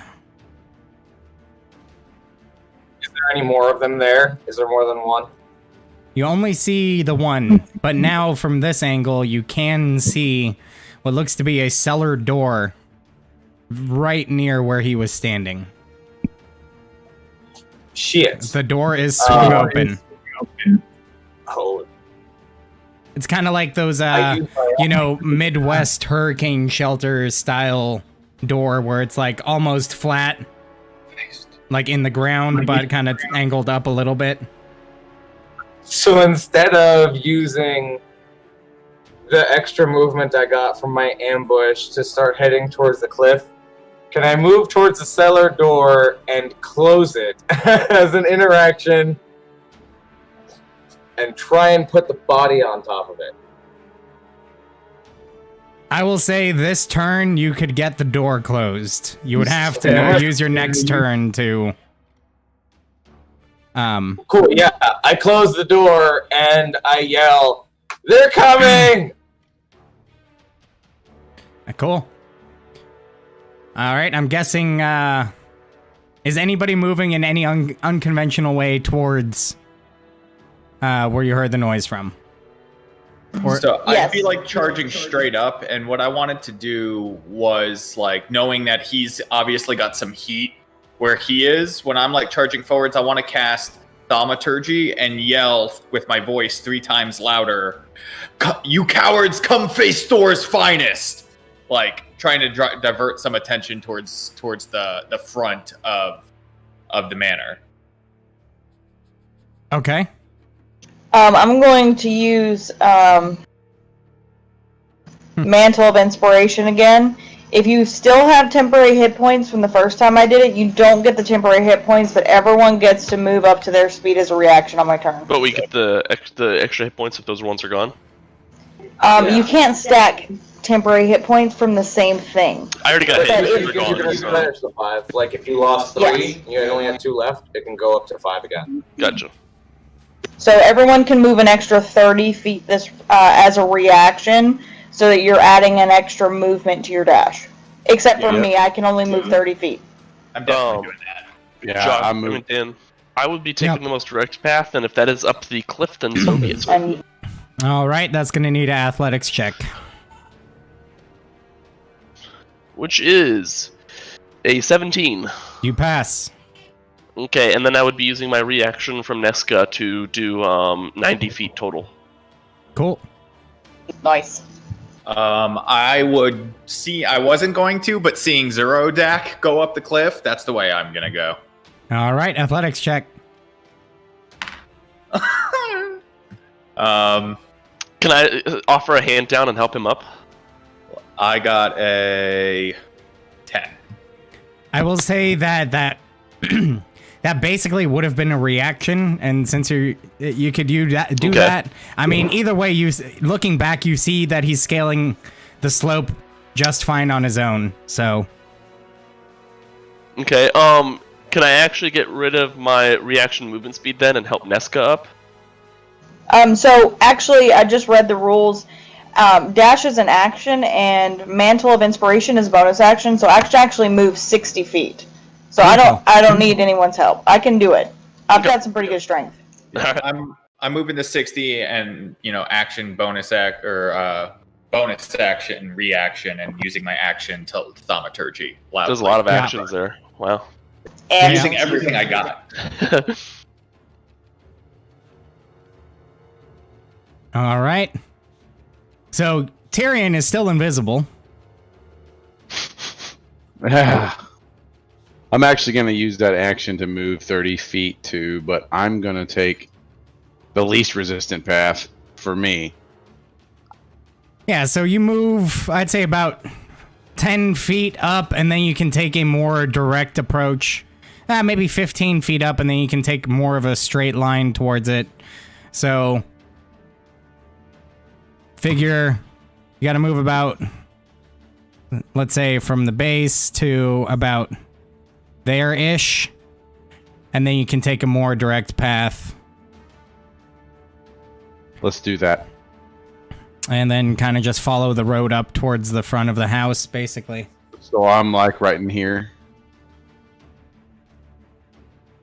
All right. So you guys find yourselves now at the front of Tresender Manor. I'm still in Viz, right? Yes, you are. It lasts for an hour. Okay. At this point, it's been about 10 minutes, let's say, since you cast it. So... Crossbones, you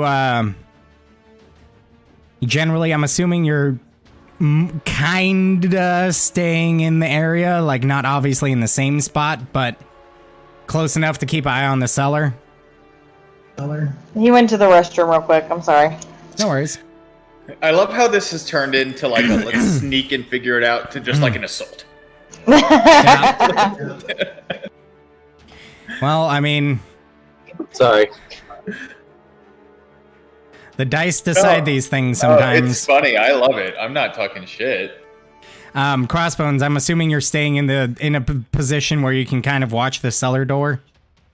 What Eros prefers I think I anyways. might have used all of my movement just to make it to the cellar door and shutting it with my interaction. So I don't think I could have moved away from it. Well, we're kind of out of initiative right now, so they're kind of just approaching the manor. He should be able to hear me yelling towards the front. I drag a body on top of the cellar door and I get the fuck out of there. I'm not watching it. Okay. I'm smart. I mean, I'm wise, not smart. So, how far are you moving? Because moving that body would have probably been your action. I can accept that. Yeah, it's fucking double my size.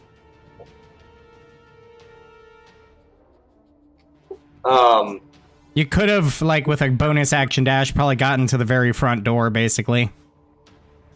Yeah, this is my bonus action dash is 50 feet because I only have 25 feet of movement. Yeah. So about right here, I can go through this busted spot and just get to the doorway. They could see me if they're heading towards the door.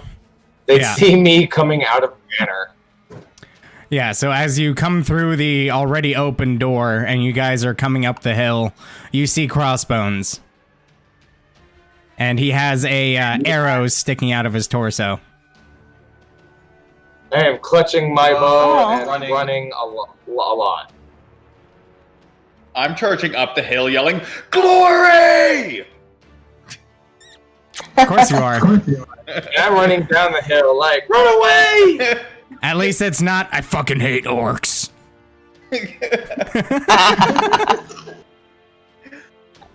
only have 5 hit points gone, by the way. So the arrow is not very is he visibly hurt? Like visibly? I mean, you see an arrow sticking out of his torso. Okay, hold on. There is an arrow in me, but it's like I'm not like pooling with blood or anything. There's just like it got stopped by my ribs. I only took 5 real damage. Thankfully, my ribs cushioned the blow. Up to the bullet. So you're not bloodied. I'm not. No, I'm not even close. Okay, never mind. Fuck you. No heals for you. Okay. That's fine. I wouldn't heal you either. If you're only down 5 points. Yeah. That's only 20% of his total health. I literally wouldn't use a cure wounds on myself at this point. Still. Yeah. So I mean, unless anyone has yelling something different, or I'm just heading up the hill like, let's go fuck shit up. All right. I'm actually using arrows as kind of like a shield in stealth. Like I'm just kind of like following behind him. Actually, yeah, go ahead and roll me a stealth check. A stealth check. Yeah. Could I have gotten my arrows? Wow, that's a critical fail. Okay. So I got a 6. So you're invisible, Yeah. but literally everyone around you can hear your footsteps. I mean, even with the sound of the charge of arrows. I mean, Like I'm literally using like my hand on his back, kind of just like following behind him. Wait. So an invisible person is touching my back? I mean, I'm not. I don't know. Fuck. I mean, you gotta tell me. I'm not like touching your back, but I'm like, Okay. I'm literally just like hand behind, just like, oh shit, just like kind of ducking cover, assuming that somebody could see me. So arrows, But I'm just you specifically using you as hear. a shield, and then I'm. Go on. All right, go on. You specifically hear a very strange second set of footsteps directly behind you. Yeah. Has he ever made his presence known at all? Not to No. this point. Oh well. I turn around immediately and look to see if there's anyone behind me. You see no one. What the fuck? I turn around and keep charging forwards. And the footsteps continue. I'm not even paying attention anymore. Just heading up the hill. All right. Hey, Dan, Yeah. can I have tried to get my 2 arrows out of the dead body while I was trying to lay it over the Yeah. cellar door? Yeah. Absolutely. We'll say When I that turn use your around- bonus. We'll say that use your bonus action. So you made it 30 feet, and then as they're literally reaching the door, they see you coming towards the door. Okay, yeah, so I'm still inside the manor a little bit then. Yeah, just a little bit, about 25 feet. Cool. Yeah, because I don't know. I'm counting ammunition. I don't know if we're supposed to be counting ammunition, but I have 13 arrows in my quiver. Probably a good idea to count your ammunition. I'd forgotten to gather ammunition. Well, I couldn't gather ammunition from the assassination because I was literally Okay. fucking fleeing. So I will provide this once in a campaign opportunity for you. I will allow a retcon to say that you guys purchased more ammunitions if you so choose. No, I mean I had a quiver of 20. I was set. I've just been firing them at humans. Oh, sure. I'm just saying, if at this very moment you decide you want to have bought arrows before we started, I do. I want to buy Okay. arrows. so what you is had it? 10% Or off. 20? So whatever the price is, subtract 10%. Okay, so Okay, it cost me I'll 90 get- silver, I'll get a quiver of human or arrows, 9 silver, I should say. and I Cool. used them on humans. Because I carved generic human names into the arrowheads, like John. Timothy, Karen. and Samantha, and Joey. Jimmy. And Knockjet. So, how much is arrows? What are they? 2 gold, right? It's 1 gold for a stack of 20. 1 gold. What a steal. So whatever modifier you got for purchasing stuff, apply that. Which I think was 10% for you as well. So how 90 clo- silver. 9 Sorry. silver? Because this isn't WoW. Right. I get the two economies mixed up. fuck you? Tyrion, you were saying. How close is Arrows to maybe the door now that he's been dashing? You guys are about in the door. Well, when I was Can I- running, I would have looked behind to see what my allies were doing. I'm like gung ho, but I'm not retarded. Can I actually cast Minor Illusion to create a sound as a scream of his voice? Yeah? Where? I'm gonna essentially on his location to try to draw attention toward him. So he already used thaumaturgy, which amplifies his voice threefold. Oh, okay. And screamed out, I didn't know. what all "Hey, that you meant. cowards! Come fight," or whatever. Something to that effect. Okay, well then, can I actually? Well then, I'll just cast Minor Illusion to make a noise. I guess around this, like as a, I don't know, like brushing of, of the bushes or something. Just make a random sound coming like from the side. Yeah, sure. You could do that. Okay. So, I mean, that was just you, a you random create cantrip. a sound of some bushes rustling over there. Yeah. Your party hears this. So Crossbones, Arrows, Nesca, and Zuradak, you hear rustling in the bushes on the northwest corner of the building, roughly. Oh, everybody hears it. Yeah, we all hear it. So it's on the. Okay. Do I see anything? I mean, that's what I would do. Obviously, I don't, but I would look to see if I saw anything. Yeah, you go out there and you see some overgrown grass up against the side of the building, but not particularly any bushes that could have produced that noise, really. So where is everyone? Is the whole party like up at the manor now? I'm kind of lost. Yep. Okay. We're gonna say all you guys are up in the manor, and Tyrion is still invisible. Is Yeah. Crossbones with us? Yep.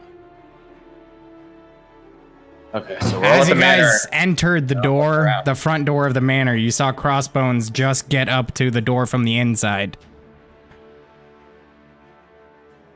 Yeah. That's I created that Minor Illusion, and I'm actually gonna head toward this side of the building. Okay.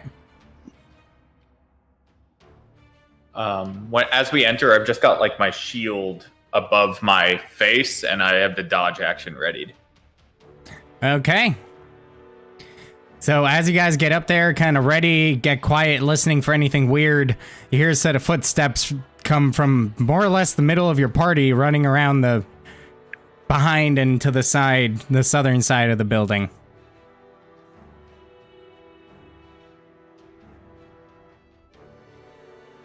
I just footsteps right from in the middle of us. Pretty much, yep. Beyond that, looking around, you see a very ruined building. Let me see if there's actually a... I don't believe there is actually a description. Nope. It's overgrown with vines and vines and random shrubberies. This building has fallen into ruin and disrepair by a large extent. You see nothing of note within the building. No red brands. Almost said red guards again. Yeah. It's a very decrepit, very ruined, giant building that resembles more a castle than a manor, or than a house. I'm gonna yell to Crossbones, who the fuck were you running from?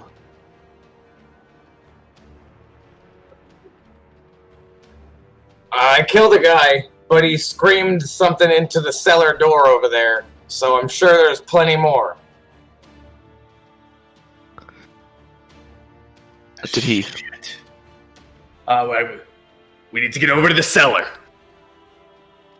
I'm gonna walk over to the area where he pointed to. I follow.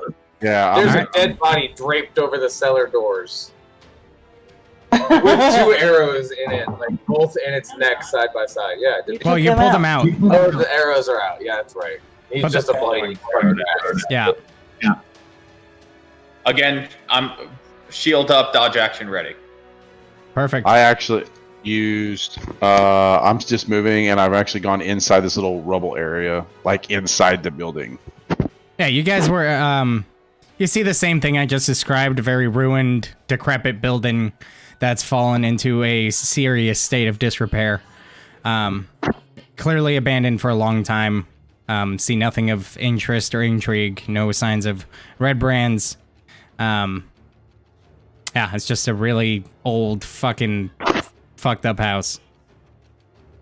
Yeah, mine was just more for like noticing everybody running to the side of the house now. Yep. Being warned about the cellar, I just didn't want to make myself known, so I just kind of ran inside the building for almost cover, essentially.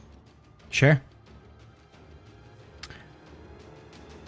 All right. So, Arrows has the dodge action readied.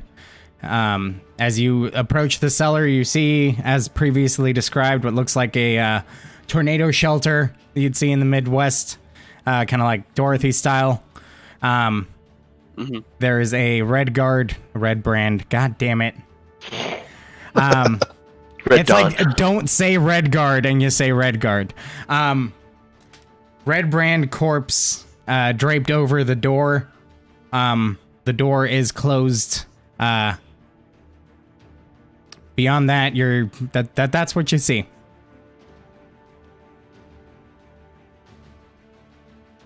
Wheel. Can I? All right, so I'm actually going to come out where they're noticing this red brand symbol and use, what is that? Prestidigitation or whatever? Prestidigitation. Yeah, and create an illusionary like symbol, like on, like just kind of like on my sleeve, just as a symbol, just to see if I could, you know, if we open the door for any kind of attraction, they can see the symbol on my arm. Like nothing crazy. Hopefully, kind of distract them for momentarily, kind of thing. All right, and where are you standing in relation to the party? I'm actually gonna be pretty much right in front of the cellar door. I mean, I kind of moved out. I've at this point hadn't made my presence known, and just kind of like walked right in here. So you kind of said, "Hey guys, I'm here. I'm invisible." Right, like I've been watching you guys. Don't worry. And then, not that you had anything to worry about, but. All right, so you stand more or less in front of the cellar door. We'll say probably 5 to 10 feet back from it. What are you guys doing? I guess I'm attempting to move the body at this point. Do we know that he's here? Is a dead body just moving itself? No, he made himself known. He said, "Hey guys, I'm here. I'm invisible. I've been watching your back," etc. Okay. Gotcha. And at this point, like I kind of took lead at the front, doing this little cantrip to put a symbol on me. As you cast Prestidigitation, invisibility drops. That's correct. Shit. Are they both concentration or something? Nope. Invisibility ends for a creature that makes an attack or casts a spell. So it should have ended with minor illusion, but... Yeah, good catch. Oh, shit. Look over at him. Welcome, idiot. Let's do this. Why don't you stand behind the corner for a second, just in case. I'm already there. If he's opening the door, I'm readying an action for a sword swing at any bad person that comes out, or any person that comes out, really. Okay.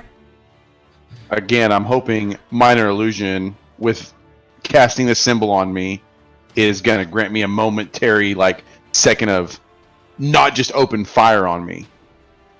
Sure. So I'm I would like to stealth between Zuradak's legs and ready a short sword action. For it, my readied action is if his readied action goes off on the same target, and I'd like to slash up their groin as if Zuradak just gets a short sword boner.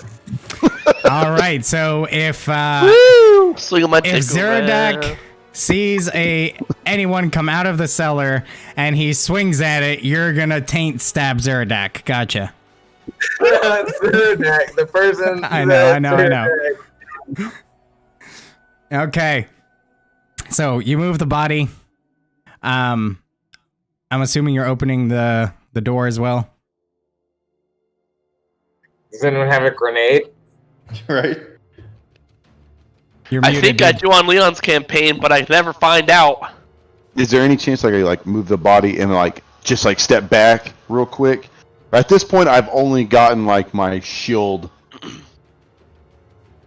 ready. Okay, so you have your shield out, and you're Yep. moving the body. You drag the body over. We'll say that you can slide it without any particular issue, and you step back, awaiting for the door to kind of just burst open. Smack open. Right. And that doesn't happen. And then it Awesome. does. Oh. And you Amazing. see a red brand pop out with a sword and shield ready. Okay, it's like, whoa. Zuradak, Guys. go ahead. All right. Oh. It's a 7. Yeah, that's not gonna hit. So you swing. The kind of unexpected movement of the steep stairs kind of throws off your expected aim, and you just kind of swing a little wide. Crossbones. 8 damage to the dick.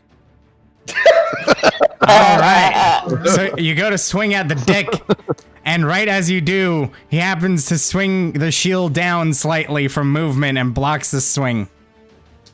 Oh, damn. Aww. Motherfucker! Roll initiative! Roll new initiative. Alright. Fuck. God damn. Ooh, hell yeah.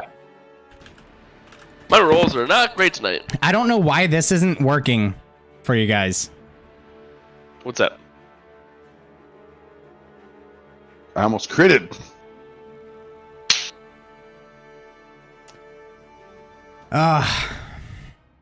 You guys really do the unexpected. Oh, what? Well, I mean, come on, Dan. You didn't see a dick stab coming? Oh, no, I 100% saw a dick stab coming. I So, just mean this entire I'm like- session. I'm like super confused on how I was standing there in front of the fucking door with a shield, and then Crossbones gets a dick stab Well, attack off. because Zuradak had a readied action, and then Crossbones had a readied action triggered to Zuradak's readied action. Well, I thought they were all hiding around the corner. No, I guess not. We're No. standing right above the door with ready Yep. action. I Oh, was okay. hiding, but I was hiding under Zeradak because I'm one size smaller. So you both were just like, yeah, fuck it. Look I'm at the 6'5", he's like 3 feet. if They hit that. around the corner while I opened the door.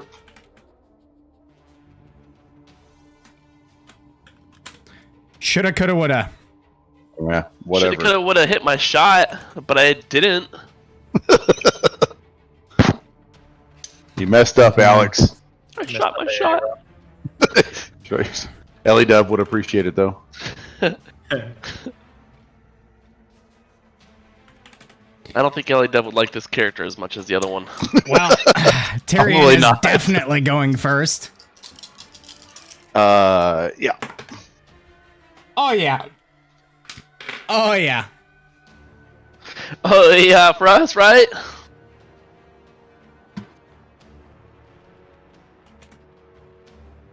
As a DM, do you get the joy from rolling a natural 20? It's a sadistic satisfaction. Or like a statistical one, maybe? Got 2.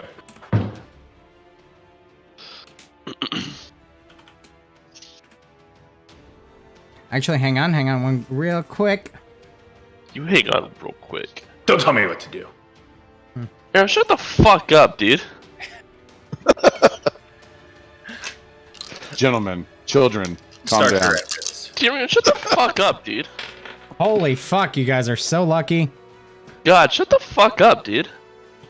Oh, did I say that? I'm sorry. I meant they all rolled a 30 on initiative. Oh god. Everybody's dead. Duradak's not on our team. Yeah, right. All right. I just Tyrion. turned around and cut one of his knees out.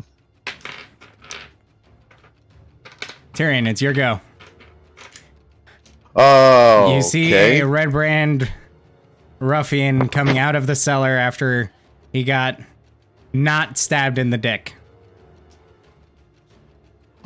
Okay, well, since I've already got shield readied, can I draw the rapier and try to slash at it? Absolutely. All right. Roll for attack. Yuck. 18. 18 hits. Roll damage.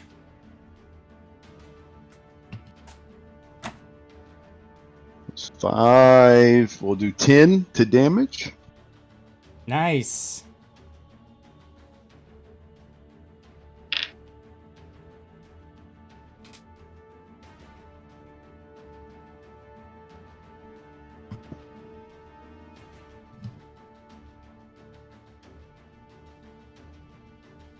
Very nice. So you go to stab him with the rapier, and it sinks in pretty nice. You got a good 4 inches of the blade into the body.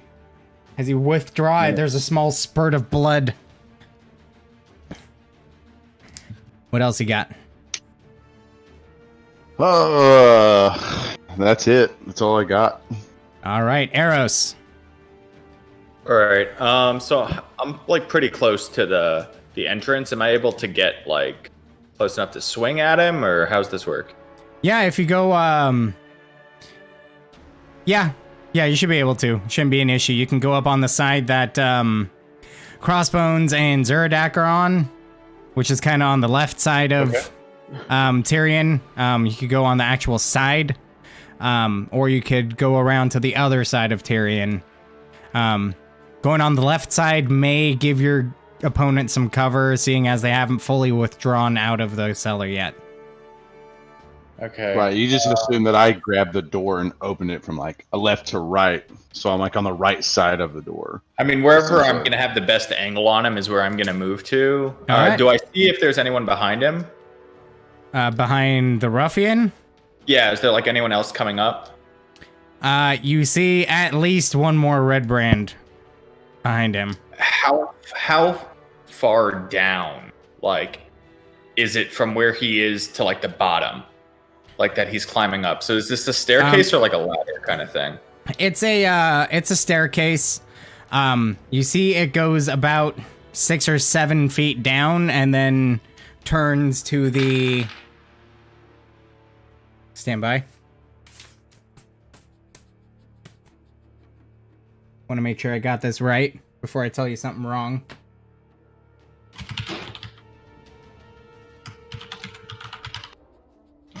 This would have been perfect for my fucking ranger that I was going to It make. turns to the left.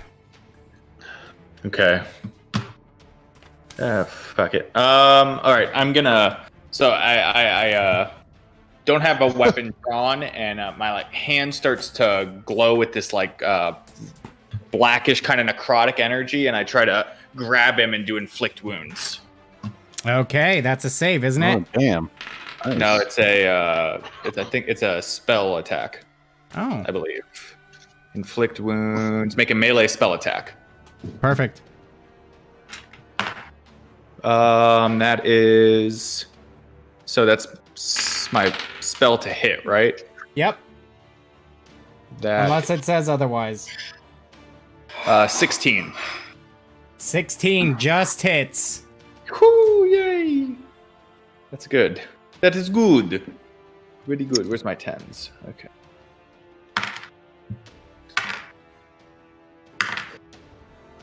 He suffers 18 necrotic damage. All right, so as you reach forward Damn. with this this vile kind of blackish, almost void-like energy around your hand, you grab onto him and you see his whole body kind of, every wound he's ever experienced begins to reopen, and he just starts pouring blood and is literally, it's like he's warped back in time to the moment of his birth, where every wound he's ever had is opened again, and he collapses in your grasp and starts to tumble backwards down the stairs. Let's see. He gets knocked into the first person behind him, who kind of is able to kind of shove him to the side, but tumbling further back, hits the what you can now see as a third red brand behind. Tumbles into him, knocking him down. They take two bludgeoning damage between the body hitting them and the fall, and they are now prone. Okay, can I see how far, like, the closest person is? Like, just distance? They're about, 3 feet behind. Okay, so they're really close. I'm assuming you mean the red brands. Yeah. Yeah, Okay, they're kind of coming up the stairs in a full stack. Alright, I'm done. Cool. Nesca.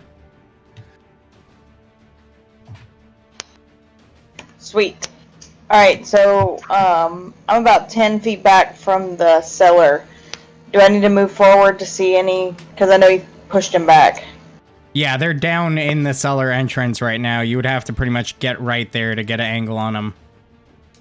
Okay, how far down does the cellar get? It goes about 7 feet down. You see looking in that there's a red brand ruffian making his way up about 3 to 4 feet down the cellar proper, or the cellar stair. And then behind him, up against the wall, all 7 feet in, you see now a prone red brand kind of pinned against the wall by one of his compatriots' corpses. Okay, I'm gonna focus on that guy and cast Tasha's Hideous Laughter. On the one that's pinned? Yes. All right. He needs to make a wisdom saving throw.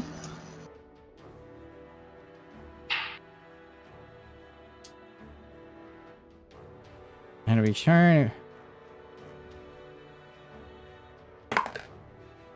Oof. That's an 8. Nice. Yeah, he fails. So he falls prone with uncontrollable laughter. And he cannot get up for the duration, which is a concentration up to 1 minute. And at the end of each of its turns, he gets to make another wisdom save.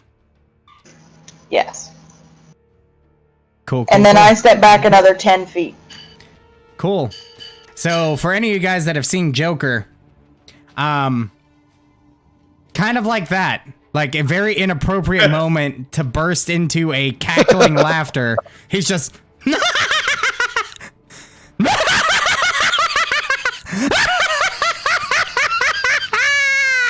should have played the Joker, bro. That was a great Joker laugh, Dan. It really You was. called it out. Thank you.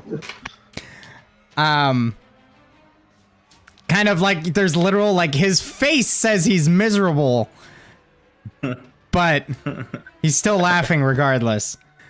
All right, that brings us to Crossbones.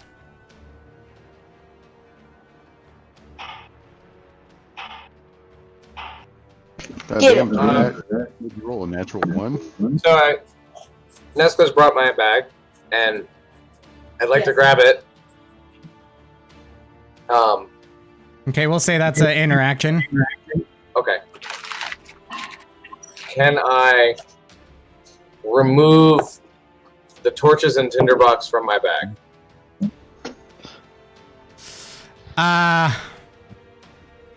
Oh man. I mean, yeah, but I'll say if you're trying to grab the torches and the tinderbox, I'll probably take your action to do.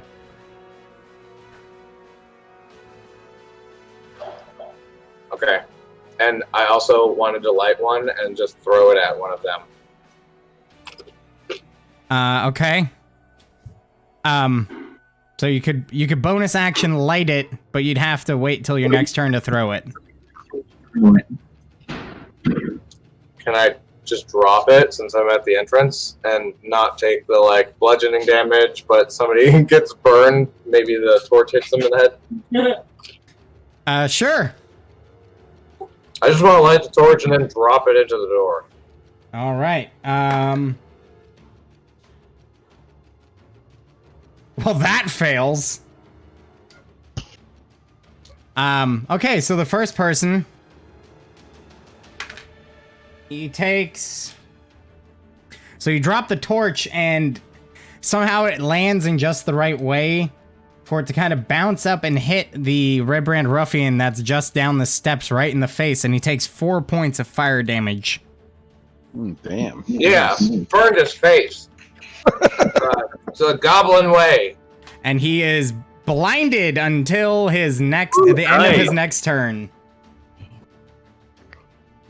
Blinded by the light. It's like putting a cigar out in someone's eye, but like 5 times as large. Yep. All right. That brings us to Ruffian.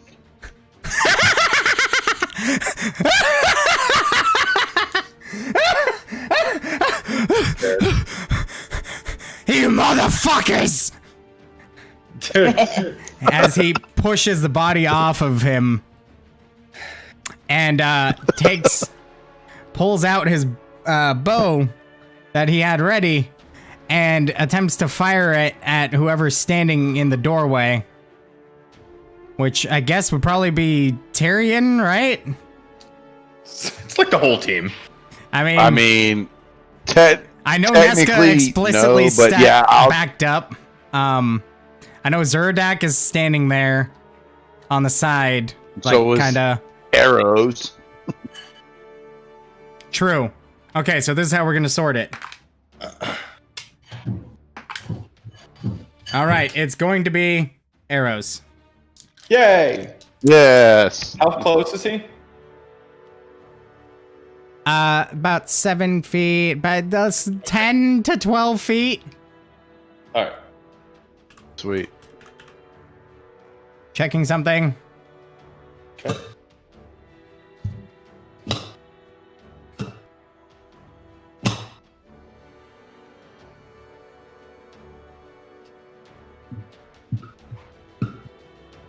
All right. And he's gonna miss really fucking hard because he also had 3/4 cover, so you had a +5 to your AC.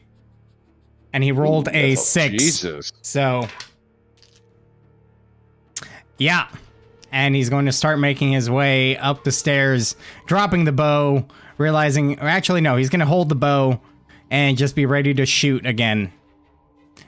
That brings us to number 2, who is now blinded. And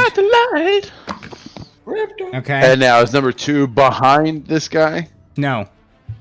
Number 1 was the first one that got killed. Number 2 was the one behind him. Number 3 was the one who got pinned and was laughing. Poor fella. Okay, so he shot around his essential teammate. Yeah, but because All of right, the fact, I gave Josh +5 to his AC from being 3/4 cover. Yeah, we're good. Number 2 is going to blindly swing at whoever's in front of him. And that's definitely not gonna hit. So he's just kind of yelling, swinging wild, and is able to kind of like wipe his face enough by the end of his turn to regain his sight. Zerdak, you're up. You now have this guy standing like right in front of you as he took a few more steps up the stairs. Alrighties, I'm gonna rage. Very good. And Okay. There we go. I am going to swing at him with my great sword. Go ahead. A natural 1. Oh, Oh boy. So you go to swing at Awesome. him.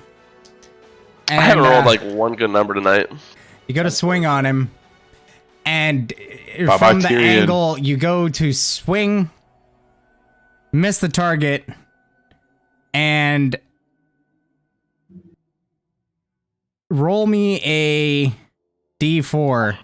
Evens are arrows, odds are Tyrion. I rolled a 2. I don't remember what you said. yeah, that's me. Arrows, go ahead and roll another Yeah. attack. God damn it. A natural 20, I swear to God. Oh, rolling like an entirely different attack? Yes. Yeah. Fuck. A 21. You motherfucker! All right, Dude. roll damage. My dice are not with me tonight. Woo! Oh, they're with you against your own team. Yeah, no shit. Says Tyrion.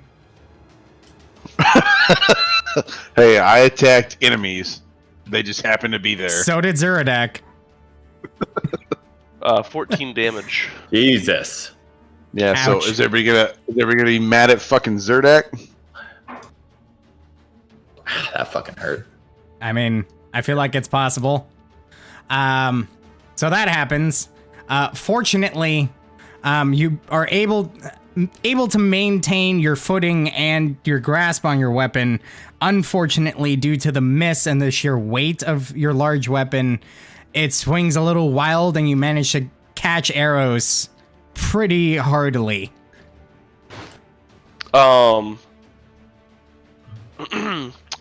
You said equipping a shield takes an action. Yes, sir. Donning or doffing a shield requires an action.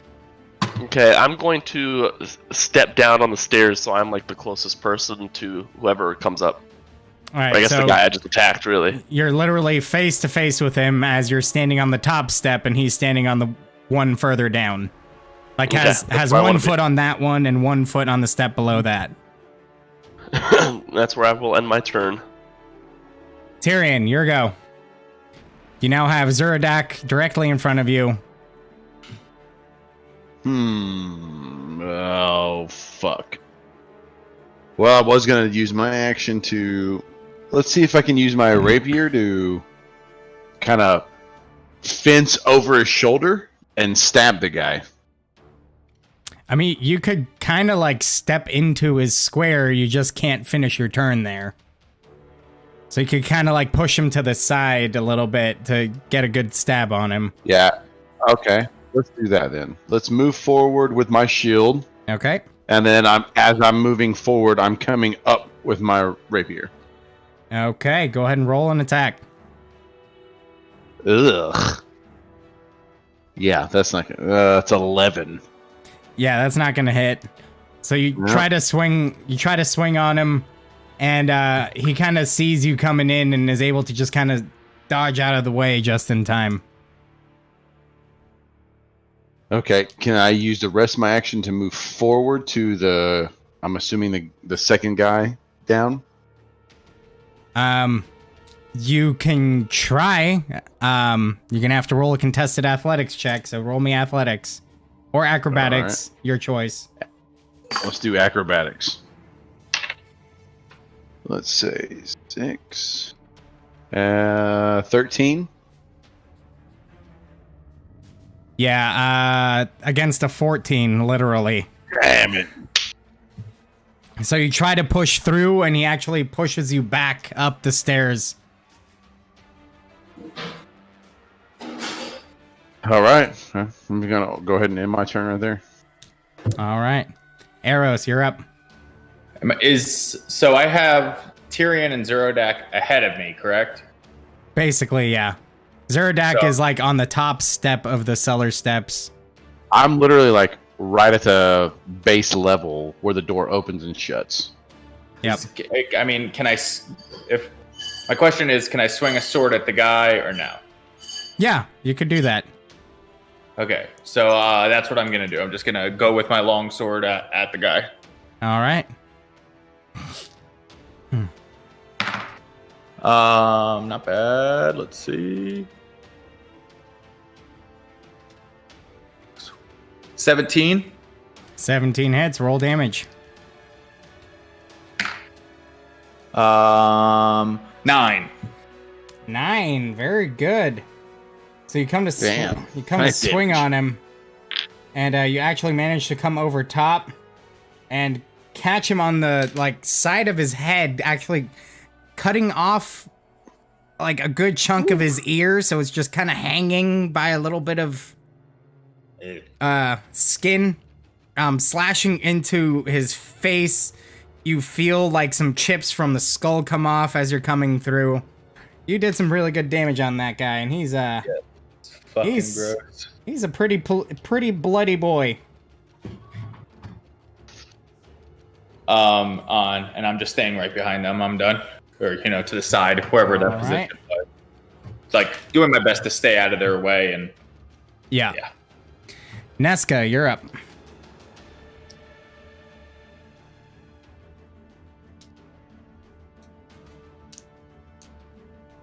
Okie dokes. So you have Zerodak standing in the cellar doorway, basically, on the top step. Tyrion immediately behind him. And yeah. Okay. I'll come around the side and peek down and see if I can't see anyone. Yeah, you see the one ruffian who's now missing on the right side of his head. His ear is hanging very loosely by just a strand or two. Good bit of his skin is peeled back, skull exposed, cheek muscles. The other one is further down, ready with a bow.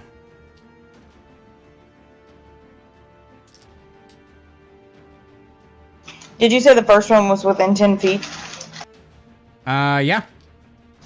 Alright, I'm gonna cast Poison Spray. Ooh, nice. Oh, very nice. Yeah, let's kill these guys. DC 15, con save. That's a 17 on the dice. Fuck. So 18 total. Alright, I back up 10 feet, just so I'm not in range. All right, and only the first one has to make that, or both? No, just the first one. Okay. All right, Crossbones, you're up. Shoot her! You're next on the chopping block. Shoot her! I light a torch and throw it at one of them with force. The Jurassic Park reference. I'm just picturing like all this commotion's happening, and a goblin's like, like throwing lit torches down. All right. It's an improvised weapon.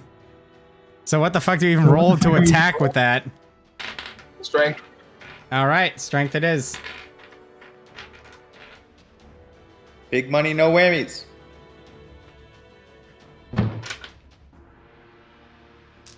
Oh well. Natural one. Thrown, I guess, depending on what the item is, because Dex is for daggers, but spears are for strength. So, It would probably be a dex since it's a torch. But it's still an improvised But weapon, no, so yeah. So it's just going to be a +3. I believe in you. I do too. We need to kill one of these guys. Well, one of them's dead at the base, but Oh, Well, I lit a torch and threw it down the hole. yes, you did. That's exactly what you did. You got wide of the first and second guy. The torch is now laying burning at the base of the stairs. I pull out another torch with a gleeful smile. All And I right. end my turn. So, Red Brand Ruffian is going to take another shot at, this time, Zerodak. Jesus fucking Christ. And it's gonna miss. And it's gonna yell out, "Get out of the fucking way, would ya?" as its compatriot now says, "What do you want me to do?" and swings on Zerdak Poor Zerdak. with a natural 20 You dumb bitch. and Misses. a 12. Misses. Both miss. All right, so This is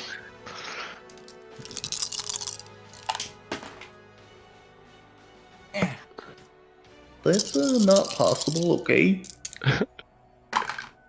natural 20 hits you for 12 damage, half to 6 Cool. piercing. And at that point, it's your turn. Mine? Yes, sir. Oh, okay. I'm gonna swing back at it, motherfucker. You can certainly try. Please don't hit me. Here, Josh, blow on it. And that is Natural a no. That's a 19 to hit. That hits. Roll damage. Don't forget your bonus rage damage. These are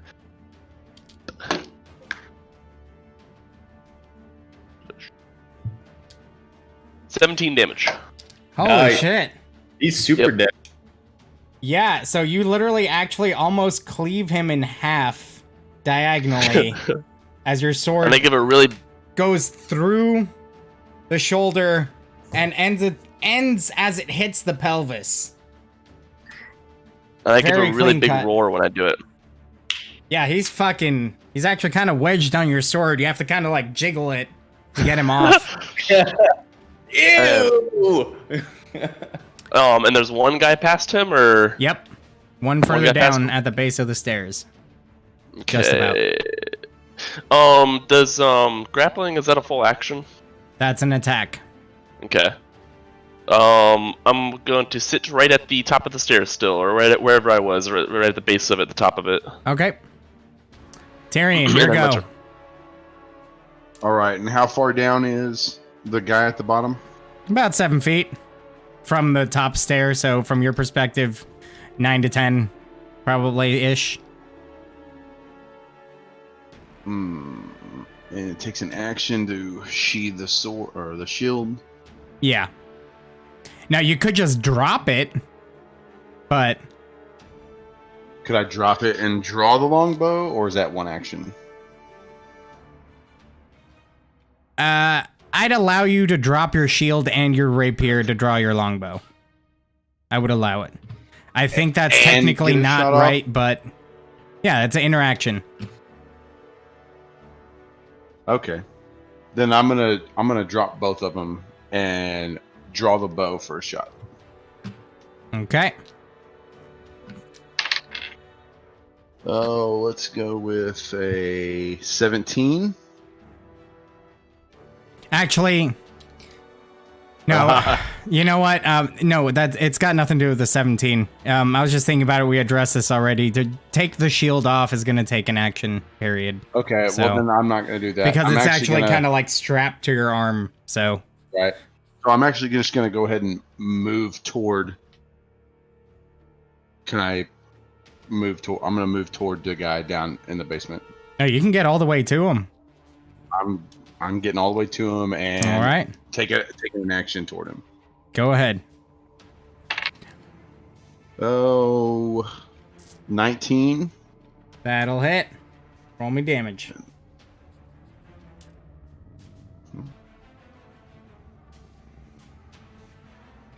Uh, 10 to damage. Nice, dude. So you come down with your rapier with a violent slash horizontally. You catch him straight across the chest, actually slicing through the armor and drawing blood. He's now bleeding in the from the torso. Very good. Nice. Eros. Okay. How Zerodak? How beat up do you look? Oh, so, I'm 18 out of 35. Okay, you're all right. I'm I'm gonna charge He's forward. 1 point away from bloodied. He's okay. He's fine. Yeah, but he has 18 health points. That's all. That's a good amount for one guy. He's not in like immediate danger. And I Yeah. take I have resistance to slashing, piercing, whatever. Yeah, so it's like 36. I charge forward, and I'm just taking another swing with the longsword, one-handed, because I've still got my shield. Okay, go for it. Ooh, that's an 8 on the dice. That works. Okay, that is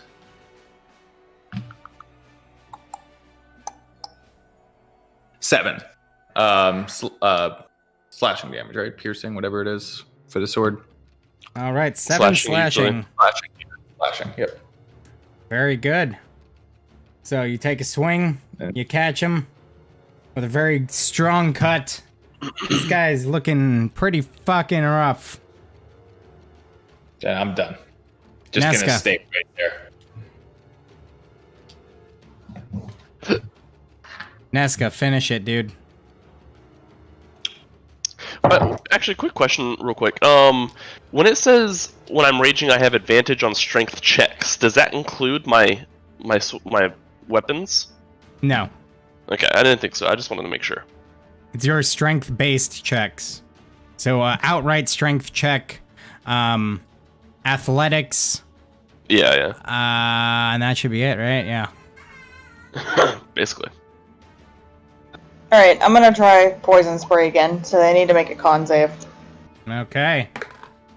16 on the dice, so 17. Oh my god, fuck you. Damn it. It's valiant Okay, effort. back up.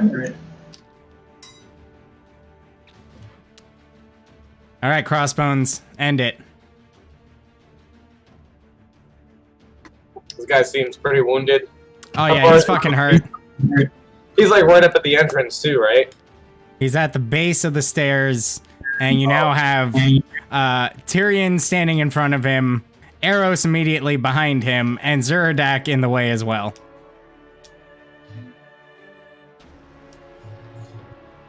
I'd like to chuck a lit torch. Okay, You fucking would. go ahead. This ought to be great. Just so you know, this is 3/4 cover. Oh damn! All right, well, YOLO. Oof. 8. Oh, good thing you didn't roll a 1. All right, so you throw it. You all see a light fly down past you and hit the wall behind the guy. I'm so fucking followed confused by, by like, getting thrown what- in here. Followed by what sounds like that guy under the effects of hideous laughter, only it's coming from crossbows. All right, at that, you see the Red Brand Ruffian says, "Fuck it." Drops the sword, pulls out his, or drops the bow, pulls out his long sword, and two-handed takes a swing at Tyrion. That's gonna be a 16. To me, Yeah. that's a. If I'm still wielding my shield, that's a miss. Well, you still are, so that's good. And that's a miss. I have a 19. And a 6, so that definitely misses. And, yeah, just swings wide both times. Zuradak. End it. Alrighties. Who tried to attack me? What? Was that you, little goblin? What? No, it was the Red Band Ruffian that's standing Oh, directly in okay, front of sorry. you. I thought he dropped a little torch down to try to do some damage. I'm definitely not ending it. Please don't be a 1. It's not, but it was a 2. Oh, you lucky. God So, damn it. total, it's Yeah, you- 7, I think. Yeah. Yeah, you swing wide. You just can't. With the two people in the way, you just can't quite get the right movement to get it done. All right, Tyrion. Again, I'm gonna take another rapier. Guys, A this swing. this feels like the fucking Kragmaw hideout all over again. right? Kill him. Wow. That's not going to kill him. I got Jesus. 11. Nope. Swing and a Yeah, I didn't miss. think Swing and a miss. Swing and a miss. I rolled a- Arrows. I rolled a 2. I rolled a 2 on that, by the way. Oh, that would have been a 9. So I mean, I've hit with my last 2 sword attacks, so let's just keep the train rolling here. Yeah, go ahead and roll a 1, please. Oh, Jesus Christ. I just threw my dice across the floor. Oh, that's a good sign. That's a real good sign. Here we go. Let's try this it was a again. natural 20. I saw it. Yeah. Oh, Oh, it's- that's not good. It's cocked. It's No, not that's gonna not hit. good. That's It's not not good. gonna hit though. No. This it's still one alive. guy is just defending everybody. Dude, yeah, swing and a miss. Nesca, does he make a con save? How hurt does he look? Pretty fucking hurt. Okay, yeah, he makes a con save. 17 on the dice. Oh my god! Wow, this guy's Crossbones. impressive. This guy. He's impressive. Holy fuck, boys. You sure you don't want to like put him on our team? Yo, he's about to be the next PC, dude. I was about to say, I was like, all right. Listen, you filthy motherfucker. I said, tell us who else is in there, and you can crawl your sad ass out of here before I fill you with arrows. Make an intimidation check with disadvantage. No. Disadvantages all of us right here in front of him. But he's also a goblin standing at the top of a fucking staircase behind everyone that's been throwing torches this whole time.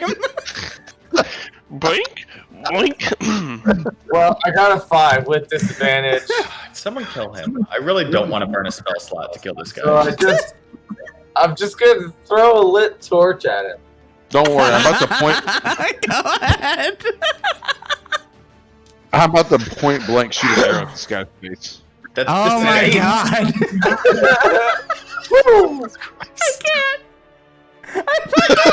This is a mess. I mean, I haven't wielded my bow for like 5 rounds. Trust me, I got a high enough agility to do so. All right. Well, he rolled he yells back and says, "I'll never betray the Red Brands." And swings at Tyrion, who's right in front of him, for a 7 and a 21. Ooh, that 21 hits. Fuck. So we're looking at fuck. Mind you, I'm 12 points of slashing damage. well -5 for the whatever the bard gave me. Well, that's up to you to track. That has nothing to do with me. So 12, 5, what is that? Fucking 9? 7. 7? Shit. All right. Okay. That brings us to Zeradak. Mhm, I cannot mhm. believe this shit, dude. kill This this guy is fucking us up. 2 again, dude. This is literally. Oh my I god. have never rolled bat worse in my entire life. Alright, I'm fucking killing this This guy. is Crossbones 2.0, dude. I'm telling you. This is like the biggest, dickest motherfucker that the Red Brands have. Well, the rest of them should be easy, then, Tyrion. right? Oh yeah, I'm gonna take another fucking rapier action on this dude. Please kill him. For the love of God. I say that as the DM. For the love of God. Why you got making a- that face? End it. Fucking 15. Roll damage. Yes, finally.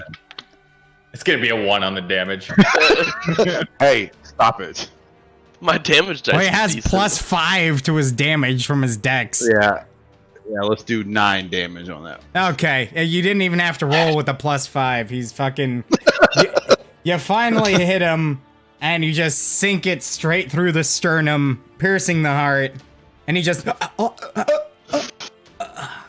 Falls limp. Fucking finally. No one has to hear about that last one. This stays between us. I'll never betray the red brands, he says. What a fucking soldier.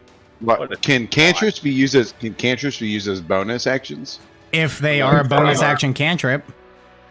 It'll say. I just want to be able to like use my cantrip to light like a stick or something that's within range, or Does the cantrip say it's a bonus action? You mind? hold on, let me see. I'd like to point your direction to the pile of lit torches.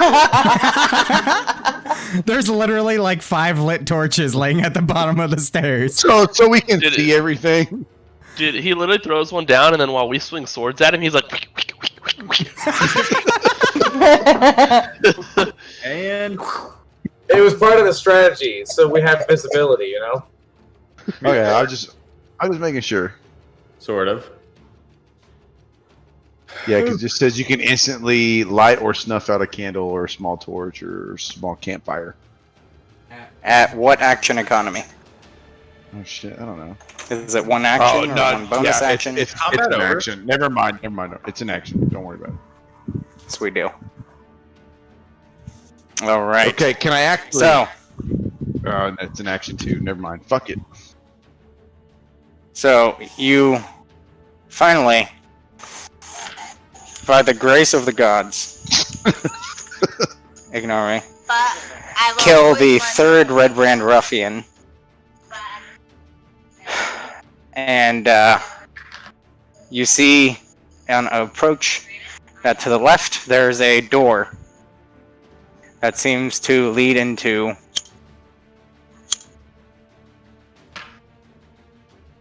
what you imagine is the cellar proper. You see the 3 corpses of these red brands lay before you, along with 4 or 5 lit torches. We can continue or call it here. Up to you guys. I'd say call it here. Yeah, I We'll think get we to the get tomorrow. get to a good point. I mean, we got a good 5.5 hours in, ish, somewhere between 5 and 5.5. I'm still good. I mean, it's up to everybody else. Though.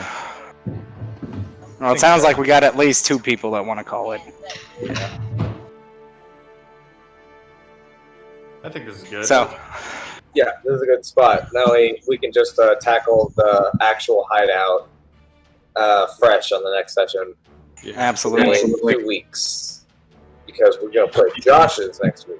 Yeah, we're gonna Yep. do video next week. I just want to stop right now so my dice have like a week break. They need it. Yeah, that was not a good. Dude, 2 And I mean, and a is 1. there like any chance that we can like notice that it's cleared and then like maybe back out a little bit so we can take a little rest?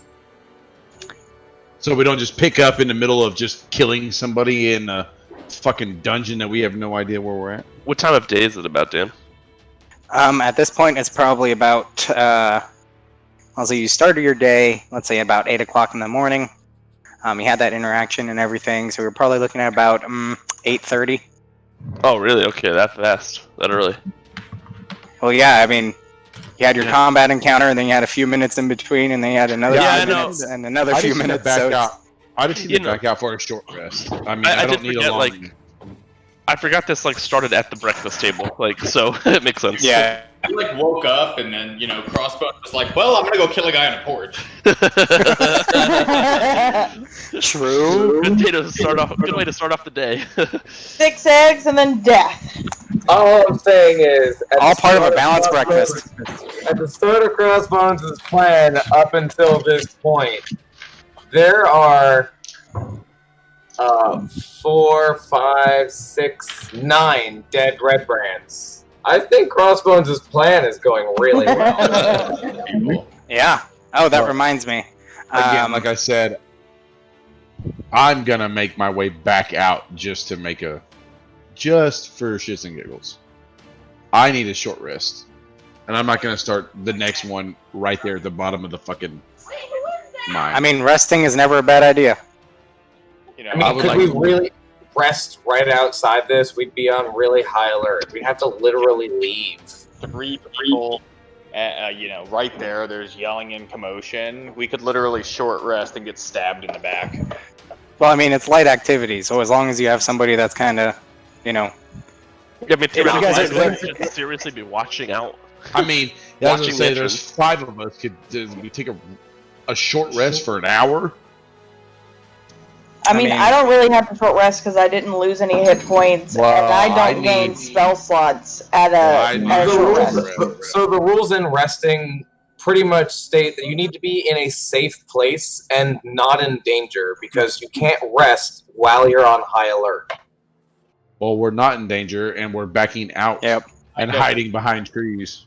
I mean, you kind of are in danger though. You're at the Red Brand hideout. Just because we haven't aggroed any enemies doesn't mean we're not in their camp. Yeah, it's not a All right, safe spot. fine. We would have to leave to rest. One. I want to rest too. Trust me, I have almost nothing. Yeah, Except I have just literally arrows. one. I have one shot. That's all I have. Dude, I'm so glad I didn't have to thunder wave that guy on my next turn. Yeah, that was shaping up pretty poorly at the end there. Well, the problem is like if any of us had been hitting 75% of our shots, he would have been annihilated. Yeah, exactly. Almost every time in that encounter, except for the last one on that guy. Yeah. And most Yeah, that of was the- pretty rough. They were all Yeah, at like yeah. 1 or 2 shots, so like they weren't tanky, you know. Like we just needed to hit. Yeah. I mean, I only had like a 35% chance to hit somebody with one of those torches, just because I thought it was more crazy and hilarious to be throwing lit sticks than just shooting an arrow. Oh no, that was great. Confused. I was like, why is this motherfucker throwing torches? Oh, Dan, Uh-huh. those were ranged attacks. I should have been adding my fighting style to it. Oh, Damn. that's true. None of them were above an 8 though, so like 10s weren't hitting. No, they were not. But I'll remember that Alright. next time I'm throwing objects. Magic up. You guys have a good night. Not Jeremy. Yeah. As You well, do. sir. Well, that was fun though. Yeah, it was good. Good session, Dan. But I'm gonna bounce off here. I'm hurt. Oy. Was very cautious with my spell slots. I'm glad because it sounds like a lot ahead. So that whole Red Brand situation was entirely improvised. Yeah, sounds like D&D. Yeah, kind of laid things out for you, and it didn't really didn't really work out that way. Surprised we didn't think we would go after them. Oh yeah. Wait, I mean, what? the thing is, I'm surprised you didn't think we'd go after them, or you didn't think we'd catch them at all. No, that's I mean prior to that, like the whole intent was to lead you guys to the hideout, but prior to that, it didn't. Like that whole thing in the town square, that was entirely improvised. oh yeah. It was fun. I like playing a courageous moron. Mm-hmm. Yep, Rack Brand's a lot of fun too. I love courageous morons. It gives me something to follow up, you know. Yeah, he's not particularly stupid, but he's just naive. He's pretty young and dumb. Yeah, Yeah, Rack I Brand's mean, just an it's like- idiot. It's like Thor, in a way. If you think about Yeah. that character, it's like, you know, he's not stupid. He's got a good intelligence. He's extremely wise, but he's literally like running at an entire army by himself, just screaming. Yeah, that's exactly what I'm going for. Basically, his power outweighs his wisdom. You know, not so effective at level 3. Oh, it'll come. But it's fun. I mean, that's his Pantheon, so it makes sense that that's the way that he's Yep. gonna be. Yep. Well, see you guys later. Hey, man. Take it easy. Thanks for coming, guys. I had fun. Yeah, me too, man. That's the important part. Oh, As long as you guys had fun, I did my job. we had fun. Alex, you down to play some COD? Yeah. All right, y'all. I'll talk to you later. I'm gonna go to burrito. Alright, man. See you there. Peace. Night, guys.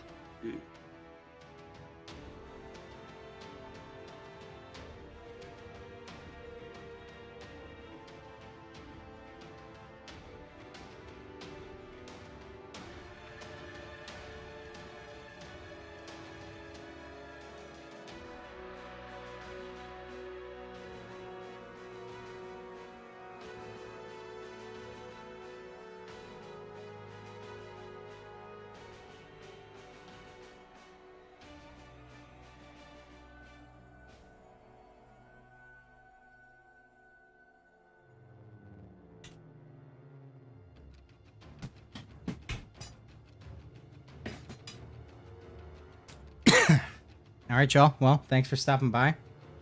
That was it. 2 weeks. We'll be doing this session, this campaign again next week on Saturday. We will be doing Tomb of Annihilation. So stop by, say hi, all that good stuff. Peace.